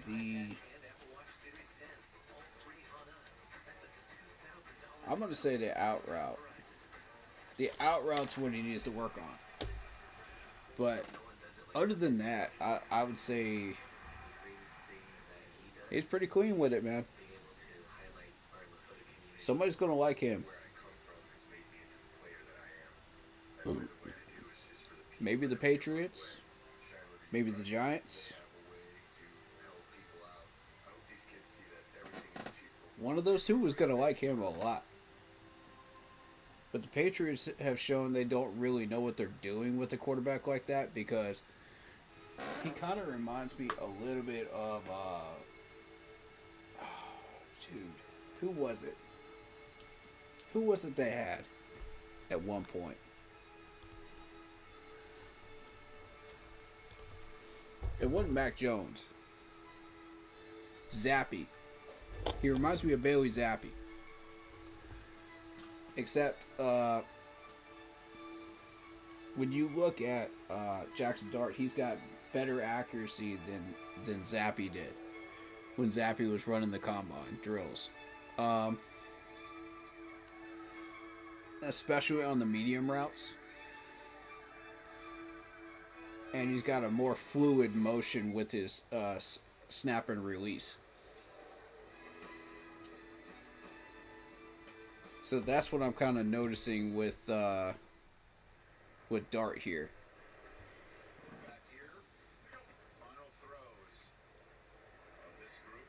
Nice.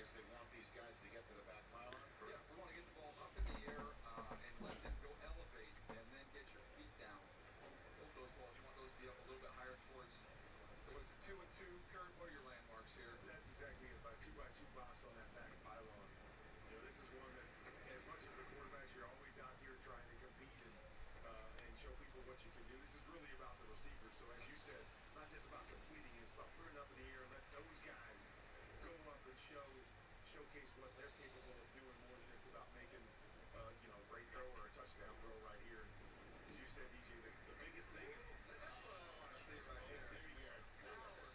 The biggest thing for the quarterback is getting it out of his hands quickly and letting the receiver go get it instead of waiting too long. Okay. That was a good rep by Howard right there. He put that ball up, and you made him go for it.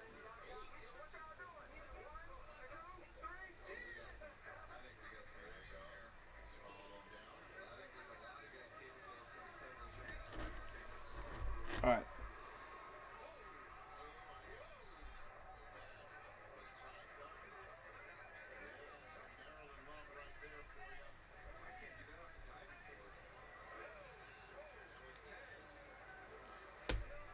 And that wraps up the drills for day 3, I believe, right? Unless they have anybody else. We've been going for 4 straight hours on these combine drills, so we'll see.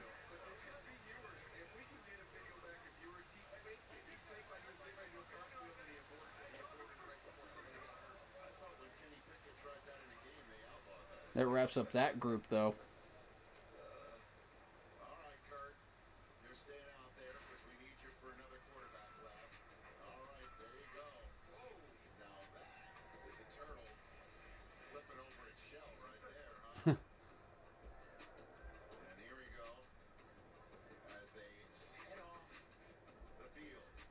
Matthew Golden is compared to Santonio Holmes of the Pittsburgh Steelers. Interesting. I can see that. I can see that. Considering what I saw today, I could definitely see that.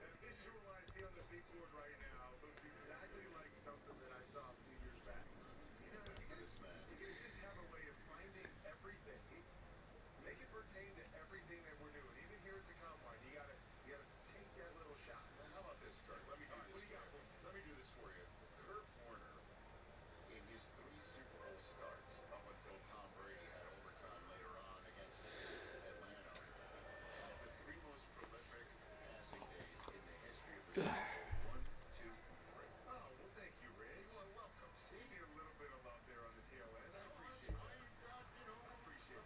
Mm-hmm. Plus, that's my leadership skills. I'm trying to keep them up. I'm just one more group here. The other shoe's gonna drop, Kurt, probably after we get back from break, but it is gonna drop. Well, at least you weren't here for the James Harrison comparison on Thursday. More quarterback and wide receiver on field workouts. All right. Bet. So we're not done yet, y'all. Lobster famous. No, Blake, dunking happens. Yeah, you're right. I figured we had another hour in us. It started at 1. Known for pursuing your passion Because I know we went like 5 hours yesterday. for cancer. But a Like treatment 5 hours in day 1. Keytruda is known to treat cancer. FDA approved for 18 types of cancer, including certain early stage and advanced cancers. One of those cancers is early stage non-small cell lung cancer. Keytruda may be used with certain chemotherapies before surgery when you have early stage lung cancer, which can Oh, shoot. and then continue alone after surgery to help prevent your lung How do y'all feel about these quarterbacks so far? Keytruda could cause your immune system to attack healthy parts Give me some opinions.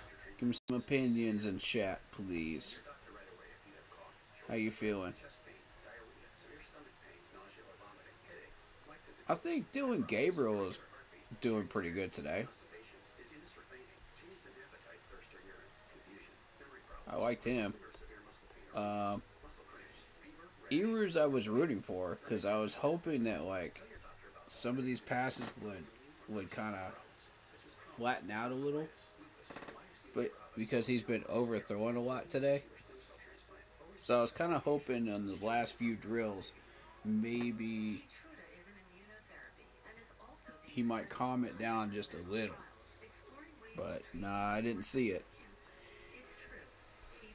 Keytruda. Um, What types of cancer Keytruda is known for at Keytruda.com. And ask but yeah, I'm gonna go ahead and call it right now. Will Howard is your bust.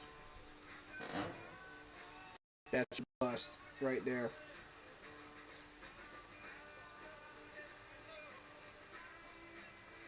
And the reason I say that is, yeah, you can have a bad day in the combine, but this is a Ohio State quarterback, and the Ohio State quarterbacks have not had very much success in the last 7 years in the league. They haven't ended up being starters or really making a big impact for a team. So, and I was kind of hoping that Will Howard might change that. But, no. I just got that feeling he won't. I don't know what it is, but sometimes those draft days can go wrong, and you can end up on a team that you really shouldn't be on.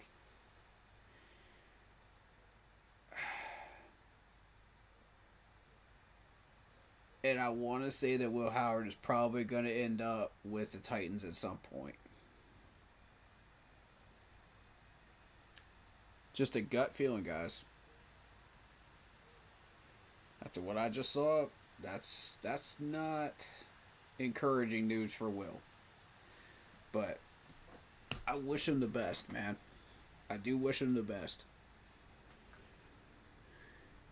Because I do root for Ohio State quarterbacks, and I do root for Ohio State players. You know, because they have a lot of talent and a lot of potential, and they're good people. You know, so, yeah. Mr. Howard, I will root for you, bro. But you really need to get yourself to a position where you can start making some of those plays, man. For real. Because you start making throws like that in the NFL, they're going to eat you alive, bro. They're going to eat you alive. Those safeties and those corners don't play, man. Trying to tell you.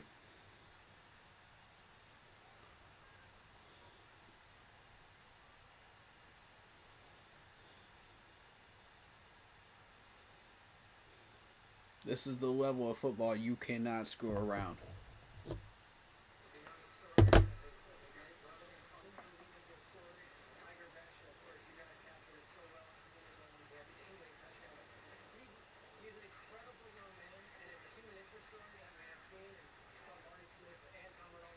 Yeah, Luther Vernon. He's also a fantastic football player out there. Absolutely. You see the body on him? Luther Burden III, highly productive in 2023. Not as much in 2024. Ran a 4.41. What do you think? Well, here's the thing about Luther Burden. He's been extremely productive at Missouri. The numbers weren't quite there last year. That doesn't mean he's still not. I'll say this: Luther Burden has a shot, man. He has a shot to make an impact somewhere. And like they said, you know, he didn't have a very good year, 2023, but 2024, my bad. But 23 was looking real smooth though. I liked his numbers. They're exactly right. You go back and you look through his numbers. Hold up.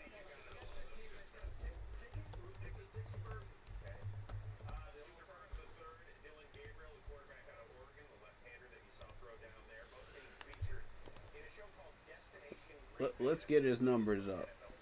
Alright, so 1,212 yards in Missouri in 23. 9 touchdowns. 7 carries, 31 yards. 4.4, not bad, not bad, not bad. 9 touchdowns from the line of scrimmage.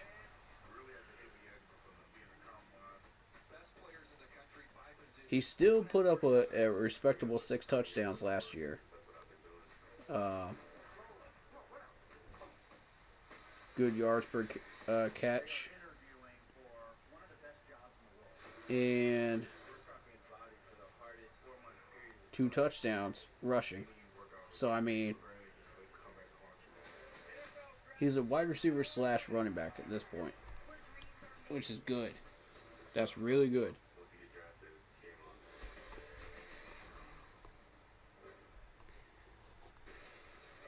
So he can do both. It really depends on how you use him. But I think somebody will like him. Where's he listed at? That's what I want to know. We're going to try to find out where he's listed at. Okay. Okay, it did load in. I got to reset it though.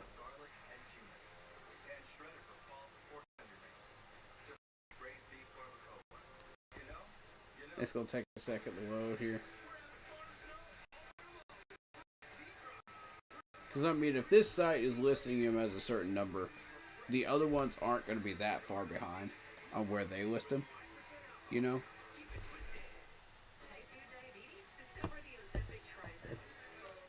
So let's just mute that. Let's focus on this. Okay.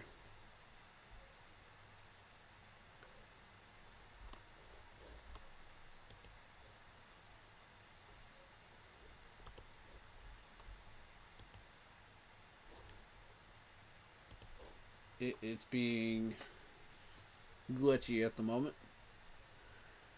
Give me a minute. Could be the lag. It could be because I'm streaming though. So.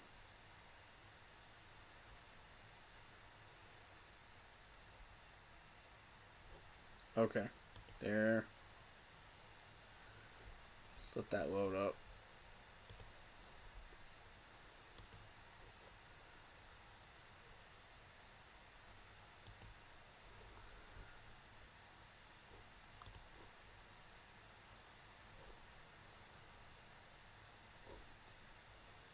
My whole thing is like Will Howard has the numbers because he's got 4,000 passing yards. You know, he's got a 73% completion percentage. He's got 35 touchdowns. He's got 10 picks. You know, so the numbers aren't the issue with Will Howard. It's what we saw today. You know. And even with the long passing, which is supposed to be his biggest strength, 97%, he was not displaying that today. You know, 87% in medium passing, he was having trouble displaying that too. The short passing, he looked okay on. You know, so I mean, the 80% I believe is accurate, but the rest of it may need to be adjusted a little. Maybe. But I'm starting to see the Will Levis and the Kyle Trask now. And that's not good. When you're being compared to these two and you got those types of numbers, that's not good. Sure, the measurables and the stats might check out, you know, but you might be able to run the scramble, you might be able to survive for a little bit, you know. The release speed, yes, I'll say that's accurate, 87%. But when you're not able to display that at a combine, as a quarterback, you only get one shot at it. It does send a bad message. Because this is a job interview. Not everybody does like stellar jobs at job interviews. I'll say that. Everybody can have a bad day. Everybody can have an off day. But I think it might be a little more than that with Will Howard. And I'm a little concerned about that.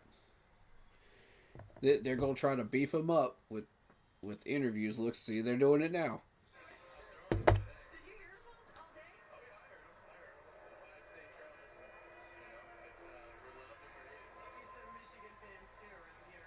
How do you think you did today? It looked like a real strong finish, Will. I felt decent. I'm my own biggest critic, so I feel like there were some things I could clean up. But overall, I think I showed that I can spin the ball with with the best, and I felt good about it. And I think my footwork was pretty solid, and excited for my pro day and to show that I can spin it a little more. We know you can spin it 'cause we're taking a look at it right here Okay. on the monitor. Well, maybe the pro day will be better. You could just break it down. Just Maybe the pro day will be better. Yeah, right here. This was a little pipe play we had down the middle to my Okay. neck. That was So watching the film, he looks good. clear down. I was ready to You know, broke it out.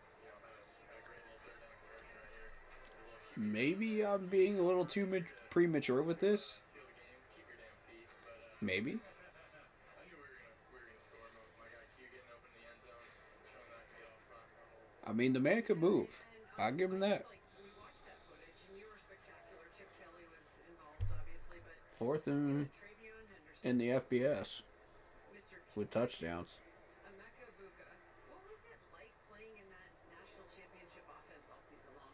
It was fun. I had an embarrassment of riches at my disposal, and it was a great year, man. It was the best decision I ever made going to Ohio State. I elevated my own game, and I think everyone on the offense, we just made each other better, and we played our Yeah. best ball at the end of the season when it counted. You were a Yeah, he's seen the national championship trophy. So, an MVP, a guy named Nick Foles in Nick Foles. and Wow. kind of take a look at this. That's big shoes to live up to right there. That's a big boy comparison right there. Oof. After what we saw today, I don't know about that. What do y'all think? Throw me some comments on him, man.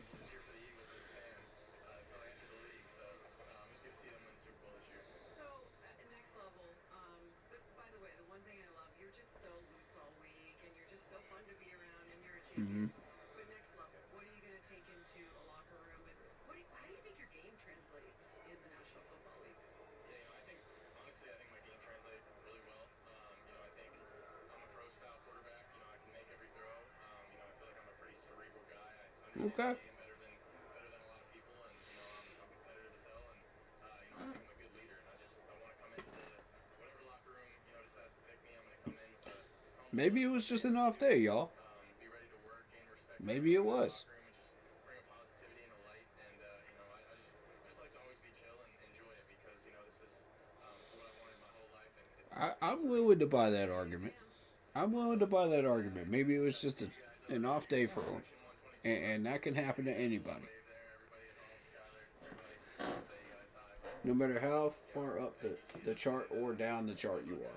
Great job today, Will. Awesome job. Rose, we're going to throw it back up to you. I like that interview, though. Stacey sounds good. He sounds like a humble and very Three career starts. down-to-earth guy. Smile on his face. This is kind of what Very good person. You want to meet these kids. You want to get to know them more. We've already been seeing him in the Big Ten for years, but to see him in that scenario, I like that smile though. I like that smile because you're making me want to root for you though. You know, you get that positive attitude going in. I like that. everything started for him. He won a lot of big games there as well before going to Ohio State, win a national championship. And don't forget, he's got a brother at K-State who's an offensive lineman. So, Will Howard's about to be a rookie in the NFL. You ran into a Yeah, they give him an opportunity to kind of to let people know this is who I am, Gonzi as their general manager. He's a first-year general manager. which is cool. Brett Veach-Tree in Kansas City. Got a chance to chat with him. Titans have the #1 overall pick. Excited here to have the first-year new GM of the Tennessee Titans after 16 years. Mike with the Kansas City Chiefs. Borgonzi, He is now the general the Titans GM. Titans, which is having Mm. overall pick. Has this week been an absolute whirlwind? This dude is straight up staring Will Howard down. Look at this. Look at him. He's not even looking at the announcer. Look at him. He already knows. He already knows he's about to go pick Will Howard. I'm done, bro. Look at look at his eyesight. That's tunnel vision. Overall pick. We haven't seen Abdul Carter. We did not see Jeanty. We are Tell me I'm lying. Tell me I'm not the only one picking this up. Travis Hunter didn't work out defensive backs. First overall pick, so much weighing on you guys holding the keys. Have you at least started having conversations? He's not even looking at that announcer at all. Maybe even player at this point in the process. What? Still early, Peter, but it's a process. So we have this one touch point here. There'll be pro days that we go to. Oh, it's a process. So we're going to take the entire process. This man said, if you have to say the word process 5 times in one interview, You know, this is part of the process here. Kind of like phase. stop saying the word process. We'll see. Obviously, Stop it. agency, we can go trade. Tennessee, y'all know you keep screwing up the drafts. Stop. Stop using that word. It's not a process. It's a complete rebuild for you at this point. Y'all need everything. Get them in the interview process here this week, even though some of them didn't work out. But we'll have time to visit with them here over the next month. How many rings with the Chiefs? It's a process. It's a process. It's a process. It's a process. It's a process. I'm not going to look at you while I'm talking to you because you're interviewing me. It's a process. Bro. Oh, this dude's not going to last long. This dude is not going to last long as a GM. That was my first impression of this dude. Uh-oh. Uh-oh. He already knows he's set up to fail. Look at that smile on his face. He's just like, man. Oh, Lord. He already hates it in Tennessee. Yo. He's already got laser focus on Will Howard. Oh, no. Bro, you can't be doing that. You can't be doing that in your first interview at the combine, bro. Oh, no. That's a bad look, man. Tennessee, y'all been sitting on the bottom of the league forever, man. Please. Can we please get somebody with some competency in Tennessee? Titans fans, where y'all at?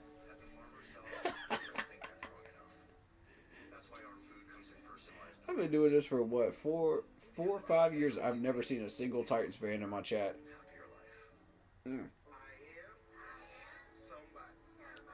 That might be a reason.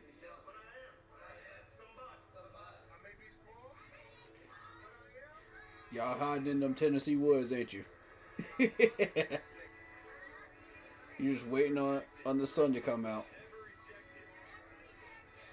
But it's starting to look like the Carolina Panthers, man. You're starting to say, I don't think it will come out for the next 20 years, man. God. For a new adventure, discover what's possible with Spectrum Mobile. As a Spectrum Internet customer, you get one If that's your first impression, man, stay connected across every step of your journey. That's how you want people to look at you. Plus, explore even more places with free data roaming in over 180 countries. Spectrum Bro, you're starting to look like Matt Rule at this point.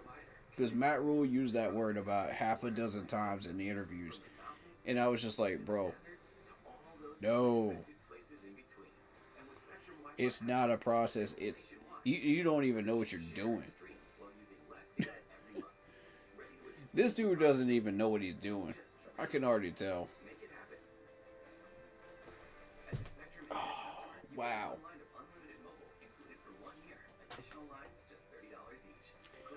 Wow. Well, it's like the groundhog coming out the ground, man. You're in for another 2 years of winter and bad years of Tennessee football. Hang on tight. Teach me. How do we do it? All hands together. It's all about the U. I'm already being schooled by Cam Ward, and it makes sense. A quarterback for the Miami Hurricanes. Welcome to Indianapolis and the Combine. How's this week been for you, Cam? It's been good. God bless me. I've seen people that can't look people in the eye. You know, I have trouble with that sometimes. But, you know, I try my best. You know, when I know it's a professional situation, I try my very best. You know, so how sometimes you get the watery eye? Yeah. It's a medical condition, you know what I mean? But that dude, nah, he didn't even look at that interviewer. I'm like, how you gonna get interviewed and not even look at the interviewer? During the combine, when you had nothing else to look at. There's literally nobody else on that field. Eyesight, you know what I'm saying? And you're gonna sit there and lie to people and say, oh, it's a process, it's a process, it's a process, it's a process.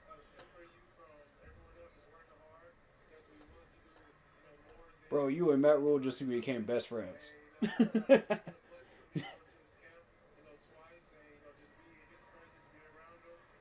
That's all Matt Rule did, bro. He lied to you. You expecting this dude to be any different? Up in Tennessee, man? Nah. If you can't keep Derrick Henry up in Tennessee, man, you deserve to get fired. I mean, I'm just saying.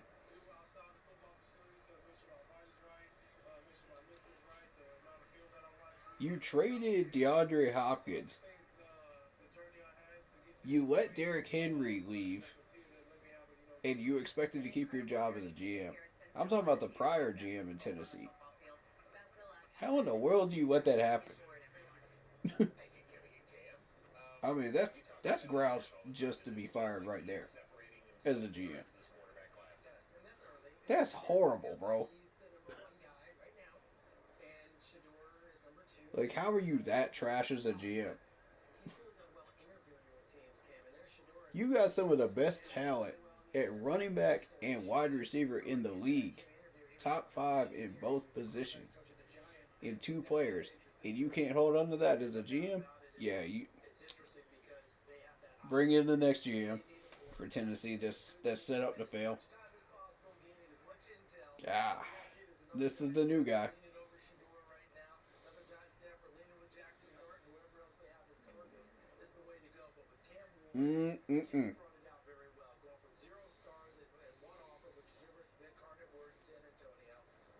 I feel for y'all Titans fans. I feel for y'all. Because we were just there a couple years ago. I feel for y'all right now.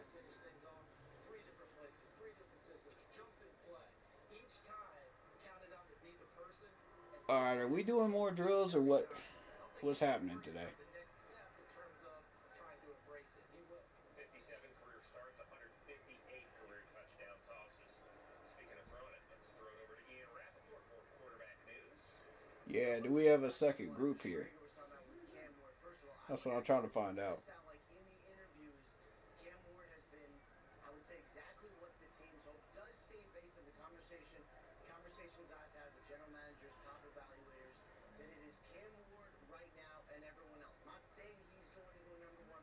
team. As it stands now, that if the quarterback goes number one, it is likely him, knowing that we haven't seen him do anything in the Senior Bowl, didn't see him do anything here. His pro day obviously looms Is he gonna throw today, Cam Ward? questions though. Shador Sanders I don't think he is. acquitted himself well in interviews. This one I think they're gonna skip out on Shador too. was good. He of course has talked about the It's starting to look that way. two different places, showing in contention to be QB2, but I'm not sure that we are there yet. Jackson Dart, press teams as well, threw really nicely behind us. Quinn Ewers wasn't asked to do a ton in college, and no teams were sort of like wondering why. You can see the way he threw out there today. He's got the arm talent. He's also got the confidence. Maybe a little more of a quiet. So they're trashing Ewers, but they're uplifting Howard. He was QB3 and would be surprised to see another. I don't know about that one. Be surprised to see another there. I don't know about that one, y'all. So long way to go. All right, Ian, thanks.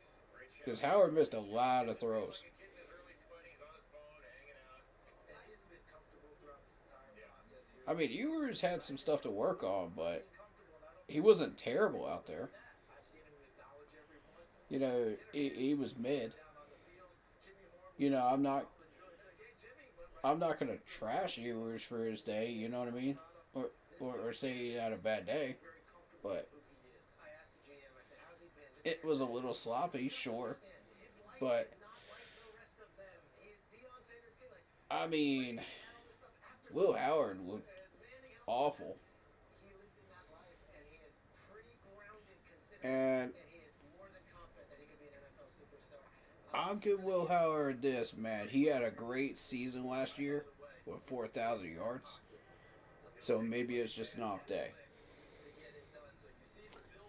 For argument's sake, I'll say it's an off day. Steal in there, 'cause that kid is taking some hits. And to that point, Jaden Daniels was 185 pounds, and we all said, what about his I mean, you wanna take Ewers and say, this was not a good day. Ewers had some trouble. I mean, maybe I would have trouble buying that argument though. You know what I mean? Because he did connect on some good throws. So I'm not ready to say, nah, that was a bad day. I'm not ready to say it was a good day either. You know what I'm saying? Like, it was a so-so. And that's not a bad thing. You know, if you're Ewers, you're thinking, okay, well, I get drafted where I get drafted. It's cool. You know, somebody's going to take a chance on me one way or another. Let's see where I end up, you know. So there's not really anything to hang your hat on or complain about with that performance. Talk about this is not a kid who grew up like a lot of the other kids. He has been around cameras his whole life. He has been in the spotlight his whole life. He is just different and does seem to be ready for all this. Let me explain what I'm talking about. I reached out to someone close to Shador, close to Deion Sanders, about a week. I'm not really going to get into that whole Shador Sanders and Cam Ward thing. Because I know there's going to be a ton of people doing live streams and using that as clickbait, you know, to get views in the next month or two. So I'm not going to jump on that train because it's just not necessary. We're not looking for a quarterback right now, so there's still some people that think we need one and think that Bryce Young is absolute dog water. But, you know, I got to take a look at some of the stuff he's been doing, you know, in the second half of the year last year and say, hold up now. You know, I got to put pause on that. Because at this point, anybody that's wanting to throw shade at Bryce Young is just trying to throw shade at Bryce Young. You know, and they're going to do it anyway. But he's shown a lot of growth and potential. Is he where we want him to be yet? No. Will it take time to get there? Yeah. But by no means should we be replacing him right now. You know what I'm saying? Like, give him a year or two, man. Give him a year or two. Let him develop. See, this is what Chad was alluding to, you know, when he was talking about this stuff, is the NFL does not allow these guys to stay in one place for 2 to 3 years and grow and learn. And he's exactly right. So, in Carolina, we have not been doing that, and we've been throwing these quarterbacks in and out of here like we're changing underwear. You know what I'm saying? It's not it. That's not it. You know what I mean? You know, you got to let these guys develop. You got to take the time to sit there and help them to learn the system. Some of them learn quicker than others. Some of them learn slower than others. So you got to sit. And it doesn't help that we ran through about 3 different offensive systems in about 2 years. That definitely doesn't help. So, I mean, give the man time. Yeah, he's going into his 3rd year. But the first year, to me, doesn't really count. Because we had trash management. We had trash coaches. It was not good. It was not an environment where a quarterback could flourish. And you'll see even some of the veterans say that, you know, and they have. So that's why I'm saying, like, be patient with it. You know, we're not hunting for a quarterback right now. We just extended Andy Dalton for 2 years because he's been the biggest help for Bryce. But I mean, if he doesn't do well after 2 years, okay, fair enough. Hunt for the next quarterback. Because we'll know for sure by the lack of offense, when you put weapons around him, when you put protection around him, that this dude is not it if he's not producing with all that. It's either the quarterback or it's the coaching. Which one is it?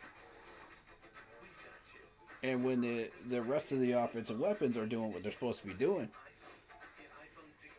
you'll know it's the quarterback at that point because the system works.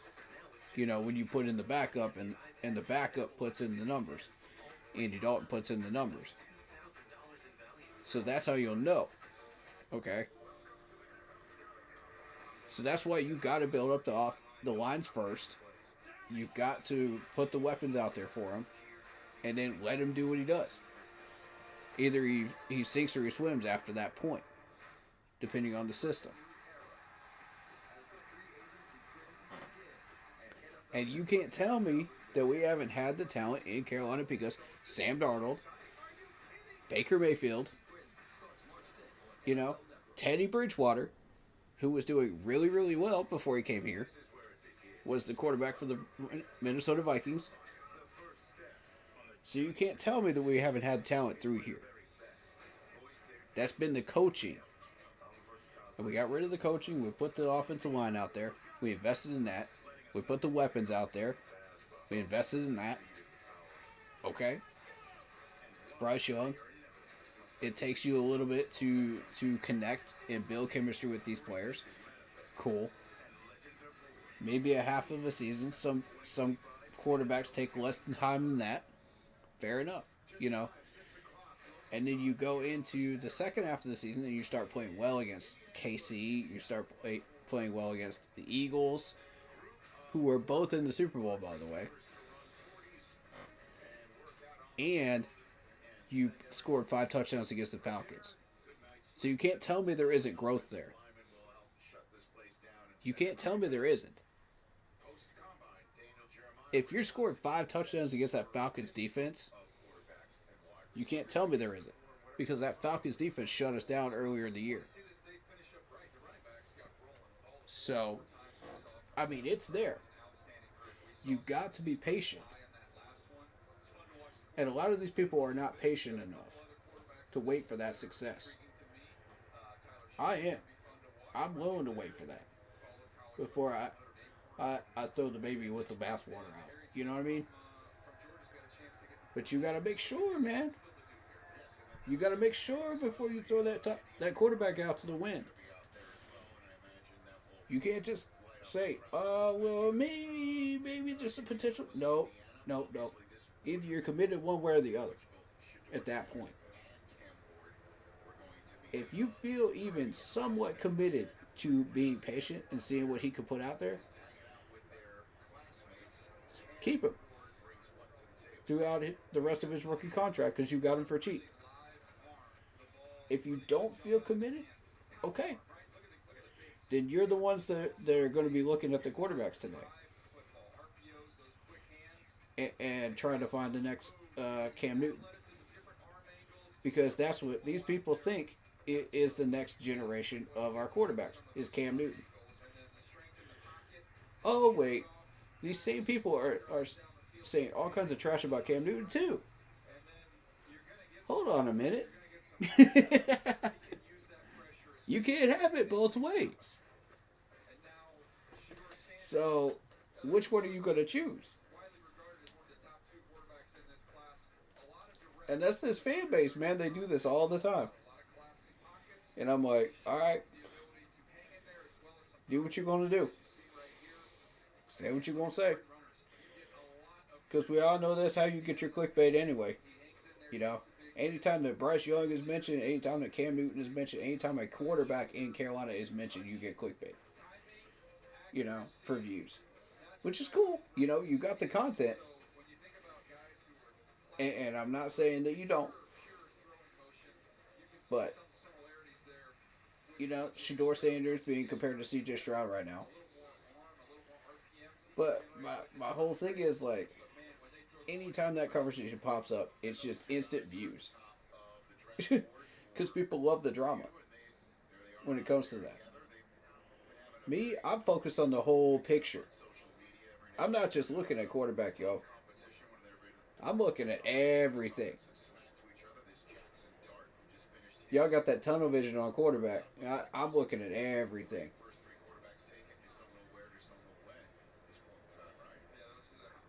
And I'm going to use the word process the right way. Instead of saying it 15 times during an interview. Which was insane. Like, that's stupid. Use it the right way. If you actually are in a process, which we are right now, and you're not in a complete rebuild, no, you're actually in a process right now in Carolina. Let's call it what it is. Let's call it what it is. It's a process. And we're into year 2 of that process, and we're doing well. We're right on track.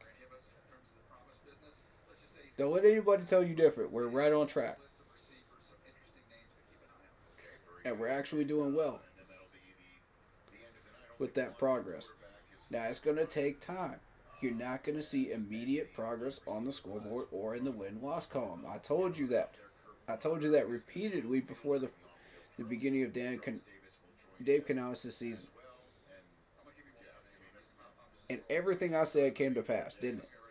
Except for the win-loss record. I was a little short. But I'm a little short every year, so it doesn't matter. It's close enough. Point is, everything else was the focus.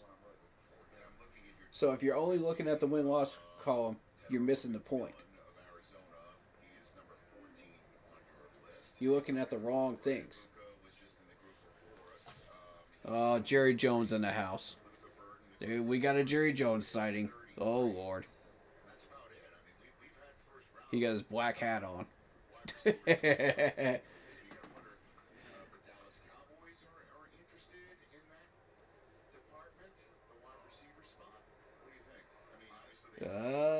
Cowboys might be interested in that wide receiver spot. They might be, bro.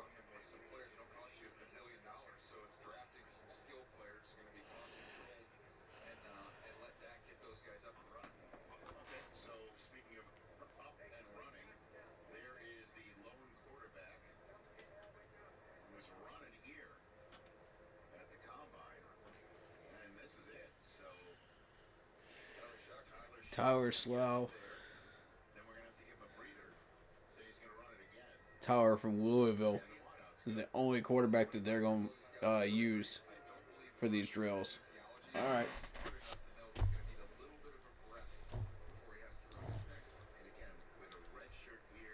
So he has to run that 40-yard dash, and then it's just a what? the last group of wide receivers. I think it is. But they're going to test Tyler out as well while they're doing it. I kind of like that formula of how they're doing this. So that's kind of cool. Replacing Louisville this year. 7 years. He's had some injuries along the way. He's running. That's why he's running, because he can run. 4.69, not bad for a QB. Okay.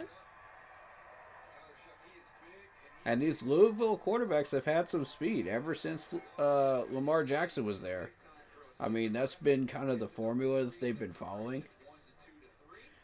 And just every one of them that has come out of there has been fast and elusive. Very, very elusive.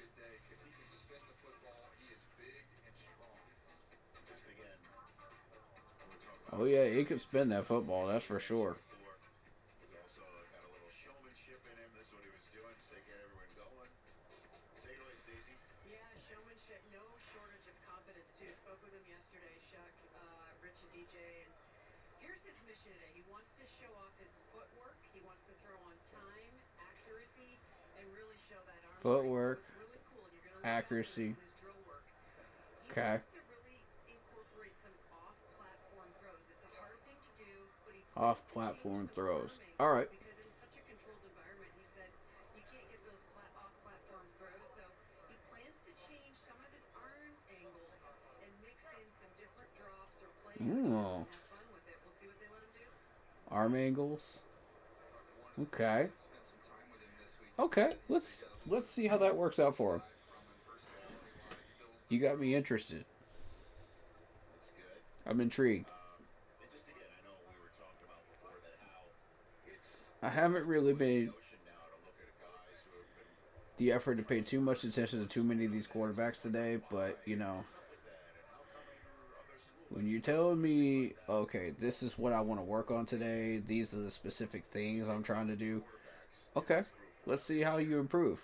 went from Duke to Notre Dame? Kyle McCord went from Ohio State to Syracuse. Graham Mertz went from Wisconsin to Florida. Okay, so obviously that Ohio to Indiana. that management that just walked out is not interested in this quarterback. Tyler Shuck. Pete Carroll's just chilling on his phone. He's not interested. Cam Ward. The rare trip from Incarnate Word to Washington State to the U. Jalen Milroe is the Yeah, he ain't interested in him neither. Look at that body language. That's pretty interesting. Where it used to be one transfer, and now there's one that's made it all the way through. I mean, this young man is the standout in that Nah, of this group. And it's Alabama, which is no slouch, as you know, Jalen Monroe. behind Bryce Young. His opportunity. Right. Okay. This is the guy I kind of wanted to look at because the Alabama quarterbacks have not had much success lately either. Work through it at their existing schools, and I like the fact that Do y'all think that Milroe, Mr. Jalen here, will change that?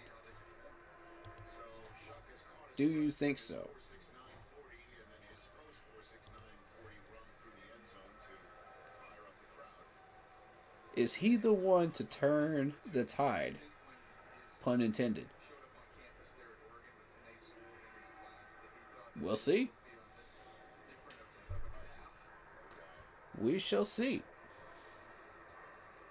If it goes again for a second run, 4.69 is improved. Or 6'4" for Tower. Okay. I love it. Hype that crowd up. Yep. Just because it's a combine doesn't mean we can't have some hyped up fans, man. Look at them all. They all here for you. Come on, man. They want to see these quarterbacks. That'll wake the crowd up between the 20-minute I love it. break between groups 8 and 9. Love it. Okay. We see it, Shuck. Now let's get the wide receivers in the action. Hey, last year, man, it was lit. First up, The crowd was into it, man, and it was just like, Andre Lambert's It was so fun. When you get the crowd involved in a combine, and I mean, the combine is just drills and stuff. It seems boring to most people, you know, but some of these people love it, man. Off he goes. First 40 run by the second group of receivers. Shoot. Fast one. That's a good omen right there. 4-3. I wouldn't mind being in the stadium for one of these one year. I wouldn't mind it. I know it's Indianapolis. I know it's like God knows how many miles from South Carolina, but shoot. I wouldn't mind checking it out one year, man. It'll be years before I do that, though. And by the time I get around to it, like, I'll be old enough to where, you know, that cold is going to kick my butt. That cold weather in Indy. So. But shoot, I'll do it, though. I'll do it. Carolina made his way to Middle Tennessee State and comes to you from Virginia Tech. I'll try to do it. 40-yard dash line here in Indiana. God willing, I'll still be running this channel by then, too. Some of this stuff you see better on your flat screen, though. With the combine, though. I feel like, anyway. That plus you get the commentary, too. You know? And they just had Kurt Warner talking to us. So you don't know who's going to show up. As far as, like, Pro Bowl players that can give you really, really good knowledge and information.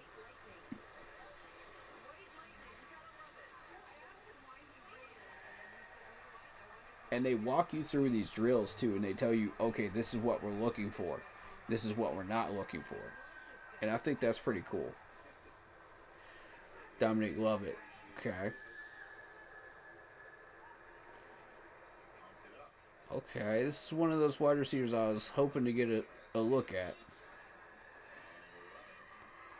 4.41, not bad. Okay.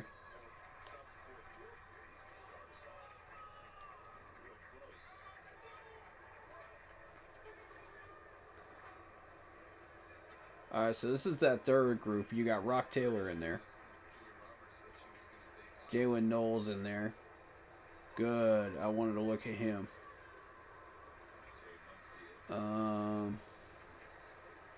Who else? Who else we got in this group? We'll see in a minute.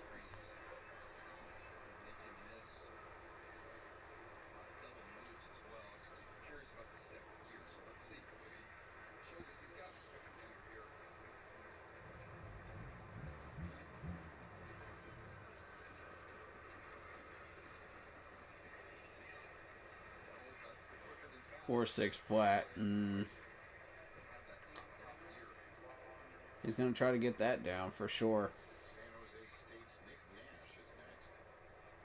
If you like production and explosive plays, Nick Nash from SJSU. Where is that? 15 yards, he's SJSU. Hold up. I've never heard of that college before. Let me see. Oh, San Jose State. Okay. Okay. Fair. Fair. 4.58.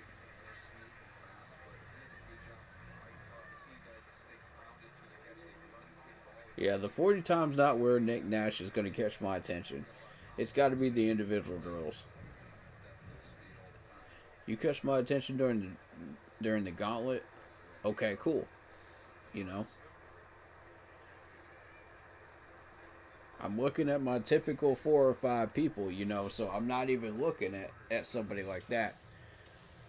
But once you show up and you have a really good gauntlet drill, that's going to catch my eye. Particularly if you're from a college like that.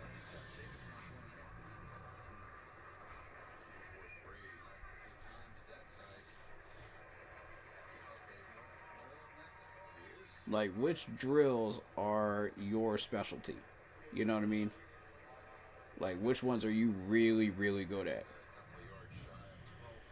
As somebody from that type of a college, a small college like that, that's not noticeable. Typically.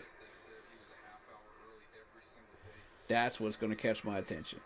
Jalen Knoll, 5'10", 1/4, 194. This is somebody that's on my radar.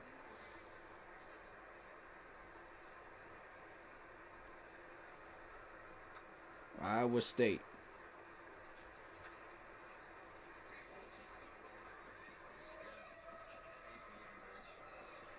4.39. There you go.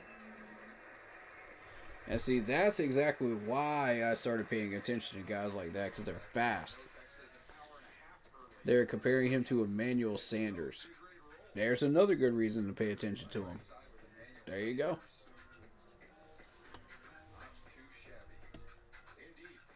Better vertical. Impressive.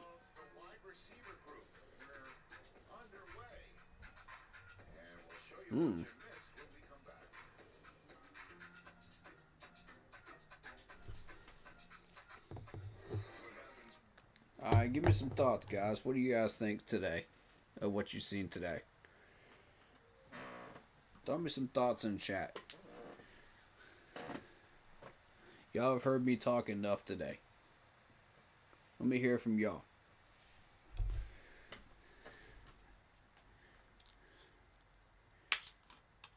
First of all, how many of y'all are able to watch the NFL Combine right now? In chat. Some of y'all can, some of y'all are not able to, because you don't have NFL Network or a way to see it. So I'm trying to describe what's going on to you.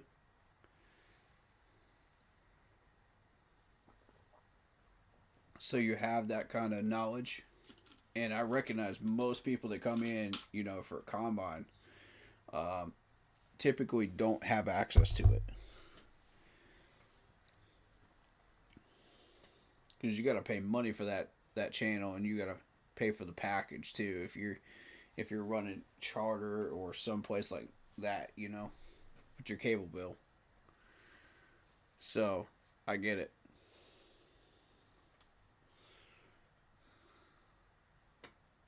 That's why I'm adapting to y'all.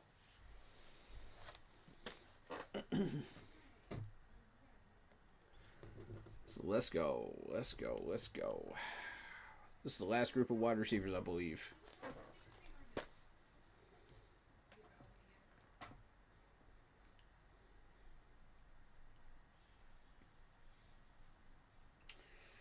We got probably another hour's worth of drills.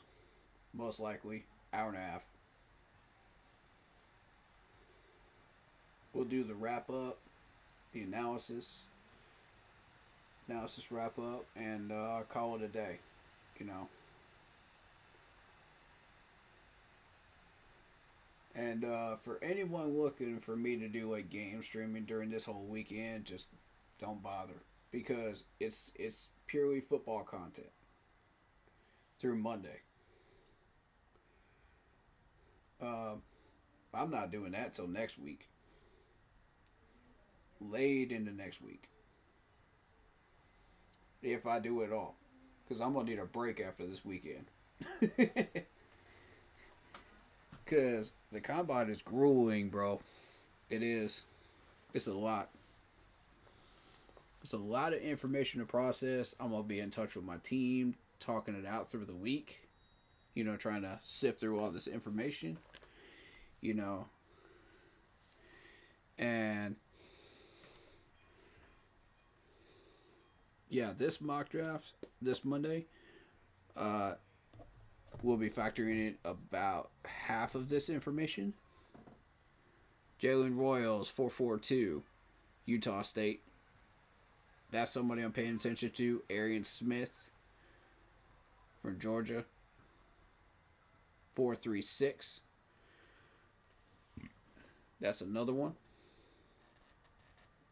Rock Taylor.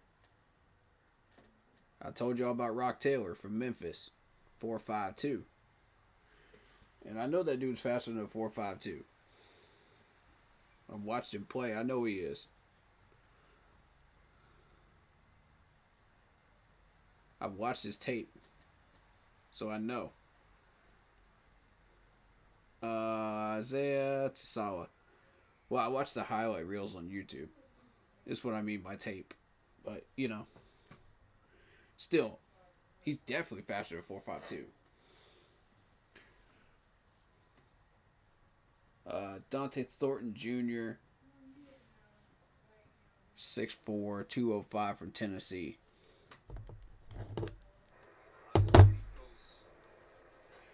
Let's see how he does.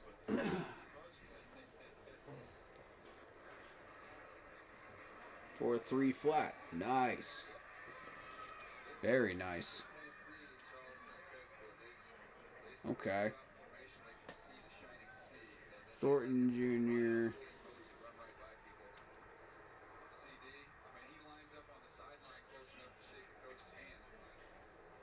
Okay.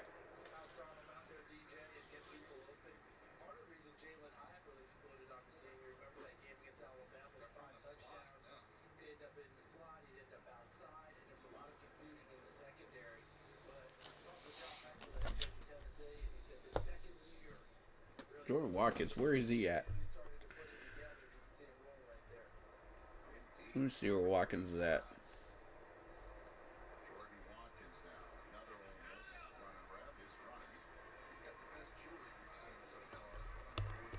I might be looking at the wrong people. No, he's a wide receiver. 4.38. Okay.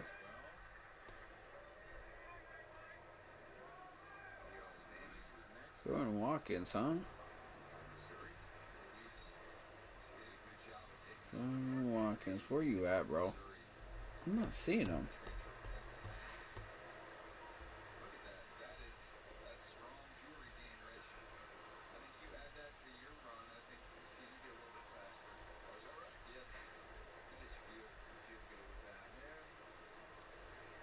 There's Wills Jr. I'm looking for Ole Miss. Let's see. Jordan Watkins. There he is, 5.52. Oh yeah, that's a guy that's probably not even going to get drafted. And again, it's another one of those cases like, yeah, you have the speed, but do you have the balance? Do you have the catching? Do you have the hip turning ability? Do you have the ability to stay on a 90-man roster at training camp through that first cut? And I don't think he does. I'm going to be real with you. But we'll see, though. We'll see. 4.59. Okay. Guy from Missouri.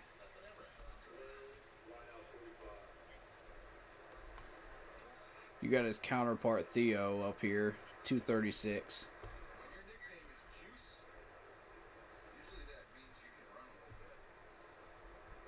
Antoine Wells Jr. Okay.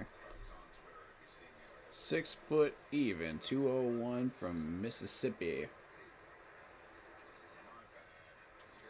We're gonna see Savion Williams. Nice. Okay, cool. Savion Williams is another one I wanted to see. Beautiful. 78, yeah.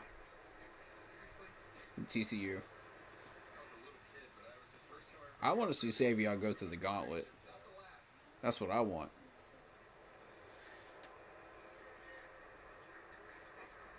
I'm going to get my wish, too. Because if they're running him on the 40, then they're going to send him through the gauntlet.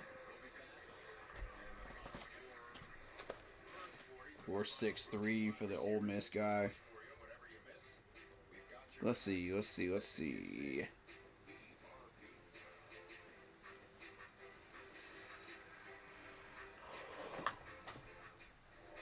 That's a big group of wide receivers here. This is going to be a lot to keep up with. I'm going to try to pick out about 5 or 6 of these guys and just track them. You know what I'm saying? That's what I try to do with these big guys. And I could always go back and I could see the 40 times, the broad jump, and all that other stuff. But what I'm more concerned with is the drills. Because the drills will tell me everything about you.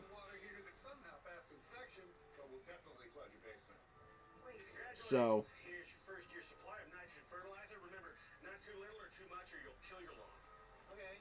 the positive here is I can always go back through NFL Plus. I can rewatch some of these drills. I can see, okay, technique, footwork, all that other stuff. I can go back and look at that now. I have that tool in my tool belt, which is good.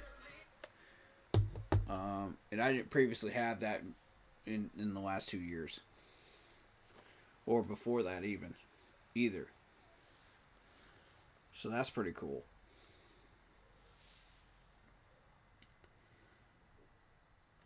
Alright, so I'm interested in Savion Williams. I'm interested in Noel.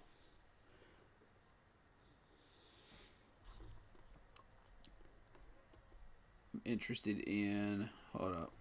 Ooh, Nick Nash is sitting up here at 181. Okay.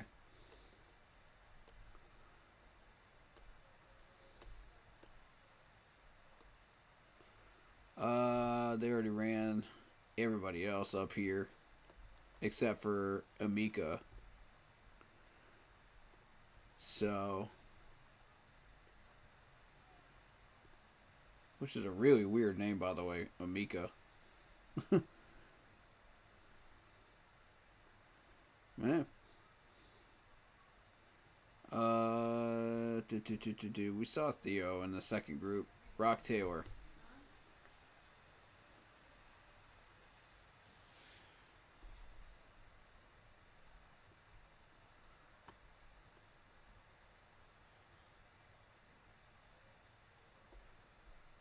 Did they run Will Shepard yet, or are they going to?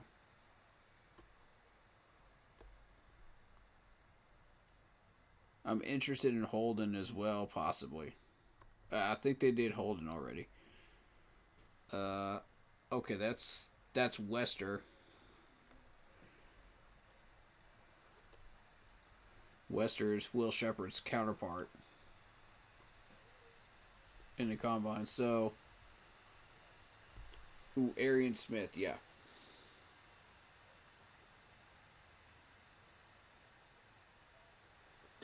So I'll go through and I'll get those 40 times real quick. Once they finish up.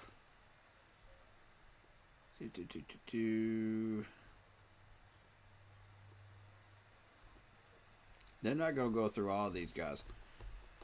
But I want to point your attention to somebody's name in here that I noticed. Moose Muhammad III. The legendary Moose's son, man. Moose Muhammad III. What y'all think about that? Y'all think we should host him for some training camp action? What do you think? Is it worth it? You never know. I mean, the dude doesn't really have the numbers, but I'm willing to host him just because of the name, you know? I'd host him for camp and OTA workouts, but he's got to earn it. If he wants to get back, if he wants to get through those cuts, he's got to earn it. You know, and every one of those people that gets on that 90-man roster gets paid something, you know, until we cut him.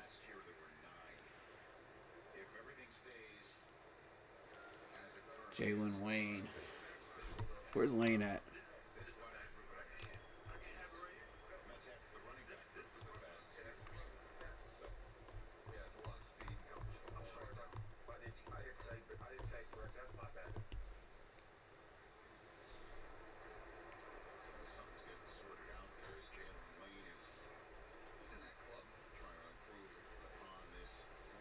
There he is, 245. I knew he was down here somewhere.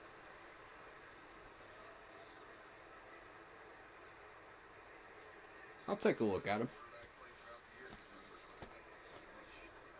Who else do y'all want me to take a look at in this group?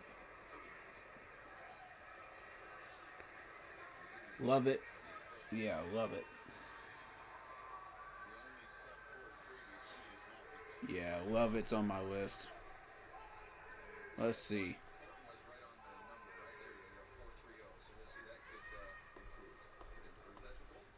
I doubt Levitt will get drafted even, but you never know, right? Weirder things have happened.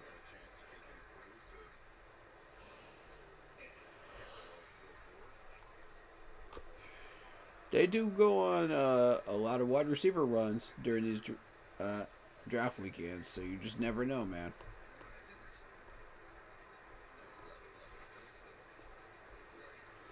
I'm looking for let me see if I can find him. 441, all right.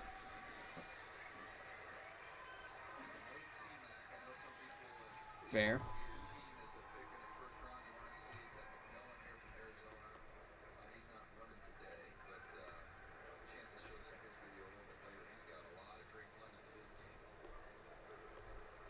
Oh, Lovett probably will get drafted. My bad.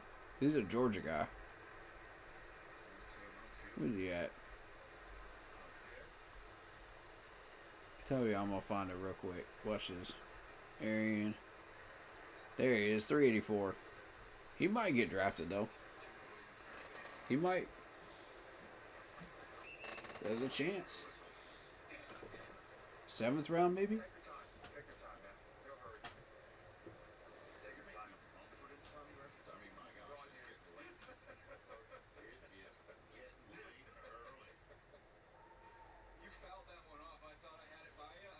They're showing the Browns GM again. They have not shown Dan or Dave at all this entire weekend so far. Not even once.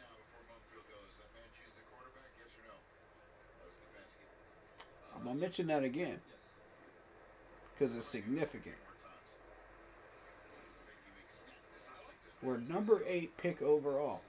Usually they show our head coach or our GM, you know, and they have not done it this year. Why do y'all think that is?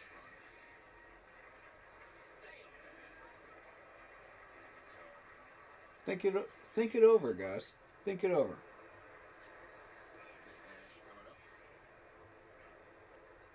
Could it be that they're really trying to hide what we're trying to do this year? Could it be? And if I'm right about that theory, we're doing the right thing. We don't want the attention on us. Because that's going to look bad on us, man. You know?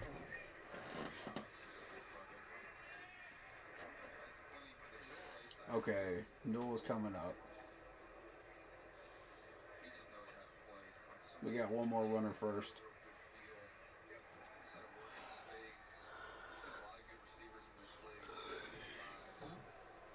Isaiah Nayer.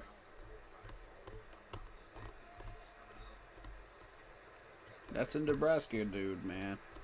Alright, let's see.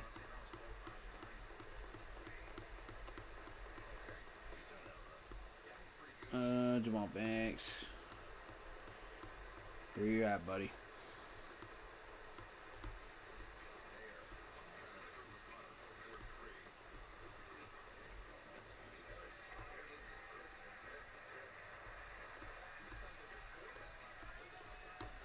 Very nice, very nice. 441. Respectable. I don't see him. Maybe he ain't in here. Alright, here's Noel. Noel's the guy I'm paying attention to, so. Let's see. 439. You beat that 439?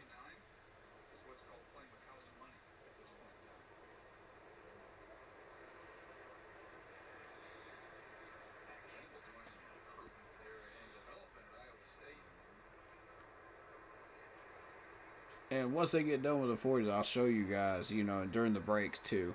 I'll show you why I'm interested in these guys.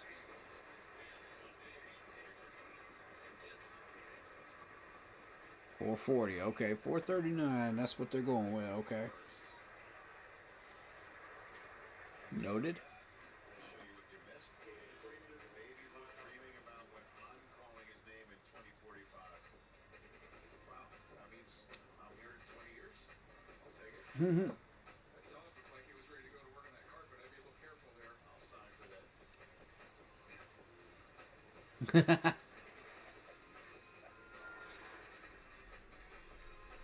All right.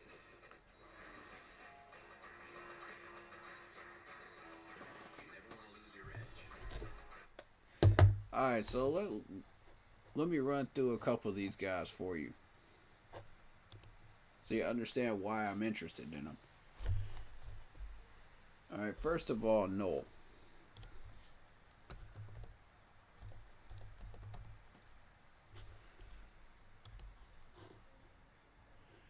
This dude is from Iowa State. 5'10", 194. 80 receptions, 1,094 yards. 8 receiving touchdowns, 14.9. The measurables kind of look, you know. But the 40 looks good, though. But what I want people to pay attention to is the fact that you got 82% hands, 84% slot receiving, 89% intermediate, 92% deep threat. You know, that's where I want people to watch. Because he's being compared to Jaden Reed and Jermaine Burton. So, this dude's an under-the-radar wide receiver. And they mostly use him for slot, which is why he's under the radar. You know, if they used him for more than just slot, I feel like he wouldn't be under the radar.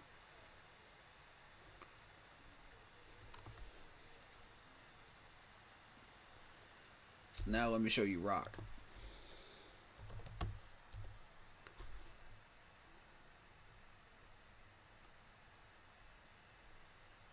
Rock Taylor from Memphis. SEC team, battle tested. 66 catches, 950 yards, 2 touchdowns. The touchdown number could go a little higher, but again, you're in the SEC, so I understand that. 14.4. But your main goal is to move the chains. That's who this dude is. He moves the chains. Outside X receiver. Good measurables.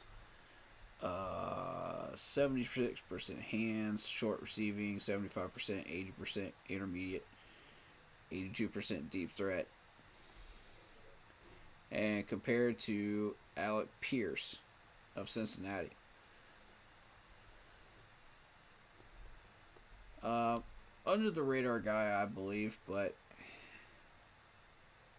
if he could get those touchdown numbers up, man, in the NFL, I feel like there's something there with Rock Taylor. But as of right now, I see him as a depth piece for a while. Alright, Jalen Royals. Let's see. 442, first number. 442. Royals, okay.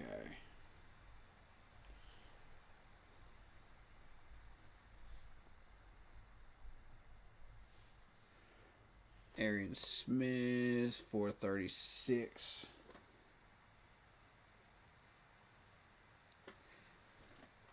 Rock Taylor, they're going to give him a 4-5 flat. Okay.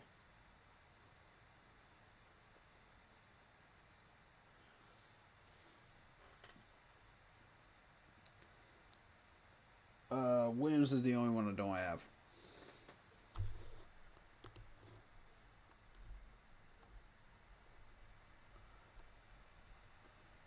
And Savion Williams, they're gonna run him at the end.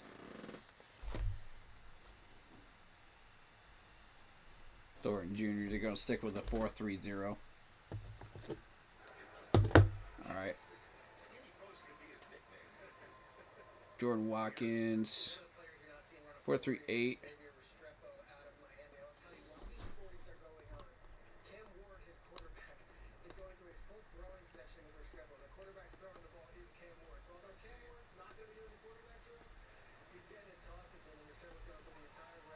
And there's Watkins. 552. Good on his spine there, man. He's got to really work if he wants to get drafted.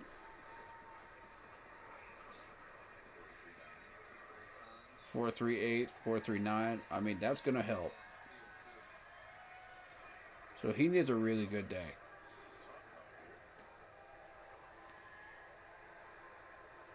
I do that for you. You warm me up? Yes. I'm going to do that every show? You do, yes. That's a good analogy. We rehearse the open, you know? I'm like the Cam Ward to your Restrepo. Get me nice and comfortable. Yeah.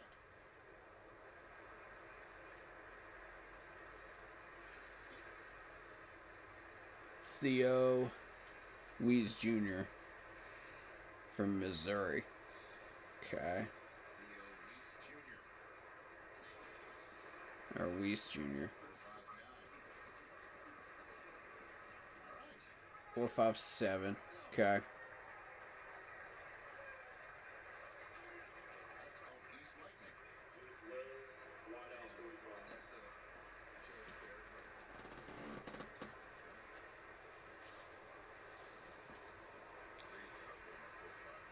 He actually became faster than his quarterback. Quarterback's actually gotta be. Good day running. Gotta be, right? See if Juice Wells can get this time down a little bit. But when you go through the combine, you go start getting to those groups like we have. Antoine Wells Jr. Okay. Like Ole Miss and South Carolina had good years. Got a ton of players here. There he is, 191.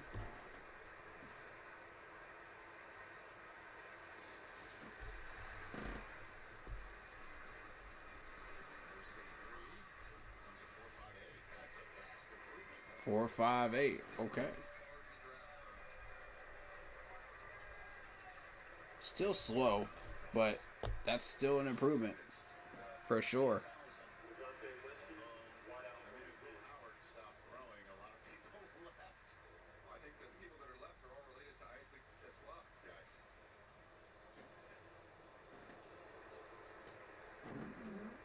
Dave Wester. Out there watching Prime. What's up?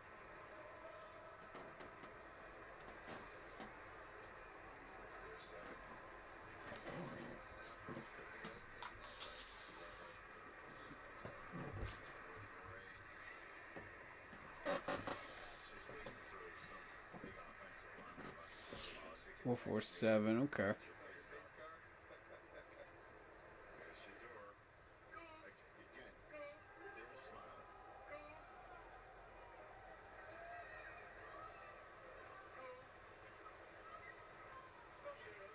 Wester.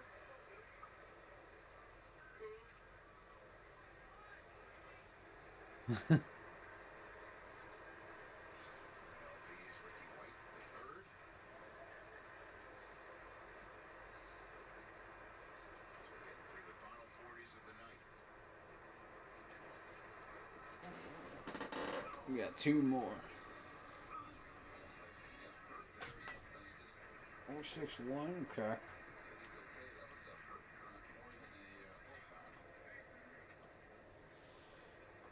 I'm waiting on Savion. Savion's the one I want to look at. It's a clean run. Okay. He's explosive off the ball. When you watch him in his releases, he wins. Kyle Williams. Okay, 4.42. Remember Kyle Williams, defensive tackle. Yeah, a little different run here for him. Warren Sapp once upon a time broke his nose that one game they won. Just my man. Did it all with no neck. He was a wrestler. Here's Kyle. Let's get it. 4.40. Hmm.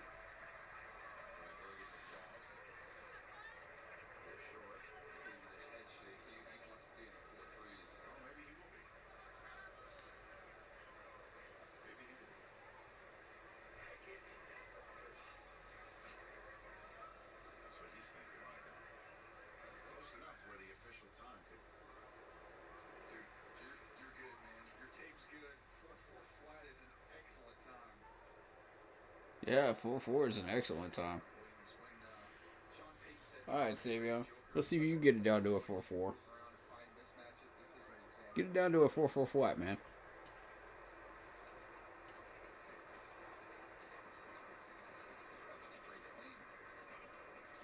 4-5. Oof. 4-4-9 is what they're sticking with. 4-4-9. Okay. Alright, and Lane.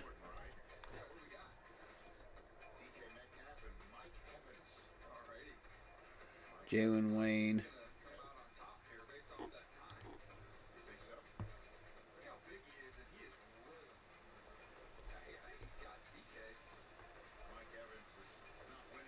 Four, 3-5. Got it. All right.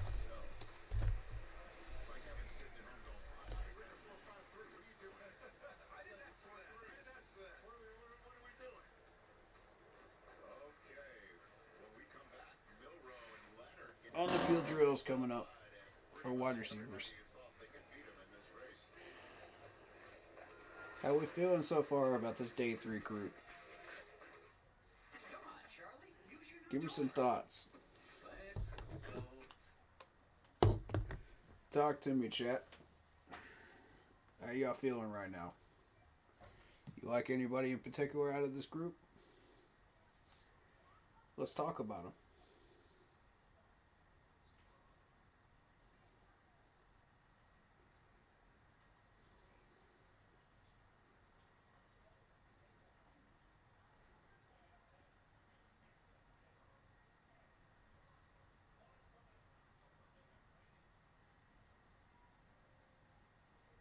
Fun stuff, man. Fun stuff. I'm having fun.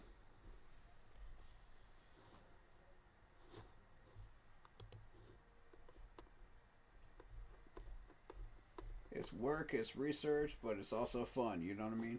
Because you're learning about these players. You're learning who they are.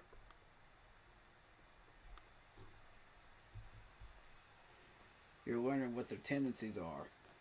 What they can do, what they can't do.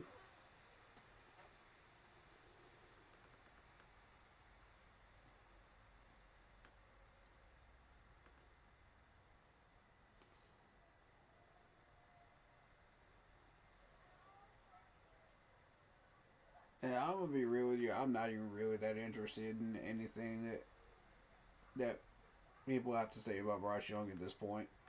Bryce Young is going to take care of Bryce Young. You know what I mean? Like, they're going to drop all kinds of comments about Bryce Young this, Bryce Young that. It's clickbait for views at this point.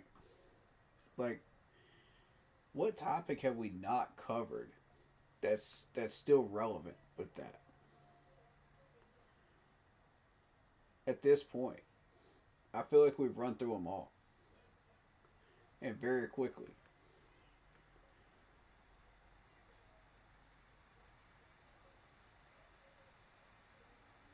But I mean, for some reason, people still want to debate it. So, y'all, if y'all are feeling itchy, man, and you're feeling the need, go over to those streams, you know, and debate about them. But right now, we're focused on this combine talent.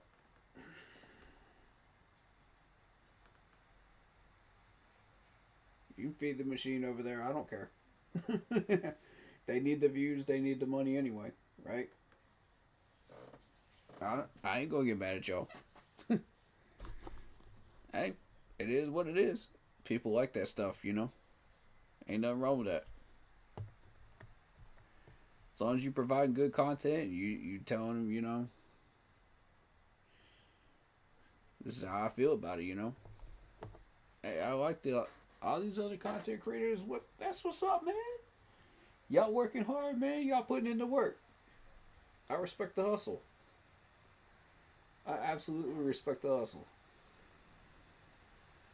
Alright, Debo's due 21.7 this year. And I've heard, yeah, Commanders got Debo in a trade with the Niners. Oh, what's... From Jaden Daniels, Debo Samuel, who did have permission to seek a trade, wanted a new home. He gets it and lands. Oh, we. That's a big trade right there. Jeremiah, so Terry McLaurin, who had a remarkable season with Jaden Daniels as his prime target, now What? They already have Terry McLaurin and now they've got Debo? Ooh. I think we got Washington on our schedule too. I'm not looking forward to that.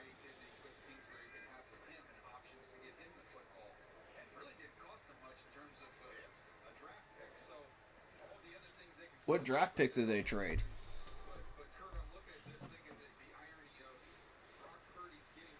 Somebody let me know in chat. What draft pick did they trade for it? Let me know. I think you're 100% right, DJ, is that, you know, a lot of teams are looking at that now, right? We know the cost of quarterback, and you got to pay him that big contract, and so many of them are looking to go, okay, what kind of pay can we make when our quarterback is on that rookie deal? Obviously, Jaden just after his first year, we all know what they did. NFC Championship game, how does this That over the shoulder is a warm up drill, man.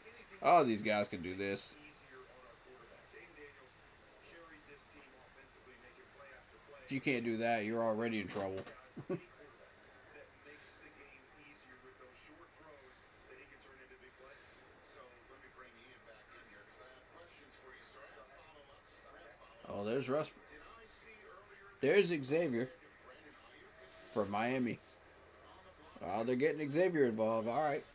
All right. All right. Some discussions, and you can take my word for it, because my word is pretty much gold, but John Let's go. general manager, also said He's another one I wanted to see. maybe some discussions surrounding Brandon Ayuk, and he said, yeah, there's been some conversations. Those Hey, yeah, we know Xavier's fast on the 40. I don't care about that. injury, we'll see I care about the drills. back, but you know, this is And that's exactly what they're putting him in. get a little bit younger again. This That's exactly what they did with Jack Beck, too. is a lot of money invested in some offensive weapons. And I'm like, thank you. This is what I needed. Kittle making a new contract. If we're able to This is going to teach me about these two guys right here. sounds like they may do it, but that's a much harder trade to do than this trade. Again, Debo Samuel headed to Washington. All right, I have one more follow-up. What's the latest with the Purdy conversations? What are you hearing? What are you thinking on that front? Those conversations have begun. The 49ers front office and Brock Purdy's agent Kyle Strongman have started talking. Generally, these quarterback deals, Rich, have happened. Sometimes they happen in June. Sometimes they happen right before training camp. Sometimes they happen before the season. Generally, I'm going to call him XR. and we've also seen big-time quarterbacks land in the 50s. Last year, I'm going to call him XR. That's what I'm going to call him. where in the 50s is Brock Purdy going to Because I'm not sure how to pronounce that last name. All right, thank you very much, Ian. These are my follow-up questions as the Restbro? adding a jolt of caffeine to the affair. Rest Repo? I don't know. I don't know how to pronounce that last name. Y'all have to let me know. Debo Samuel are they getting? Guys, Debo Samuel is coming to the Washington Commanders with the final year of his contract there. He'll be motivated to not only stay in shape, but to try to do whatever he can to get another contract next offseason. Remember the common bond here. Adam Peters is the new general manager of the Washington Commanders. Spent many Adam Peters is the new GM in Washington. Y'all pay attention. Thank you, sir. And I'm telling you. John Lynch has Adam Peters' number in his phone and vice versa. This is the look right So now you're looking at Jaden Daniels, Brian Robinson Jr., Terry McLaurin, and Debo. Ah, that's a crew right there. That's a crew. Even Deion Sanders weighed in on that. Wow. Dang. Oh, snap.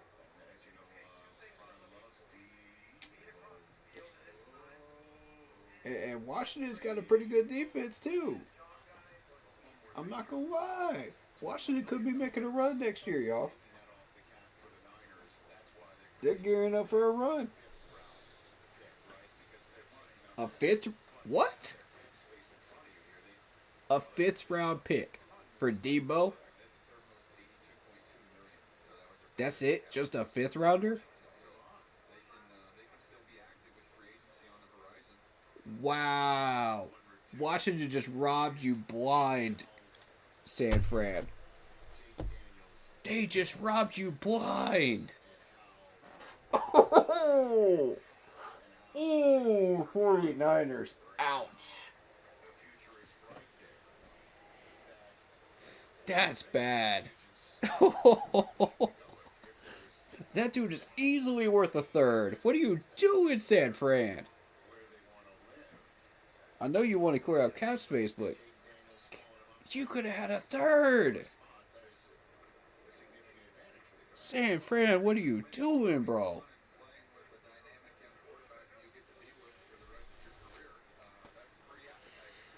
Oh, wow.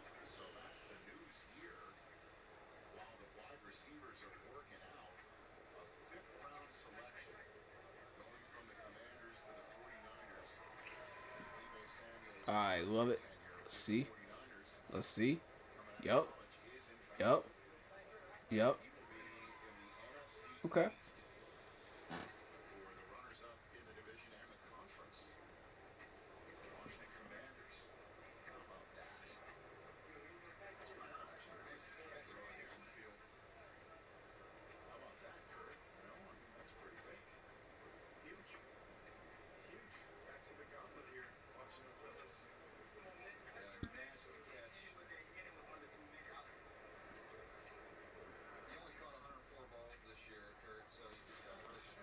Nice gauntlet for Nash.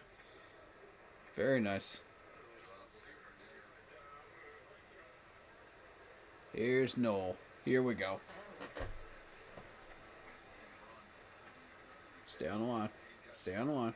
Stay on the line.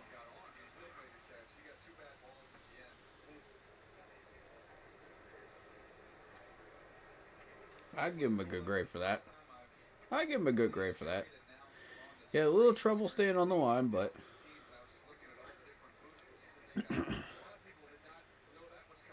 hey, you did get a couple of bad balls, so. Restrepo. Okay. So that's how you say his name, Restrepo. God, that's hard to say.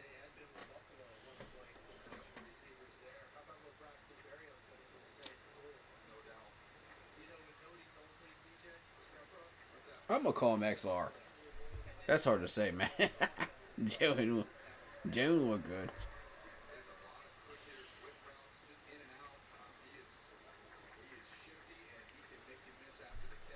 Okay.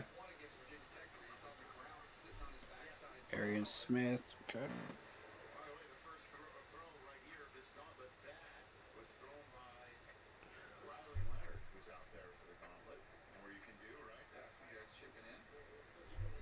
Nicely done, Rock.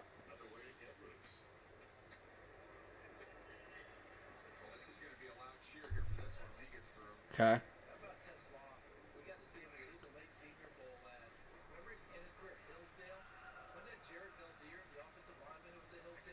Thornton. Good. Good.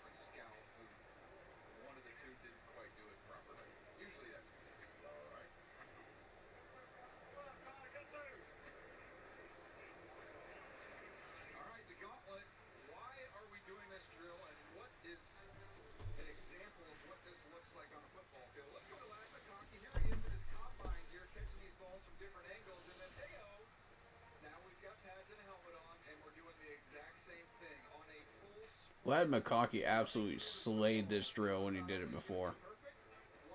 And the gauntlet drill is one of my favorite drills, if not my favorite, of this entire combine.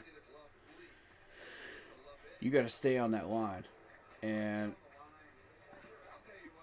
love it. Looks amazing. Yeah. Royals did okay.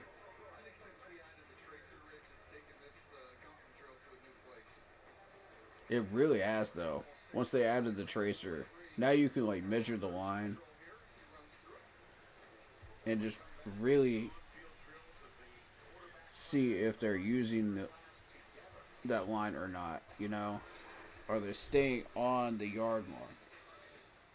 And it measures balance. It measures speed, power, agility, all of it. Hands, hand-eye coordination, everything is involved in that gauntlet. It is, to me, the best drill to see who these guys are at wide receiver. At the Farmer's Dog, we don't think that's long enough. That's why our freshly made food comes pre-portioned, just for your dog. Because a dog at a healthy weight is our bunker, happier life.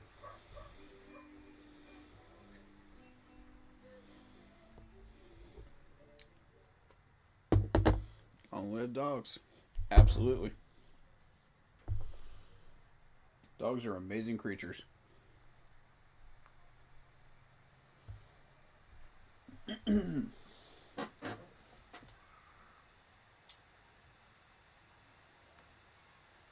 Now this is a question of, I'm not sure what other drills they're going to be doing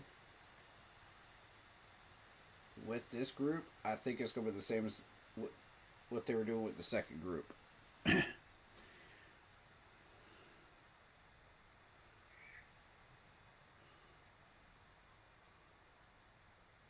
So if all this goes well, they should be wrapping up about 7:30 to 8.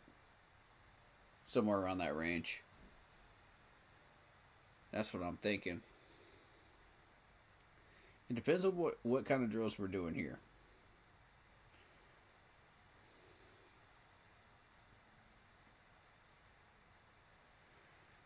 And how many of them. But the gauntlet kind of separates everybody. I'm going to say I think Lovett did the best one of that group on the gauntlet drill.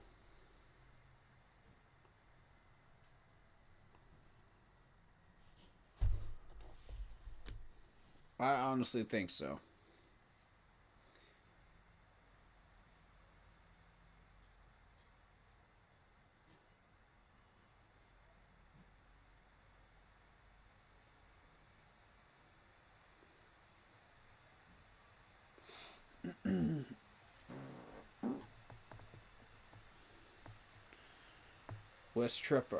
Rest Tripro. Is that... I'm trying to pronounce that last name. Rest Trepro. That is such a... My goodness, that is such a word jungle. Alright. That's a cool last name, though. It's definitely unique.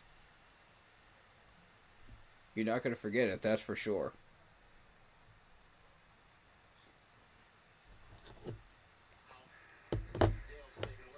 and we have a guy who's sticking around in Shador Sanders and one of those wide receivers in Jimmy Horn, teammates.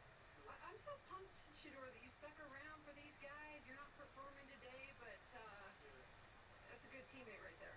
Yeah, it's about the family. We got to support each other. We got to be there for each other. Whenever he made and LeJohntay made the decision to come to Colorado, they was there for me. So, you know, I had to support them through it all. How about this guy, Jimmy Horn? How do you do today? How do you feel about it? I fell in love with you this week. I feel like I did pretty good. You know, I came out here, gave it all I had, and had fun with it. You know, you said said something interesting this week. We're not seeing him out here, Jimmy, but you love him in clutch, right? 2-minute drill. What's it like playing with him down the stretch in games when it matters? I ain't gonna lie. It's like one of the funnest things to watch and like be a part of. Cause like he don't panic, so like when that time comes, you just know it's about to go down. It's like a movie out there. Like it's like a video game. It's like that thing. It's like a video game. I like that. So what? What is it that you are hearing from these teams? What are they loving about you in your game? Well, I would say definitely they understand that mental's on a different level, and it's definitely an advantage that I have over a lot of quarterbacks. And there's a lot of quarterbacks that's great in this class, and I'm just excited to be a part of this class. I know you've been both coached so hard by Coach Prime. We know Coach Prime, right? Rich is up there, like, you've known him for so long and you've been coached by him for so long. How has he been hard on you the most? Because I don't think anybody's harder on you than you, but then him. Yeah, nah, Pops, he hard on all of us. He's hard on Jimmy too. He was just mad at Jimmy a couple weeks ago, but anyway, he's definitely hard on us, so we know the expectation of other coaches. It wouldn't equate to just the discipline and just the life factors that he places on us on a daily. We just understand what it's going to be like. The thing I love about you guys is you have this, like, each unique journeys of changing culture, right? Like, how the quarterback is the catalyst, right? Like, how did the culture change at Colorado? The culture at Colorado changed a lot. It's like it changed a lot, especially with him coming in and Coach Prime and everybody else. Like that program changed a lot. As we wrap up, what are you most proud of your leadership qualities? I'm just proud How did it change, though? my first time. Come on, Will. Coming to the NFL. Expand on that, bud. I'm able to enjoy it with my guys because I was on the phone. We all love Coach Prime, man. We want to know. I'm saying, come be a part of this. I'm telling you. And then for everything to happen exactly how we wanted it to, and to be able to see them be out here and be able to compete is truly amazing. But it'll be more surreal, I'll say, Pro Day at Colorado. The whole team. Yeah, I gotta throw it back up, but you never stop smiling, Shador. Just wipe it off. Mm-hmm. Mm-hmm. Oh, we got some more questions. No, I got one last question. Ask Shador, does he know where he currently ranks on Prime's favorite child list right now? Can you ask him that question? He's got an earpiece in. Jimmy, how he ranks on Prime's all-time kids list. Well, it changes. It changes week to week. I don't know. Yeah, Right? it changes week to week, but I think this week I'm the favorite son. But next week, I don't know. So I don't get comfortable in my position right now. Did Bucky? Maybe, nah, it's me right now. It's me right now for sure. But it may be legit. Okay. Because he had a good 40 time. Okay. Maybe LeJohntay, so we all his sons at the end of the day. What do you do to piss him off, though? Like, what changes the tide? Don't listen. You don't listen, then he gets mad. See, you just mad at Jimmy, right? Yeah, look, hey, all in the email. That's it. But other than that, that's really it. But we're just excited that we all family and we all have different stories, but we all end up on the same path. Well, we love your smile, Jimmy. We love yours. Can't wait to see you guys at the next level. Thanks for stopping. Back up to you, Rich. Okay, thanks so much. Yeah, Prime ranks his kids. You were in that. Cool, cool, cool. Yeah, I have not ranked my kids, but you need to remember the ages of your kids as we transition here. Come on. I stepped in it earlier on that front. But there they go. As we now move to the next drill here. Okay, let's drill down here. Kurt Warner, Charles Davis, what are we seeing down here right now? What do we got? Well, we're getting back here to this, what I call a semi-route, kind of a 12-yard speed cut on the outside. What we've seen so far is seamless land throw already, but kind of building off of what we saw with the first group. You got a number of guys not going to overwhelm you with their physical traits, but nice smooth throws. Kyle McCord coming up here. I was just telling Jones, just watching him, with his drop back and getting the ball out. He's a guy that's just going to throw it the right way. He's not going to overpower you with the throw. He's not going to knock you down with the throw. He's just going to lay it out there in front of you. That's what this throw is all about. Hit that back foot, lay it out to the boundary. You want your guy to kind of tap his feet, and he goes out of bounds. So those are the kinds of things we're watching for. Okay, out route. Yeah, I'm not going to get All right. QB evaluation with Kurt and DJ here. But don't forget Cool. QB's throwing. I think McCord's going to throw it well. Shuck's going to throw it well. I think it's going to be a fun group to watch.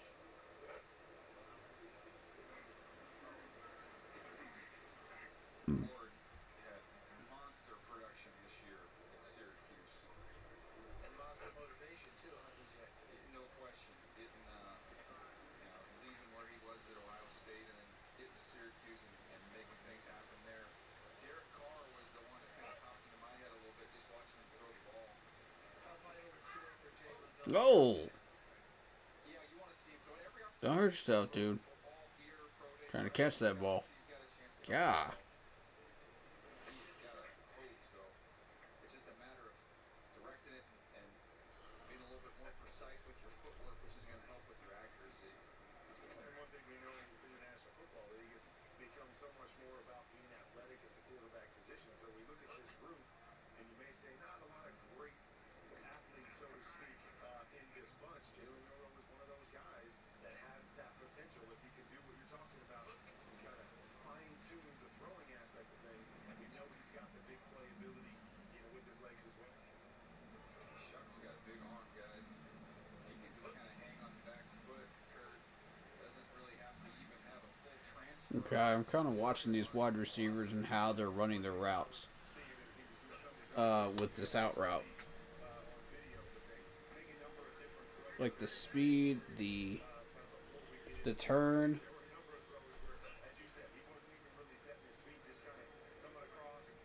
Okay. And looking to catch in. That's what I'm looking for. Okay. Big arm guy, and I can't wait to throw it around. Certainly feels like Tyler Shuck has assumed that identity here. This is Corral, right? It is, and he's getting some shots. He's getting regular. They're getting regular reps. shots. Yeah. Huh, my corral. Listen, you don't sign What? to be a throwing quarterback unless you sign in for a few extras. They gave Matt Corral a few reps. That's interesting. That's very interesting. I mean, if you can't use him on a roster, then he's got to do something. It became bad 13-year-olds. Those parents that have to buck up their kids after that. Nice ball by Shuck. Rich to Kramer sweep the leg. Okay. That's right. National champion finalist. Mm. What a run he had transferring from Duke to Notre Dame. Marcus Freeman's program. Good turn. Good turn. That's a good group. Haven't missed many with this group so far. So, moments ago when Stacey had Shedeur Sanders and Jimmy Horn together, and I Oh. on the current list of Deion's favorite children, and Shedeur said that everybody is his child on the program. Well, Deion texted me, Jimmy number 1. I mean, literally my phone buzzed as soon as they got off the air. There it is, Jimmy number 1. It's official.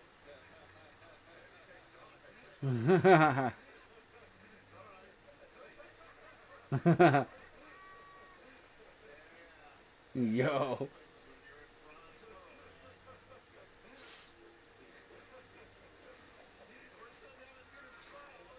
Curl routes, I think we still got the deep routes and stuff like that too.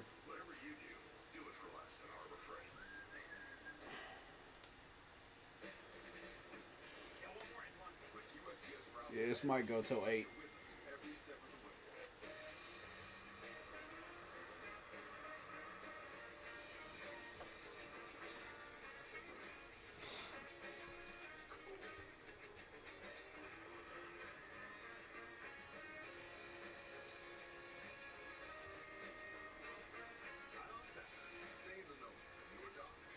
So how we feeling, chat? What did you guys think, man, about this group today?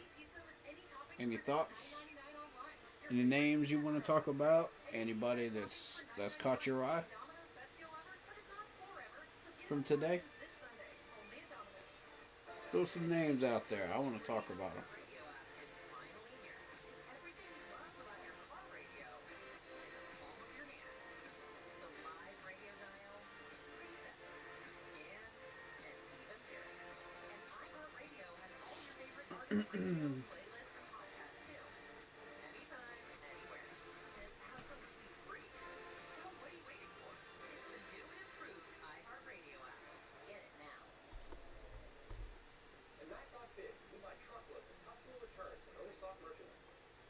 Why pay full price for that dream TV when you can save a ton on Mac.biz? We sell everything. I feel like All through our online auctions. our wide receiver pick is going to be either 74 Days to pick it up. or 110, So play it smart. Don't wait or a pick in between check us out. if we trade down. Go online at Mac.biz today. I strongly believe that. So we got all those names available to us, you know, in between that range. Half of them are going to be there on draft weekend, half of them are not. You stay ready. You don't need to get ready. This crew is truck hunt ready. So which ones are going to be there, which ones are not, I can't predict that. I can make an educated guess. But I'd say most of my educated guesses on those are not going to be correct. So I would be assuming at that point. Deep in.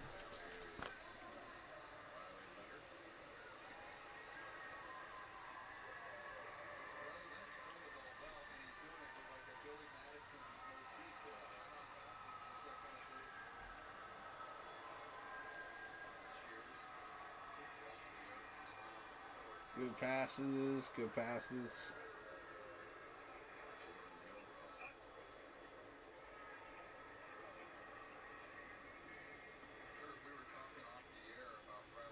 Uh-oh, 48 again. 48 with a drop. 48 had another drop earlier, didn't he? Who's 48? Somebody let me know who 48 is.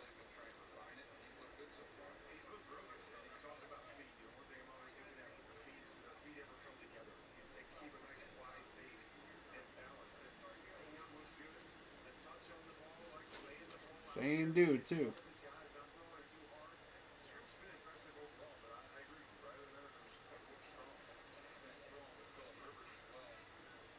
And guys, take a look at Shump throws. I think he's trying to do things as well. Did you see the last one, Kurt, when he went back and shrugged off and then he's trying to throw back on his feet? I think he's trying to show there's turbulence in the pocket when he's throwing, and I'm not sure. Better make the throw. Right. Is this the spot that they need to see that, Kurt, or no? I want to just make every throw. I want to make it the right way. But again, everybody trying to stand out, which, you know, whether that's wearing your hat backward, whether that's trying something a little off platform, okay. But you just better make sure you make the throw. Otherwise, we're coming out going, okay, what are we doing out here? Well, I mean, with Riley Leonard, you talk about footwork. That opening drive of the national championship game. Circus bench routes. It was 9 runs, and they scored, and then Ohio State took control of throttle from there. But he really is very. Remember, they ran over 10 minutes off the clock in the first drive. I don't think that's a question. Great athlete for sure. It's just a matter of the consistency throwing the football, and it's not good. That work he's put in. It's okay today. Yeah, that's Shump. Shump keep an eye on the football. There it is. When he gets his weight transfer and really lets it go, he can throw. Nice catch. Who was that?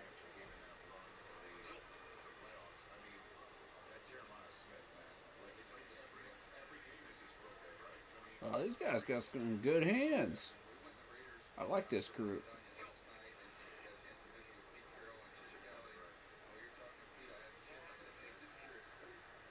Very nice hands.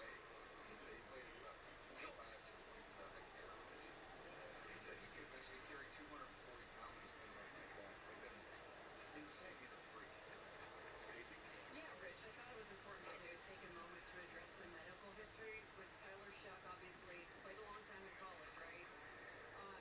Oh, he had to come back for it. And he's gotten a lot of them this week. He understands the questions. I think he's kind of tired of them, right? So 2 broken collarbones through his college career, the second of which he had surgery to repair. It's been a non-issue since that surgery. The other injury was a broken left fibula that he suffered after a hip drop tackle. So a freak accident. Oh, after a hip drop tackle? Oof. Based upon the hip drop That's not good. These are non-issues for him, and he feels very healthy. He feels very good. And Okay, as long as he feels healthy, man. You know, that's the important thing. They were just talking about those injuries, though. In case you missed it.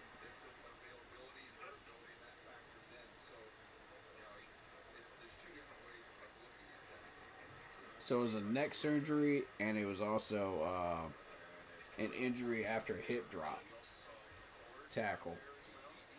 And that's exactly what they're trying to ban in the NFL is a hip drop.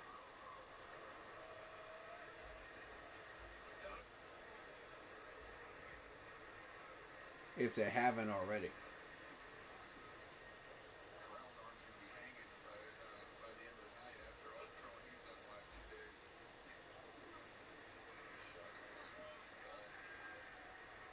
Very nice.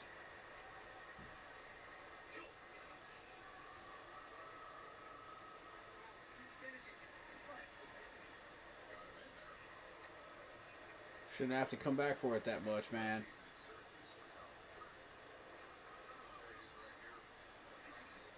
You gotta keep that inside the cones. That's the goal here.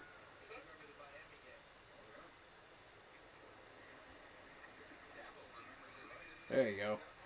There you go. That's what you're looking for. It's a circus catch, but you want to keep it inside the cones.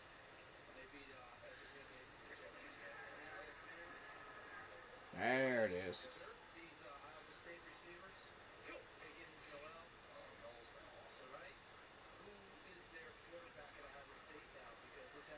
That's the one right there.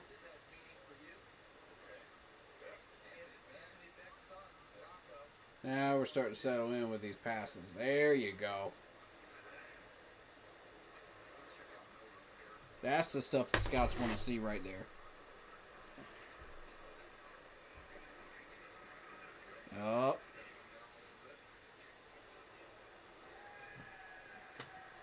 A little high.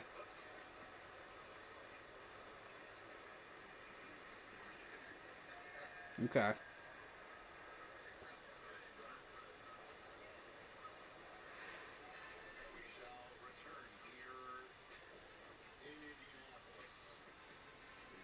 Alright, so what other drills do we have left? I know we got the curl route. I know we got the long distance throws.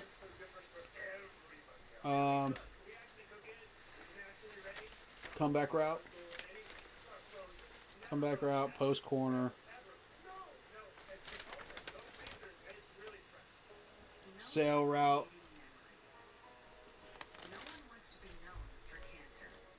We might see some of those. I doubt they're going to do the deep ending. Because if they were going to do the deep end, we would have seen it. Because these last couple of drills were more focused on the quarterback than the wide receivers.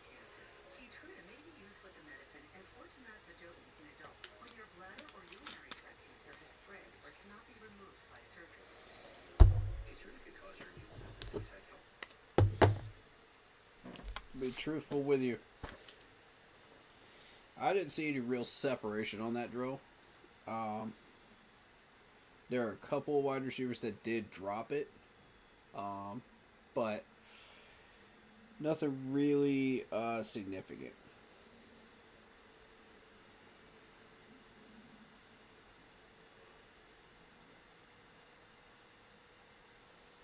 Alright, so let's see what other drills we got left.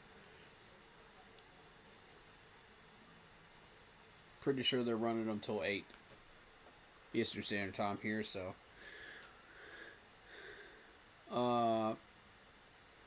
make sure you're here about 1:30 tomorrow, 1:30 p.m. Eastern Standard Time, because we're going to be doing offensive linemen for the final day, wrapping up, and we're also going to be doing the blueprint for the Germany game reaction, so directly after. So as soon as we wrap up with combine reactions, and final thoughts on it, we'll be doing the blueprint.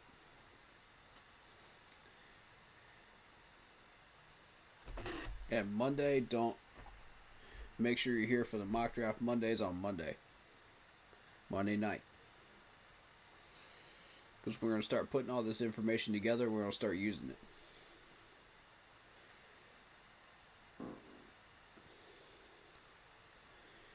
Yeah, I'm about to be on the phone all day Monday, man. Whether it be with with other stuff that I got to do outside of YouTube and my crew as well, because we're gonna be compiling all this info. And we're gonna be talking about some stuff. You know, so Monday afternoon we're gonna be. My phone's gonna be going off like a firework.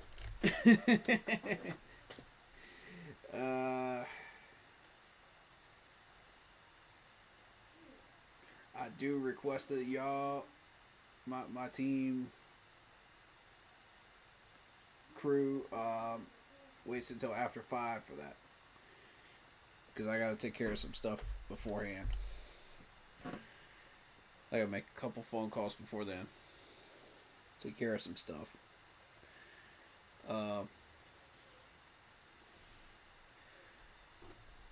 Let's see. We've got the I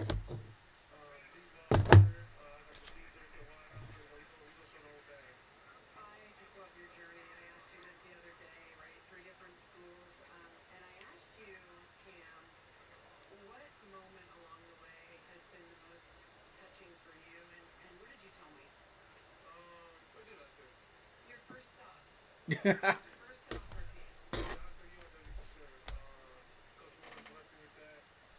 Being able to coach at Leftwich, my first college quarterback coach, you know, it's taught me a lot. Teammates I have there has been good. So, you know, I'll never forget that place. I'll be back there real soon. And, you know, I'm just excited they gave me an opportunity. And that's Incarnate Word, just to make sure everybody out there knows that. Great school for you. I find it fascinating, Cam, that you actually were going to declare last year to enter the draft. You decided to stay, got to play with all these guys you just mentioned.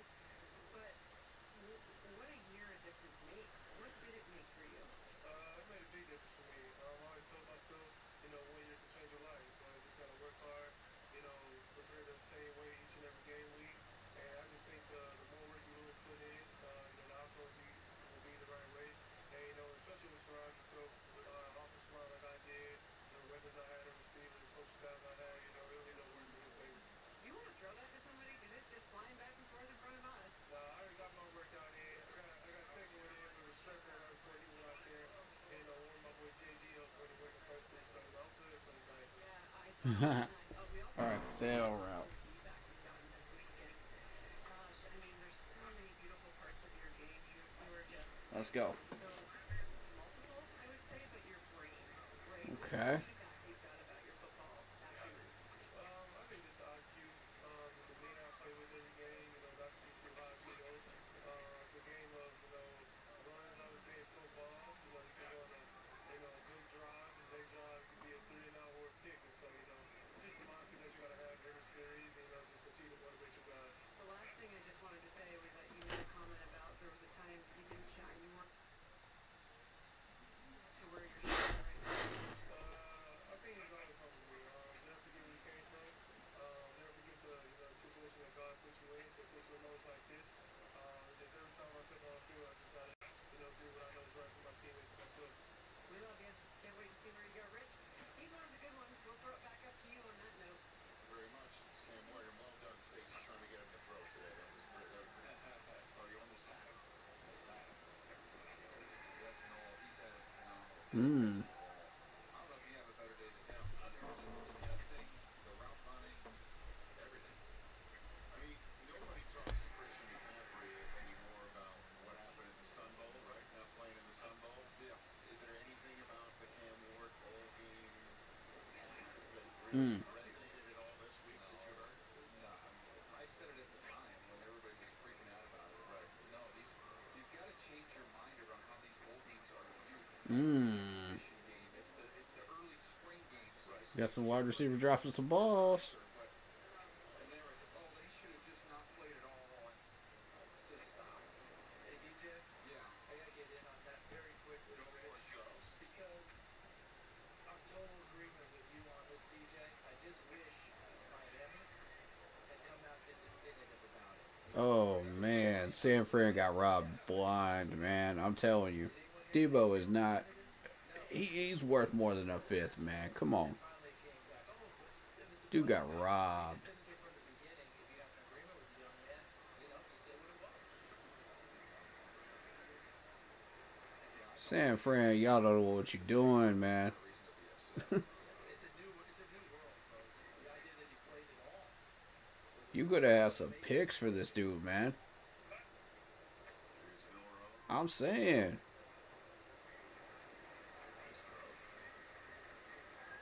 Best for it. That's XR. Okay. I think are still work in progress with Milrow, but when he's comfortable, pick a sight and throw with velocity and that kind of fastball. Oh, watch the wide receivers. I don't care about the quarterback. There we go. That's what I'm more interested in.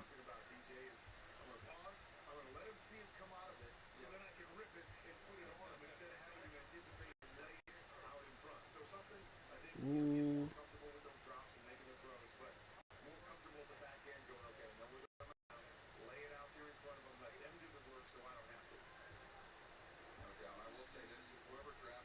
Cool routes.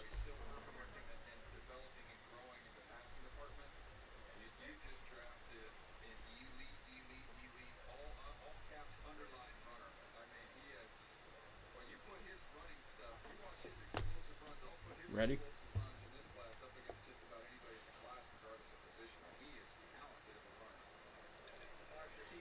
Okay.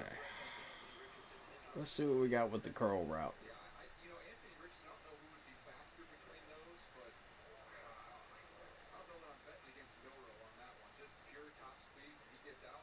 Yeah, I'll agree with that. Jalen looks faster than AR.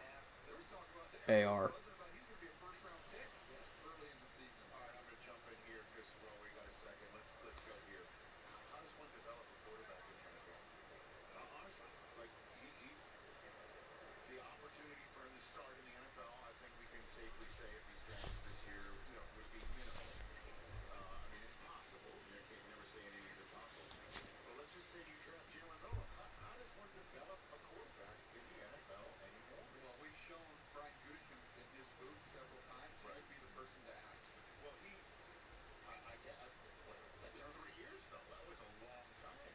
But I think it paid off for him. I think they're happy that they took somebody in Jordan Love, Kurt, who had a ton of ability but did need a little time in development. And I don't know. I know it's hard to find the reps and the work to get these guys to develop once they get to that level, but we've seen it. We've seen it happen.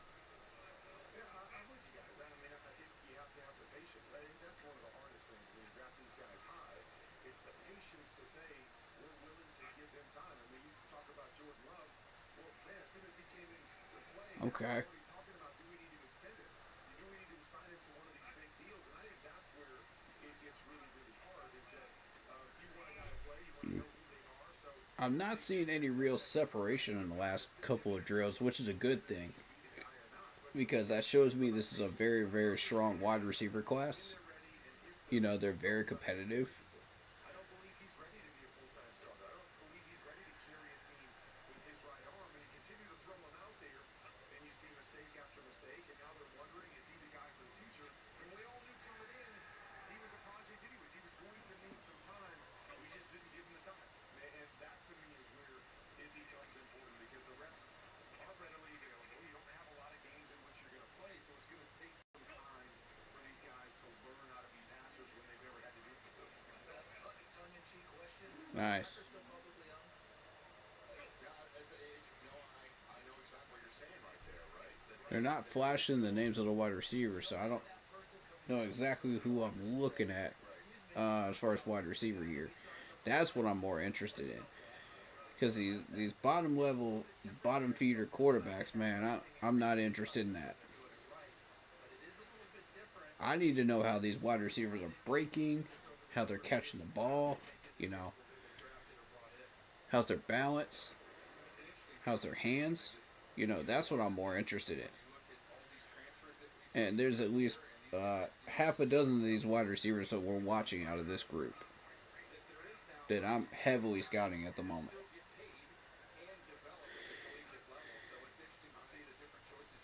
I guess I just, Ooh, nice hands. I'm just wondering Okay. See, that's where. This is why I wish they would show the names of the wide receivers too.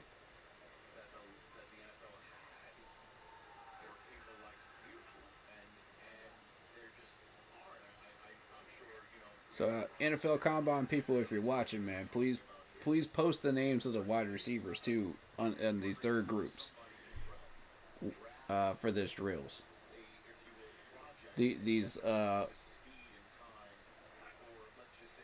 late drills that you're doing, because I'm interested in them, you know. Because I mean, that's how we found Coker, though. I wasn't even looking for this dude, and I found him. Well, technically, my team did, of about 5 or 6 people, you know. But we found him. So you might just find that hidden gem in the rough there, out of that group. But you'll never know unless you know the names, you know, and they flash them while they're doing the quarterback drills as well. So I just put that underneath the quarterback's name or something like that. That way we know who he's throwing it to. You know, that would be cool. We'd very much appreciate that. Just a tip for next time. I'm down with it this time, man. You know, do what you're doing this time. You know, it's cool. But just a suggestion for the NFL Combine people. We appreciate y'all, NFL Network. Y'all show the Panthers some love, man. I appreciate that. Much love to you.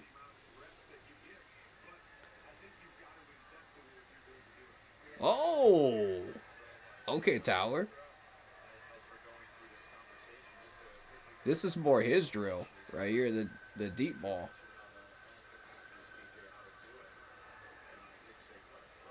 Oh, he had to stop for that one. Okay. I'm trying to hit him in stride deep, man. He completed it, though. I give him that.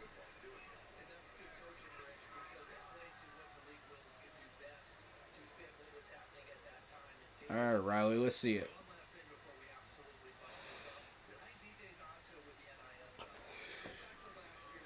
And see, this is another reason why I need to see these wide receiver names, because some of these guys drop these deep balls, and I need to know who these guys are. So I can say, okay, maybe these guys can't catch the ball deep, you know.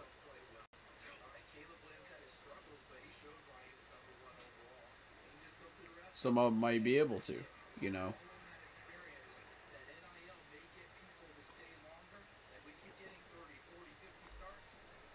They got the names on the shirt, but I mean, like, without the listing of the numbers and who's who, you know, we don't have any of that.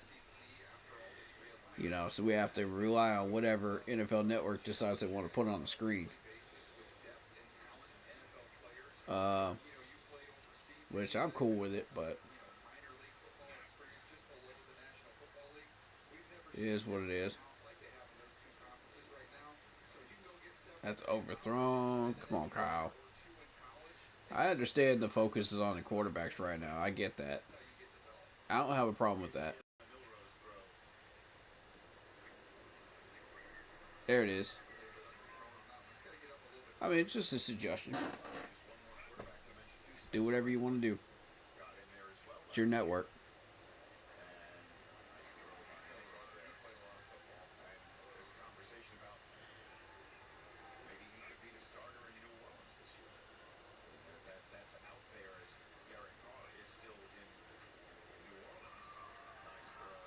Very nice throw.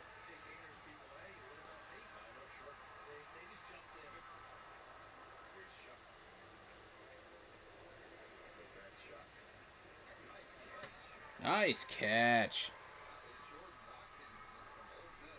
Jordan Watkins. Okay. Thank you.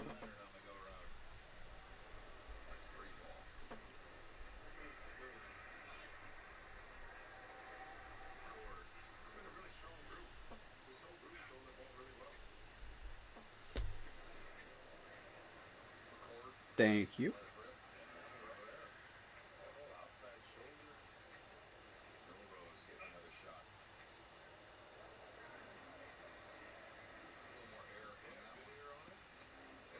There it is. Okay. That's white.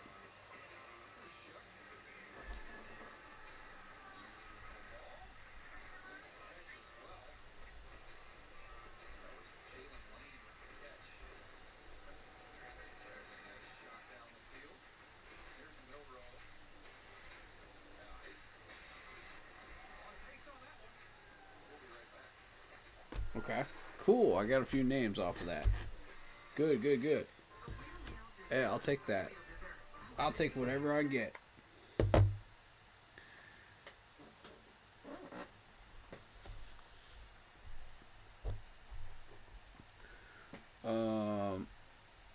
I believe that should be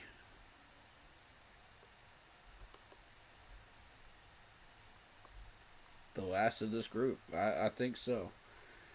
We may be looking at a couple more throws here just to finish up. But I think that'll be it after that. I don't think they're doing anything else. They're going to wrap up about 8.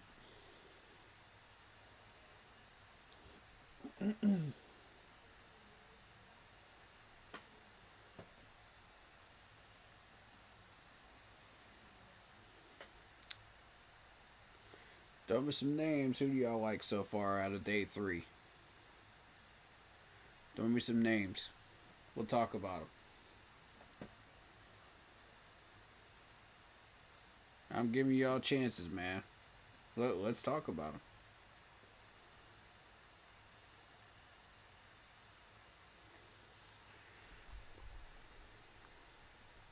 I'm going to be real with you. I think if we do go wide receiver, it's going to be somewhere between either pick 74,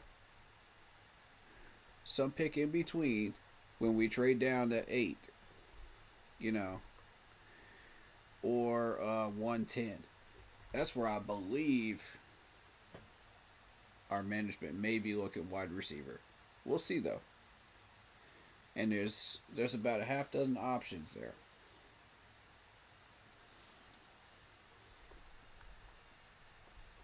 Because like I say, I like Jack Beck. I like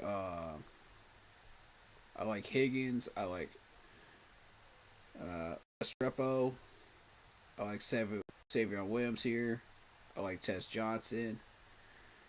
I like Torrey Horton. I like Ty Felton. I mean, you've got options sitting there, you know, around that area. But once these guys are gone, they're gone. You know what I mean? I do like Jalen Wayne there at 245, but and if you're really in an emergency situation, you really need a wide receiver, Rock Taylor, maybe. But Holden is an option. Bo Collins, I've heard a lot about, and I like him. Arian Smith. You know, if you really want to get an undrafted guy, then those are your options there. But I mean, overall, like, I mean, they've been hyping up Jimmy Horn Jr., but I don't know.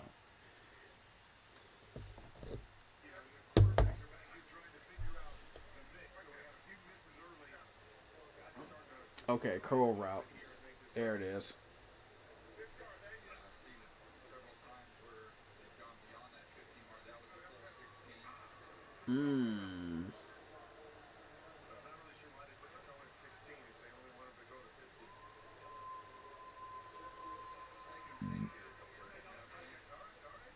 See, these are the guys I need to know about. If they're dropping that curl route, we need to know about it. Because if you drop in that curl route, that's one of the most basic routes in the NFL. That's in everybody's playbook.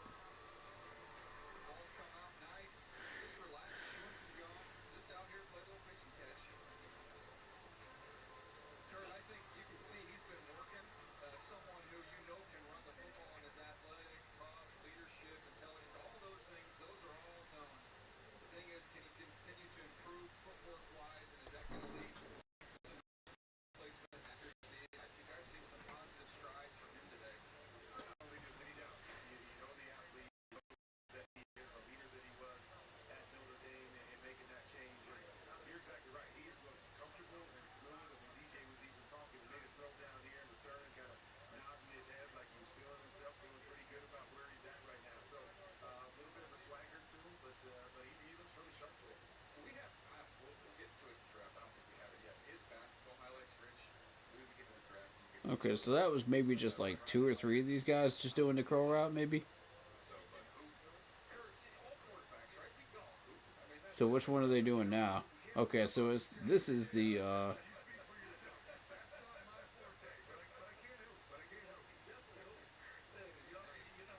this is the deep out. That's what that is. Okay.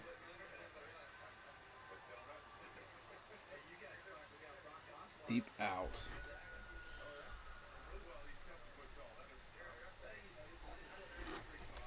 So see, they changed this drill up. The earlier group didn't have the pylon sitting there to set the angle for them.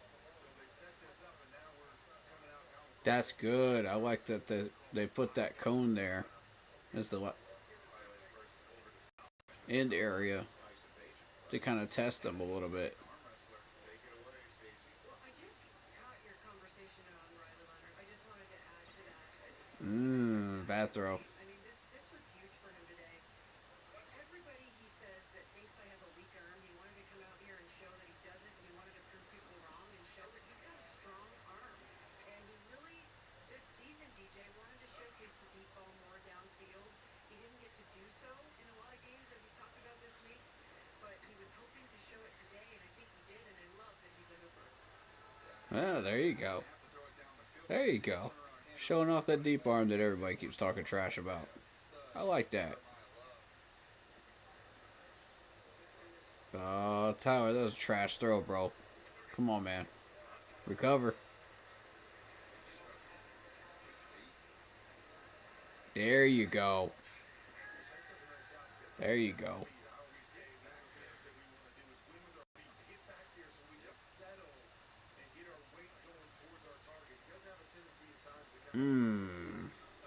Settle that arm down just a little bit, buddy.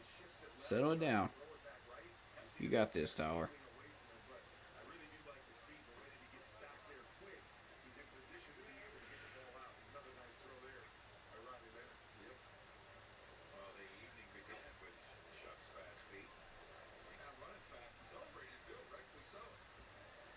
Nice. Didn't break stride. Very nice. That's what the scouts are looking for right there.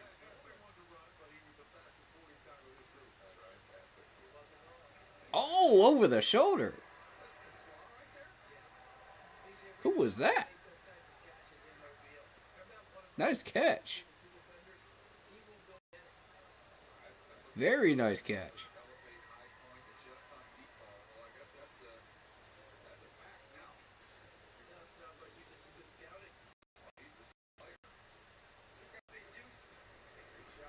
Money.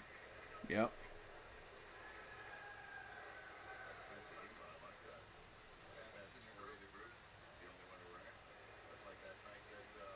Oh, Tyler. Tyler, you got to get that ball down, buddy. You got to get that ball down. You're overthrowing it again.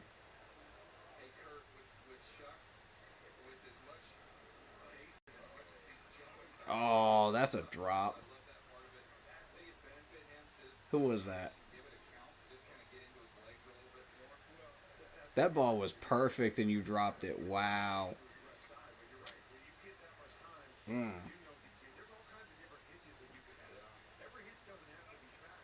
Okay.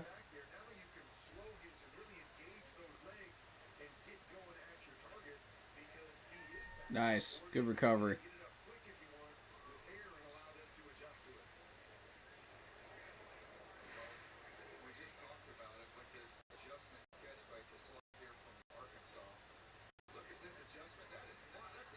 Oh, what an adjustment, man. Arkansas, huh? Okay. Who's this?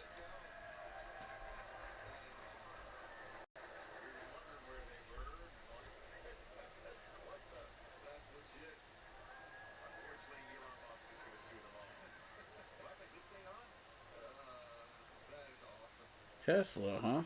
Okay. Tesla from Arkansas. Let me see this dude. Let me see this dude.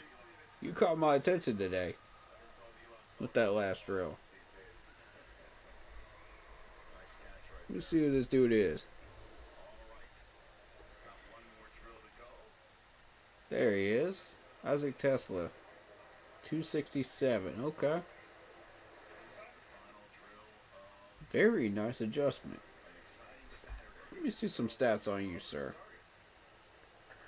Hey, Kurt, you can tell Davis faith is clear. He can late. No, he doesn't need to be hearing this.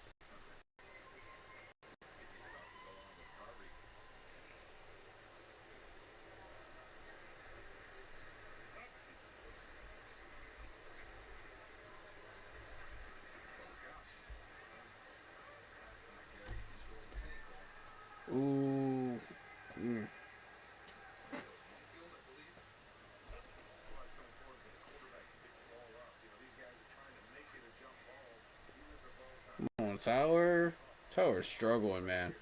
Mm. Quarterbacks, you got to remember this is not your drill.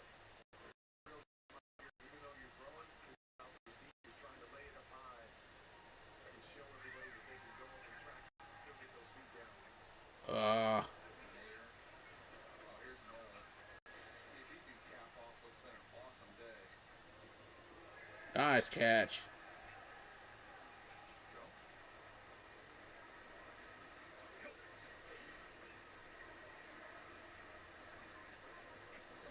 Good catch.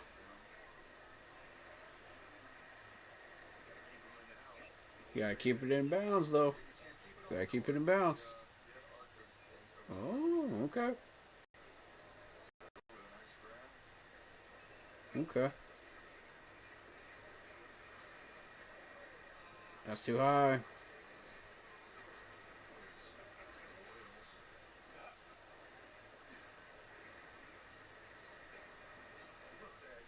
That's better. The years they've changed some of these routes. DJ, they've added a couple different things in. Added more routes that pertain to different concepts we see. Mm-hmm. To see different aspects of throwing the football. I'm with you. The Tesla family. I love that ball was low and he caught it low and then tried to raise it up above his head. Very nice.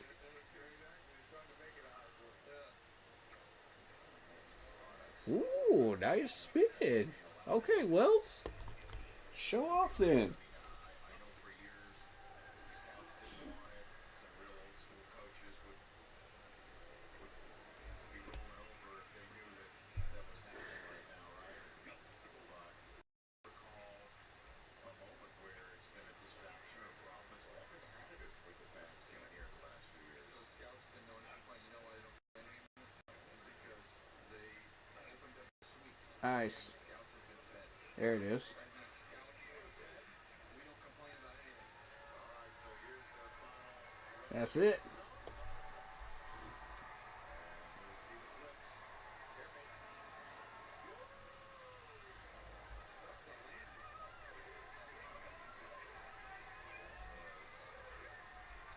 Aaron Smith. Darius Smith. Georgia Bulldog. See all the eligibility for the gymnastics team? You can jump over the hedges when you're doing that. You can. Well done.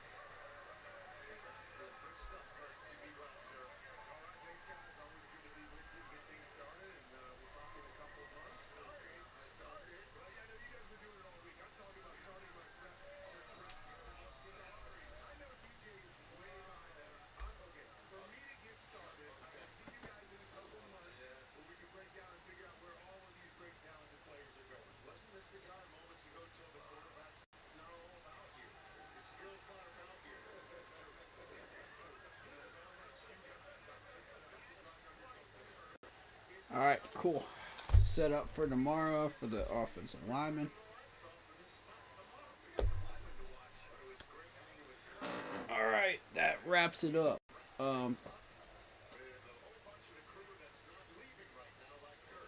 Overall, this was a really, really good information gathering day as far as the running backs, wide receivers, and quarterbacks. I was very, very impressed with what I saw today. So, to kind of go through the notes that I put down for today, And let me make sure I mark that, because that's the second group.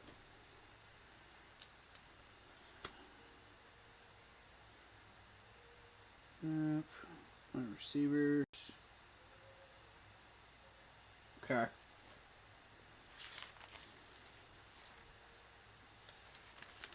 So, starting out day 2.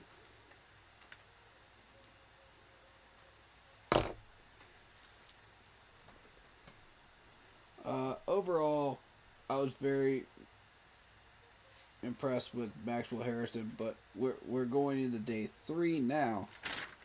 So, day 3 began with the 40 times for the running backs. So you got Trevor Etienne 443, you got Sanders with 447, Brooks with 453, Henderson with 443, and Smith with 439. Those are the guys I initially started looking at in the first group. And then you went to the off-tackle recognition drills, which is elusiveness. So essentially, these guys were coming off the pads, doing the footwork, and then come out of that, stop for a fraction of a second, look to see where your lane's going to open up with the padding, and then run through. So that's an elusiveness and footwork drill. They call it the off-tackle recognition drill. Ashton Gentry looked really good on that one. They highlighted him a lot today, early on. But I didn't see any real separation between these guys, to be honest, on that drill. There were a couple of guys that didn't do it as well as others. But, I didn't really hold that against them, to be honest. So you got the blast read. Trevor Etienne was the one that kind of separated himself out of that group. Deuce Staley drill.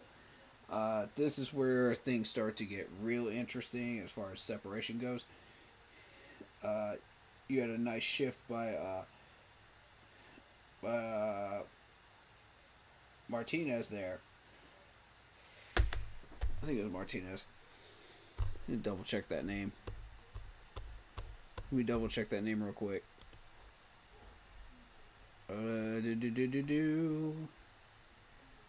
Yeah, Damian Martinez.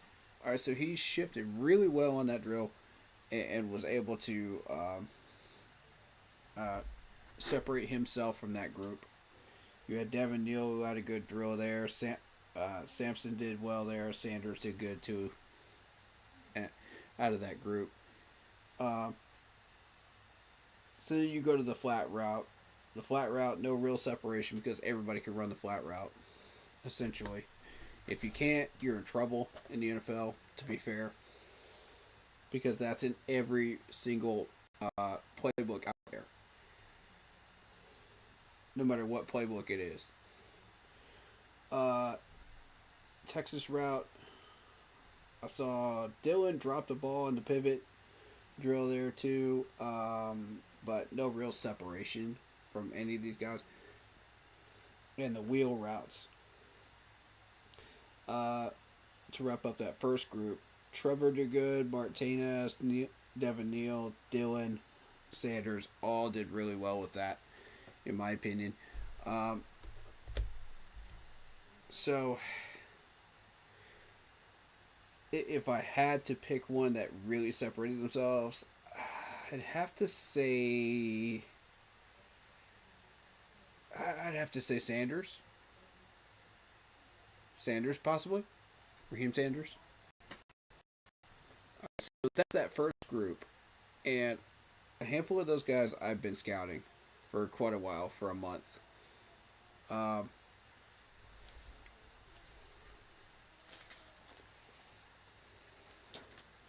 then you get into the second group of wide receivers. The ones that caught my attention: Bond, Felton, Horton, Higgins, Tez, Holden, and Brown Jr. were the ones that I was paying attention to. Bond had the 440. Felton had the 8 on 40 time. Higgins had the 437.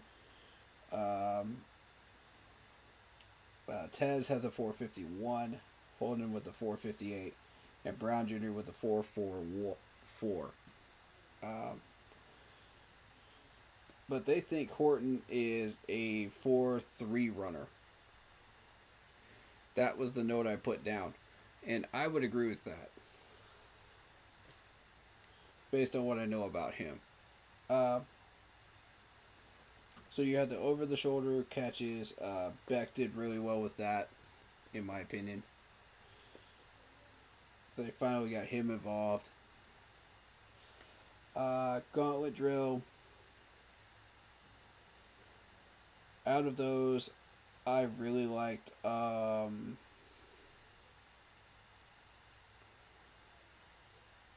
feel like Beck separated himself on that one. Out of that group. So you had Beck, Higgins, Bond, Holden, Ty, and Tez. And I really feel like Beck separated himself just a little bit on that one. Just a little bit. Just my take on it. Maybe you guys saw something different. I don't know. But you are welcome to disagree. And pick your favorite on that one. But that was a tight drill. And the separation is going to come there. If anywhere. You know. Because this is a tight group. You know, you got a lot of competition. And it's just... It's tough to find that separation in this group, which is a really, really good thing. First group and second group and third group. All three today. Looked really, really solid. The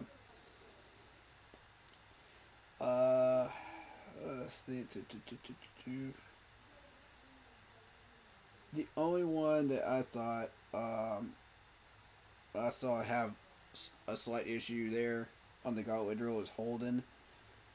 And that was a line issue. You know, he wasn't as straight as the rest of them, but I'm not going to really penalize him for that. You know, in my scouting. QBs. I think Jackson Dart separated himself from the entire pack the entire day today. In every single drill. You had the out routes, the deep end, the circus bench routes, the sail route, deep ball. Howard had a rough day today. So we'll continue to keep an eye on Will Howard on that. Maybe he just had an off day. Who knows? But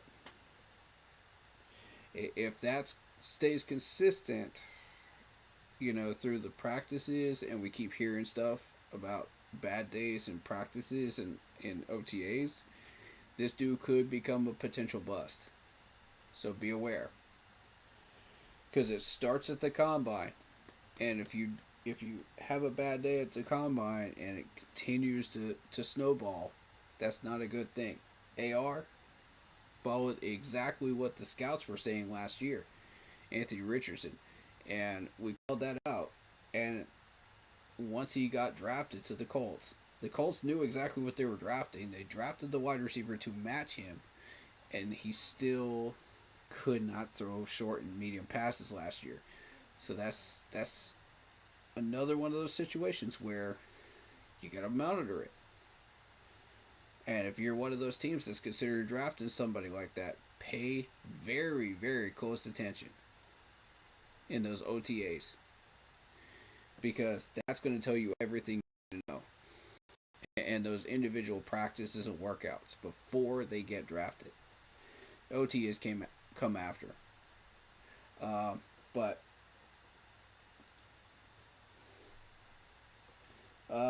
comeback routes, I feel like Dart did really good on that one.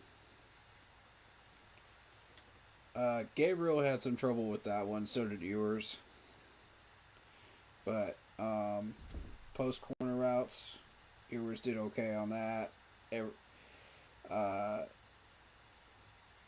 Dart, that wasn't exactly his drill.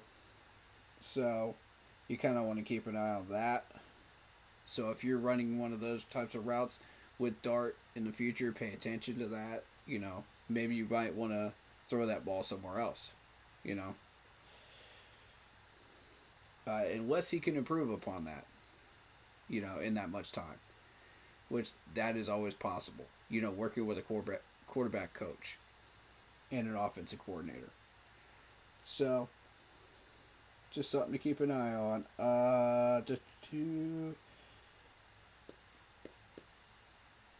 Running through, I think Ewers also had trouble with that one too. So, the box pass with the 2x2 cones, Dart did okay. Gabriel did okay. Howard actually did better on that one. So, the less you make yourself look like raw meat out there, you know, after like 4, 5, 6 drills in a row, the better you're going to do later on. Because people were looking at him, you know. And when the Titans GM is staring at you like that, that's not a good thing. Like he wants to give you a hug. Yeah, you're not getting it done. That's definitely not a good day. All right, so the third group of wide receivers: Thornton Jr., Williams, Noel, Rock, Arian Smith, Lane, Lovett, Royals, Wells Jr. Those were the guys I was looking at from that group. Thornton Jr. 4.3 flat, Williams 4.49, Noel 4.39, Rock is 4.5 flat, Arian Smith is 4.36, Lane 4.35, Lovett 4.41, Royals 4.42, and Wells 4.58 are your 40 times that I noticed from that group. Those were guys that I've been heavily scouting as well. You know, I've got a long list here of wide receivers this year, and I'm not going to tell you which ones I'm favoring yet. You'll have to figure that out for yourself. Because I know we're going to have some NFL scouts coming in here. Y'all going to have to figure that out for yourselves. Over the shoulder, no standouts on that one. You know, everybody can catch those. Gauntlet drill. Everybody pretty much did really well. We got my man XR in here from Miami, which I have trouble saying that last name, but you guys get the idea. Westrepo, I think, is how you say his last name. So I'm going to try to say that, but everybody did well, and I think Lovett and Arian were the two that separated themselves on the gauntlet drill this time out of that set. The rest did pretty well, though, you know. But those were the two that separated themselves in a very good way. Slant, no meaningful separation. Because everybody can run a slant, basically. If you can't, you're in deep trouble going into the NFL because everybody runs a slant in their playbooks. Out routes, no real separation, which is a good thing. You did have a drop from whoever number 48 was. I never did get a name for number 48. But whoever that was. He also dropped a deep end as well. But again, no real separation there on that drill. Sail route. I liked Noel on that one. But again, no real separation. Crow route. No separation there. You had the deep out and Tesla started to separate himself from that group with a nice adjustment and a good catch later on in the corner box drill. I'm not exactly sure what they named that corner box drill offhand. I'll have to go back through my notes and figure out what that is. But overall, I think it's that. So we'll go with that name for now. Somebody probably knows in chat. If they do, say it. You're more than welcome to correct me on that. And the deep... You also had deep ball. Watkins looked good. Westrepo looked good on that. Lane as well. Overall, very good day. A lot of things to learn about these players. Very pleased with the knowledge that we got. You know.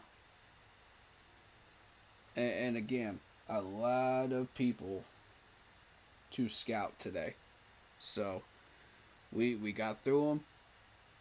We got the info that we needed.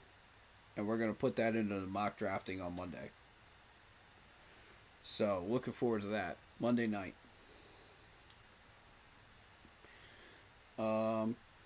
Either Monday night or Tuesday night. I'm probably will do Monday night. And then take 2 days off of streaming or whatever. You know, because this is a lot of streaming and a lot of work. Strictly on football stuff, so.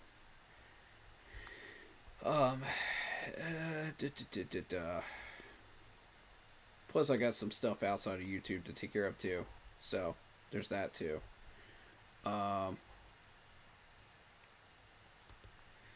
Beyond that, I think this was a very successful day. I'm real happy with it. And,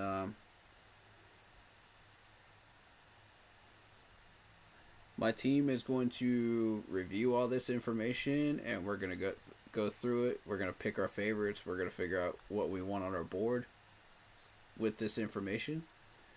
And we'll go from there. Big news today was the Deebo Samuel trade. So that was kind of crazy for a 5th rounder. I feel like the 49ers got fleeced. That's just my take on it. Because Deebo is definitely worth more than just a 5th. So, I mean, you are taking on that contract, though. But, a 5th? Like, really, Stanford? You're just taking a 5th for that? That's not proper trade value, y'all. I don't know who's running San Francisco at GM right now, but that was not it. That was not it at all. But Washington is now loaded at wide receiver with these two. And now they're going to start going into the draft. Probably picking up a wide receiver here too. Yeah, this wide receivers room is going to be stacked after free agency in the draft.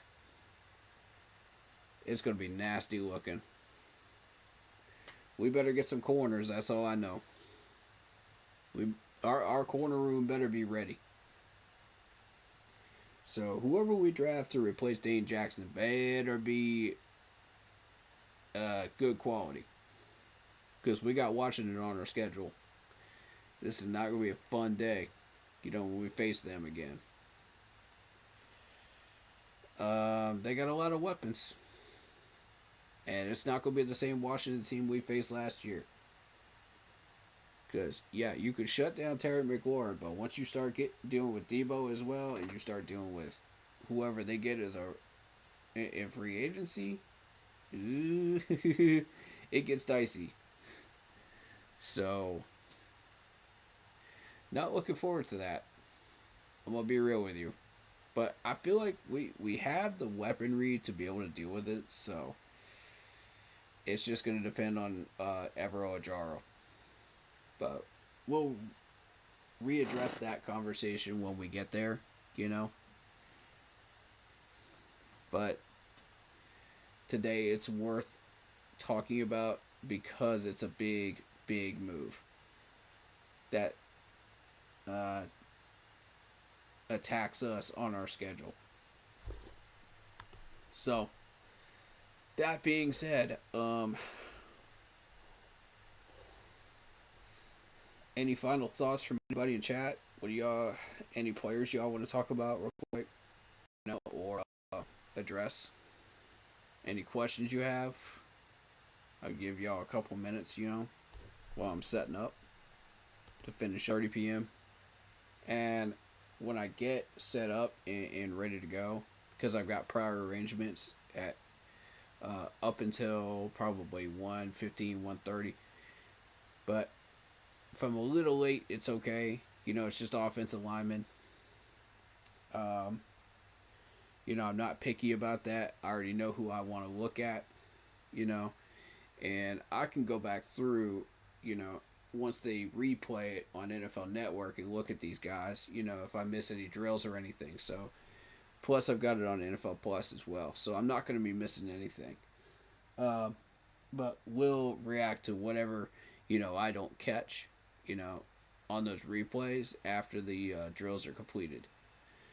And they run the replay before we do the blueprint reaction. So we'll do the blueprint reaction tomorrow as well. And then we'll wrap up after that. Final thoughts on the entire combine. And that'll be it for the weekend. Monday night, mock draft Monday. Obviously, either Monday or Tuesday night. Monday night or Tuesday night. We're definitely doing it one of these two nights.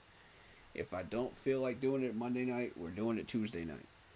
But there's also the factor of trying to compile all that information together as well.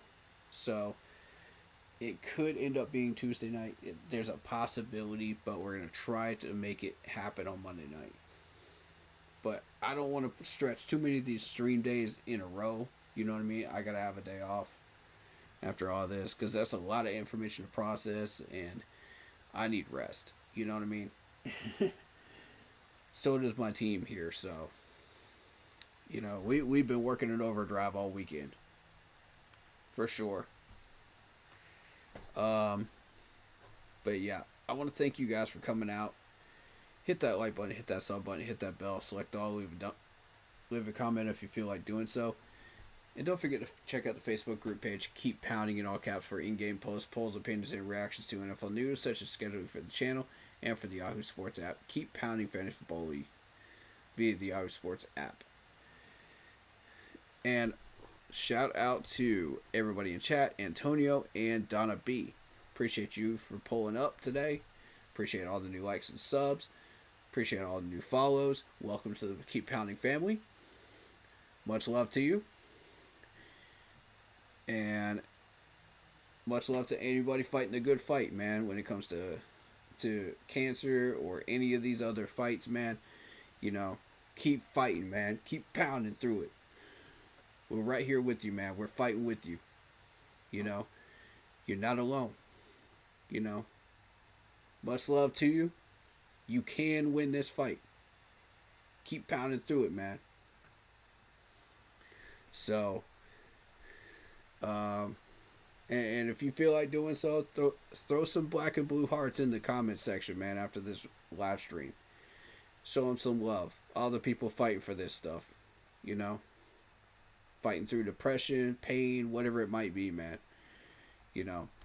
Throw some love up, man. These people need some love and support. So, we got too much toxic stuff out in the world, man. We need some love. We need some support. We got to encourage these people to keep fighting, man.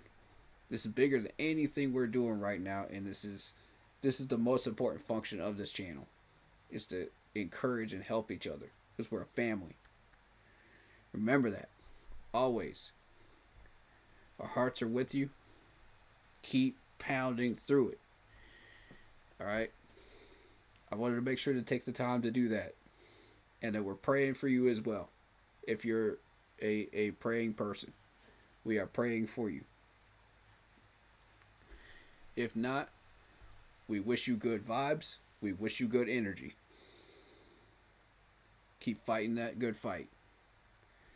All right. And finally, if you are interested in getting yourself an intro like the one you see on the screen, if you're a content creator, go check out Lindara Ty on Instagram. She's looking for new clients. Fair pricing, awesome person to work with, very patient, and she does videos, panels, etc. Tell her I sent you. She'll work with you, and she'll be real good to you.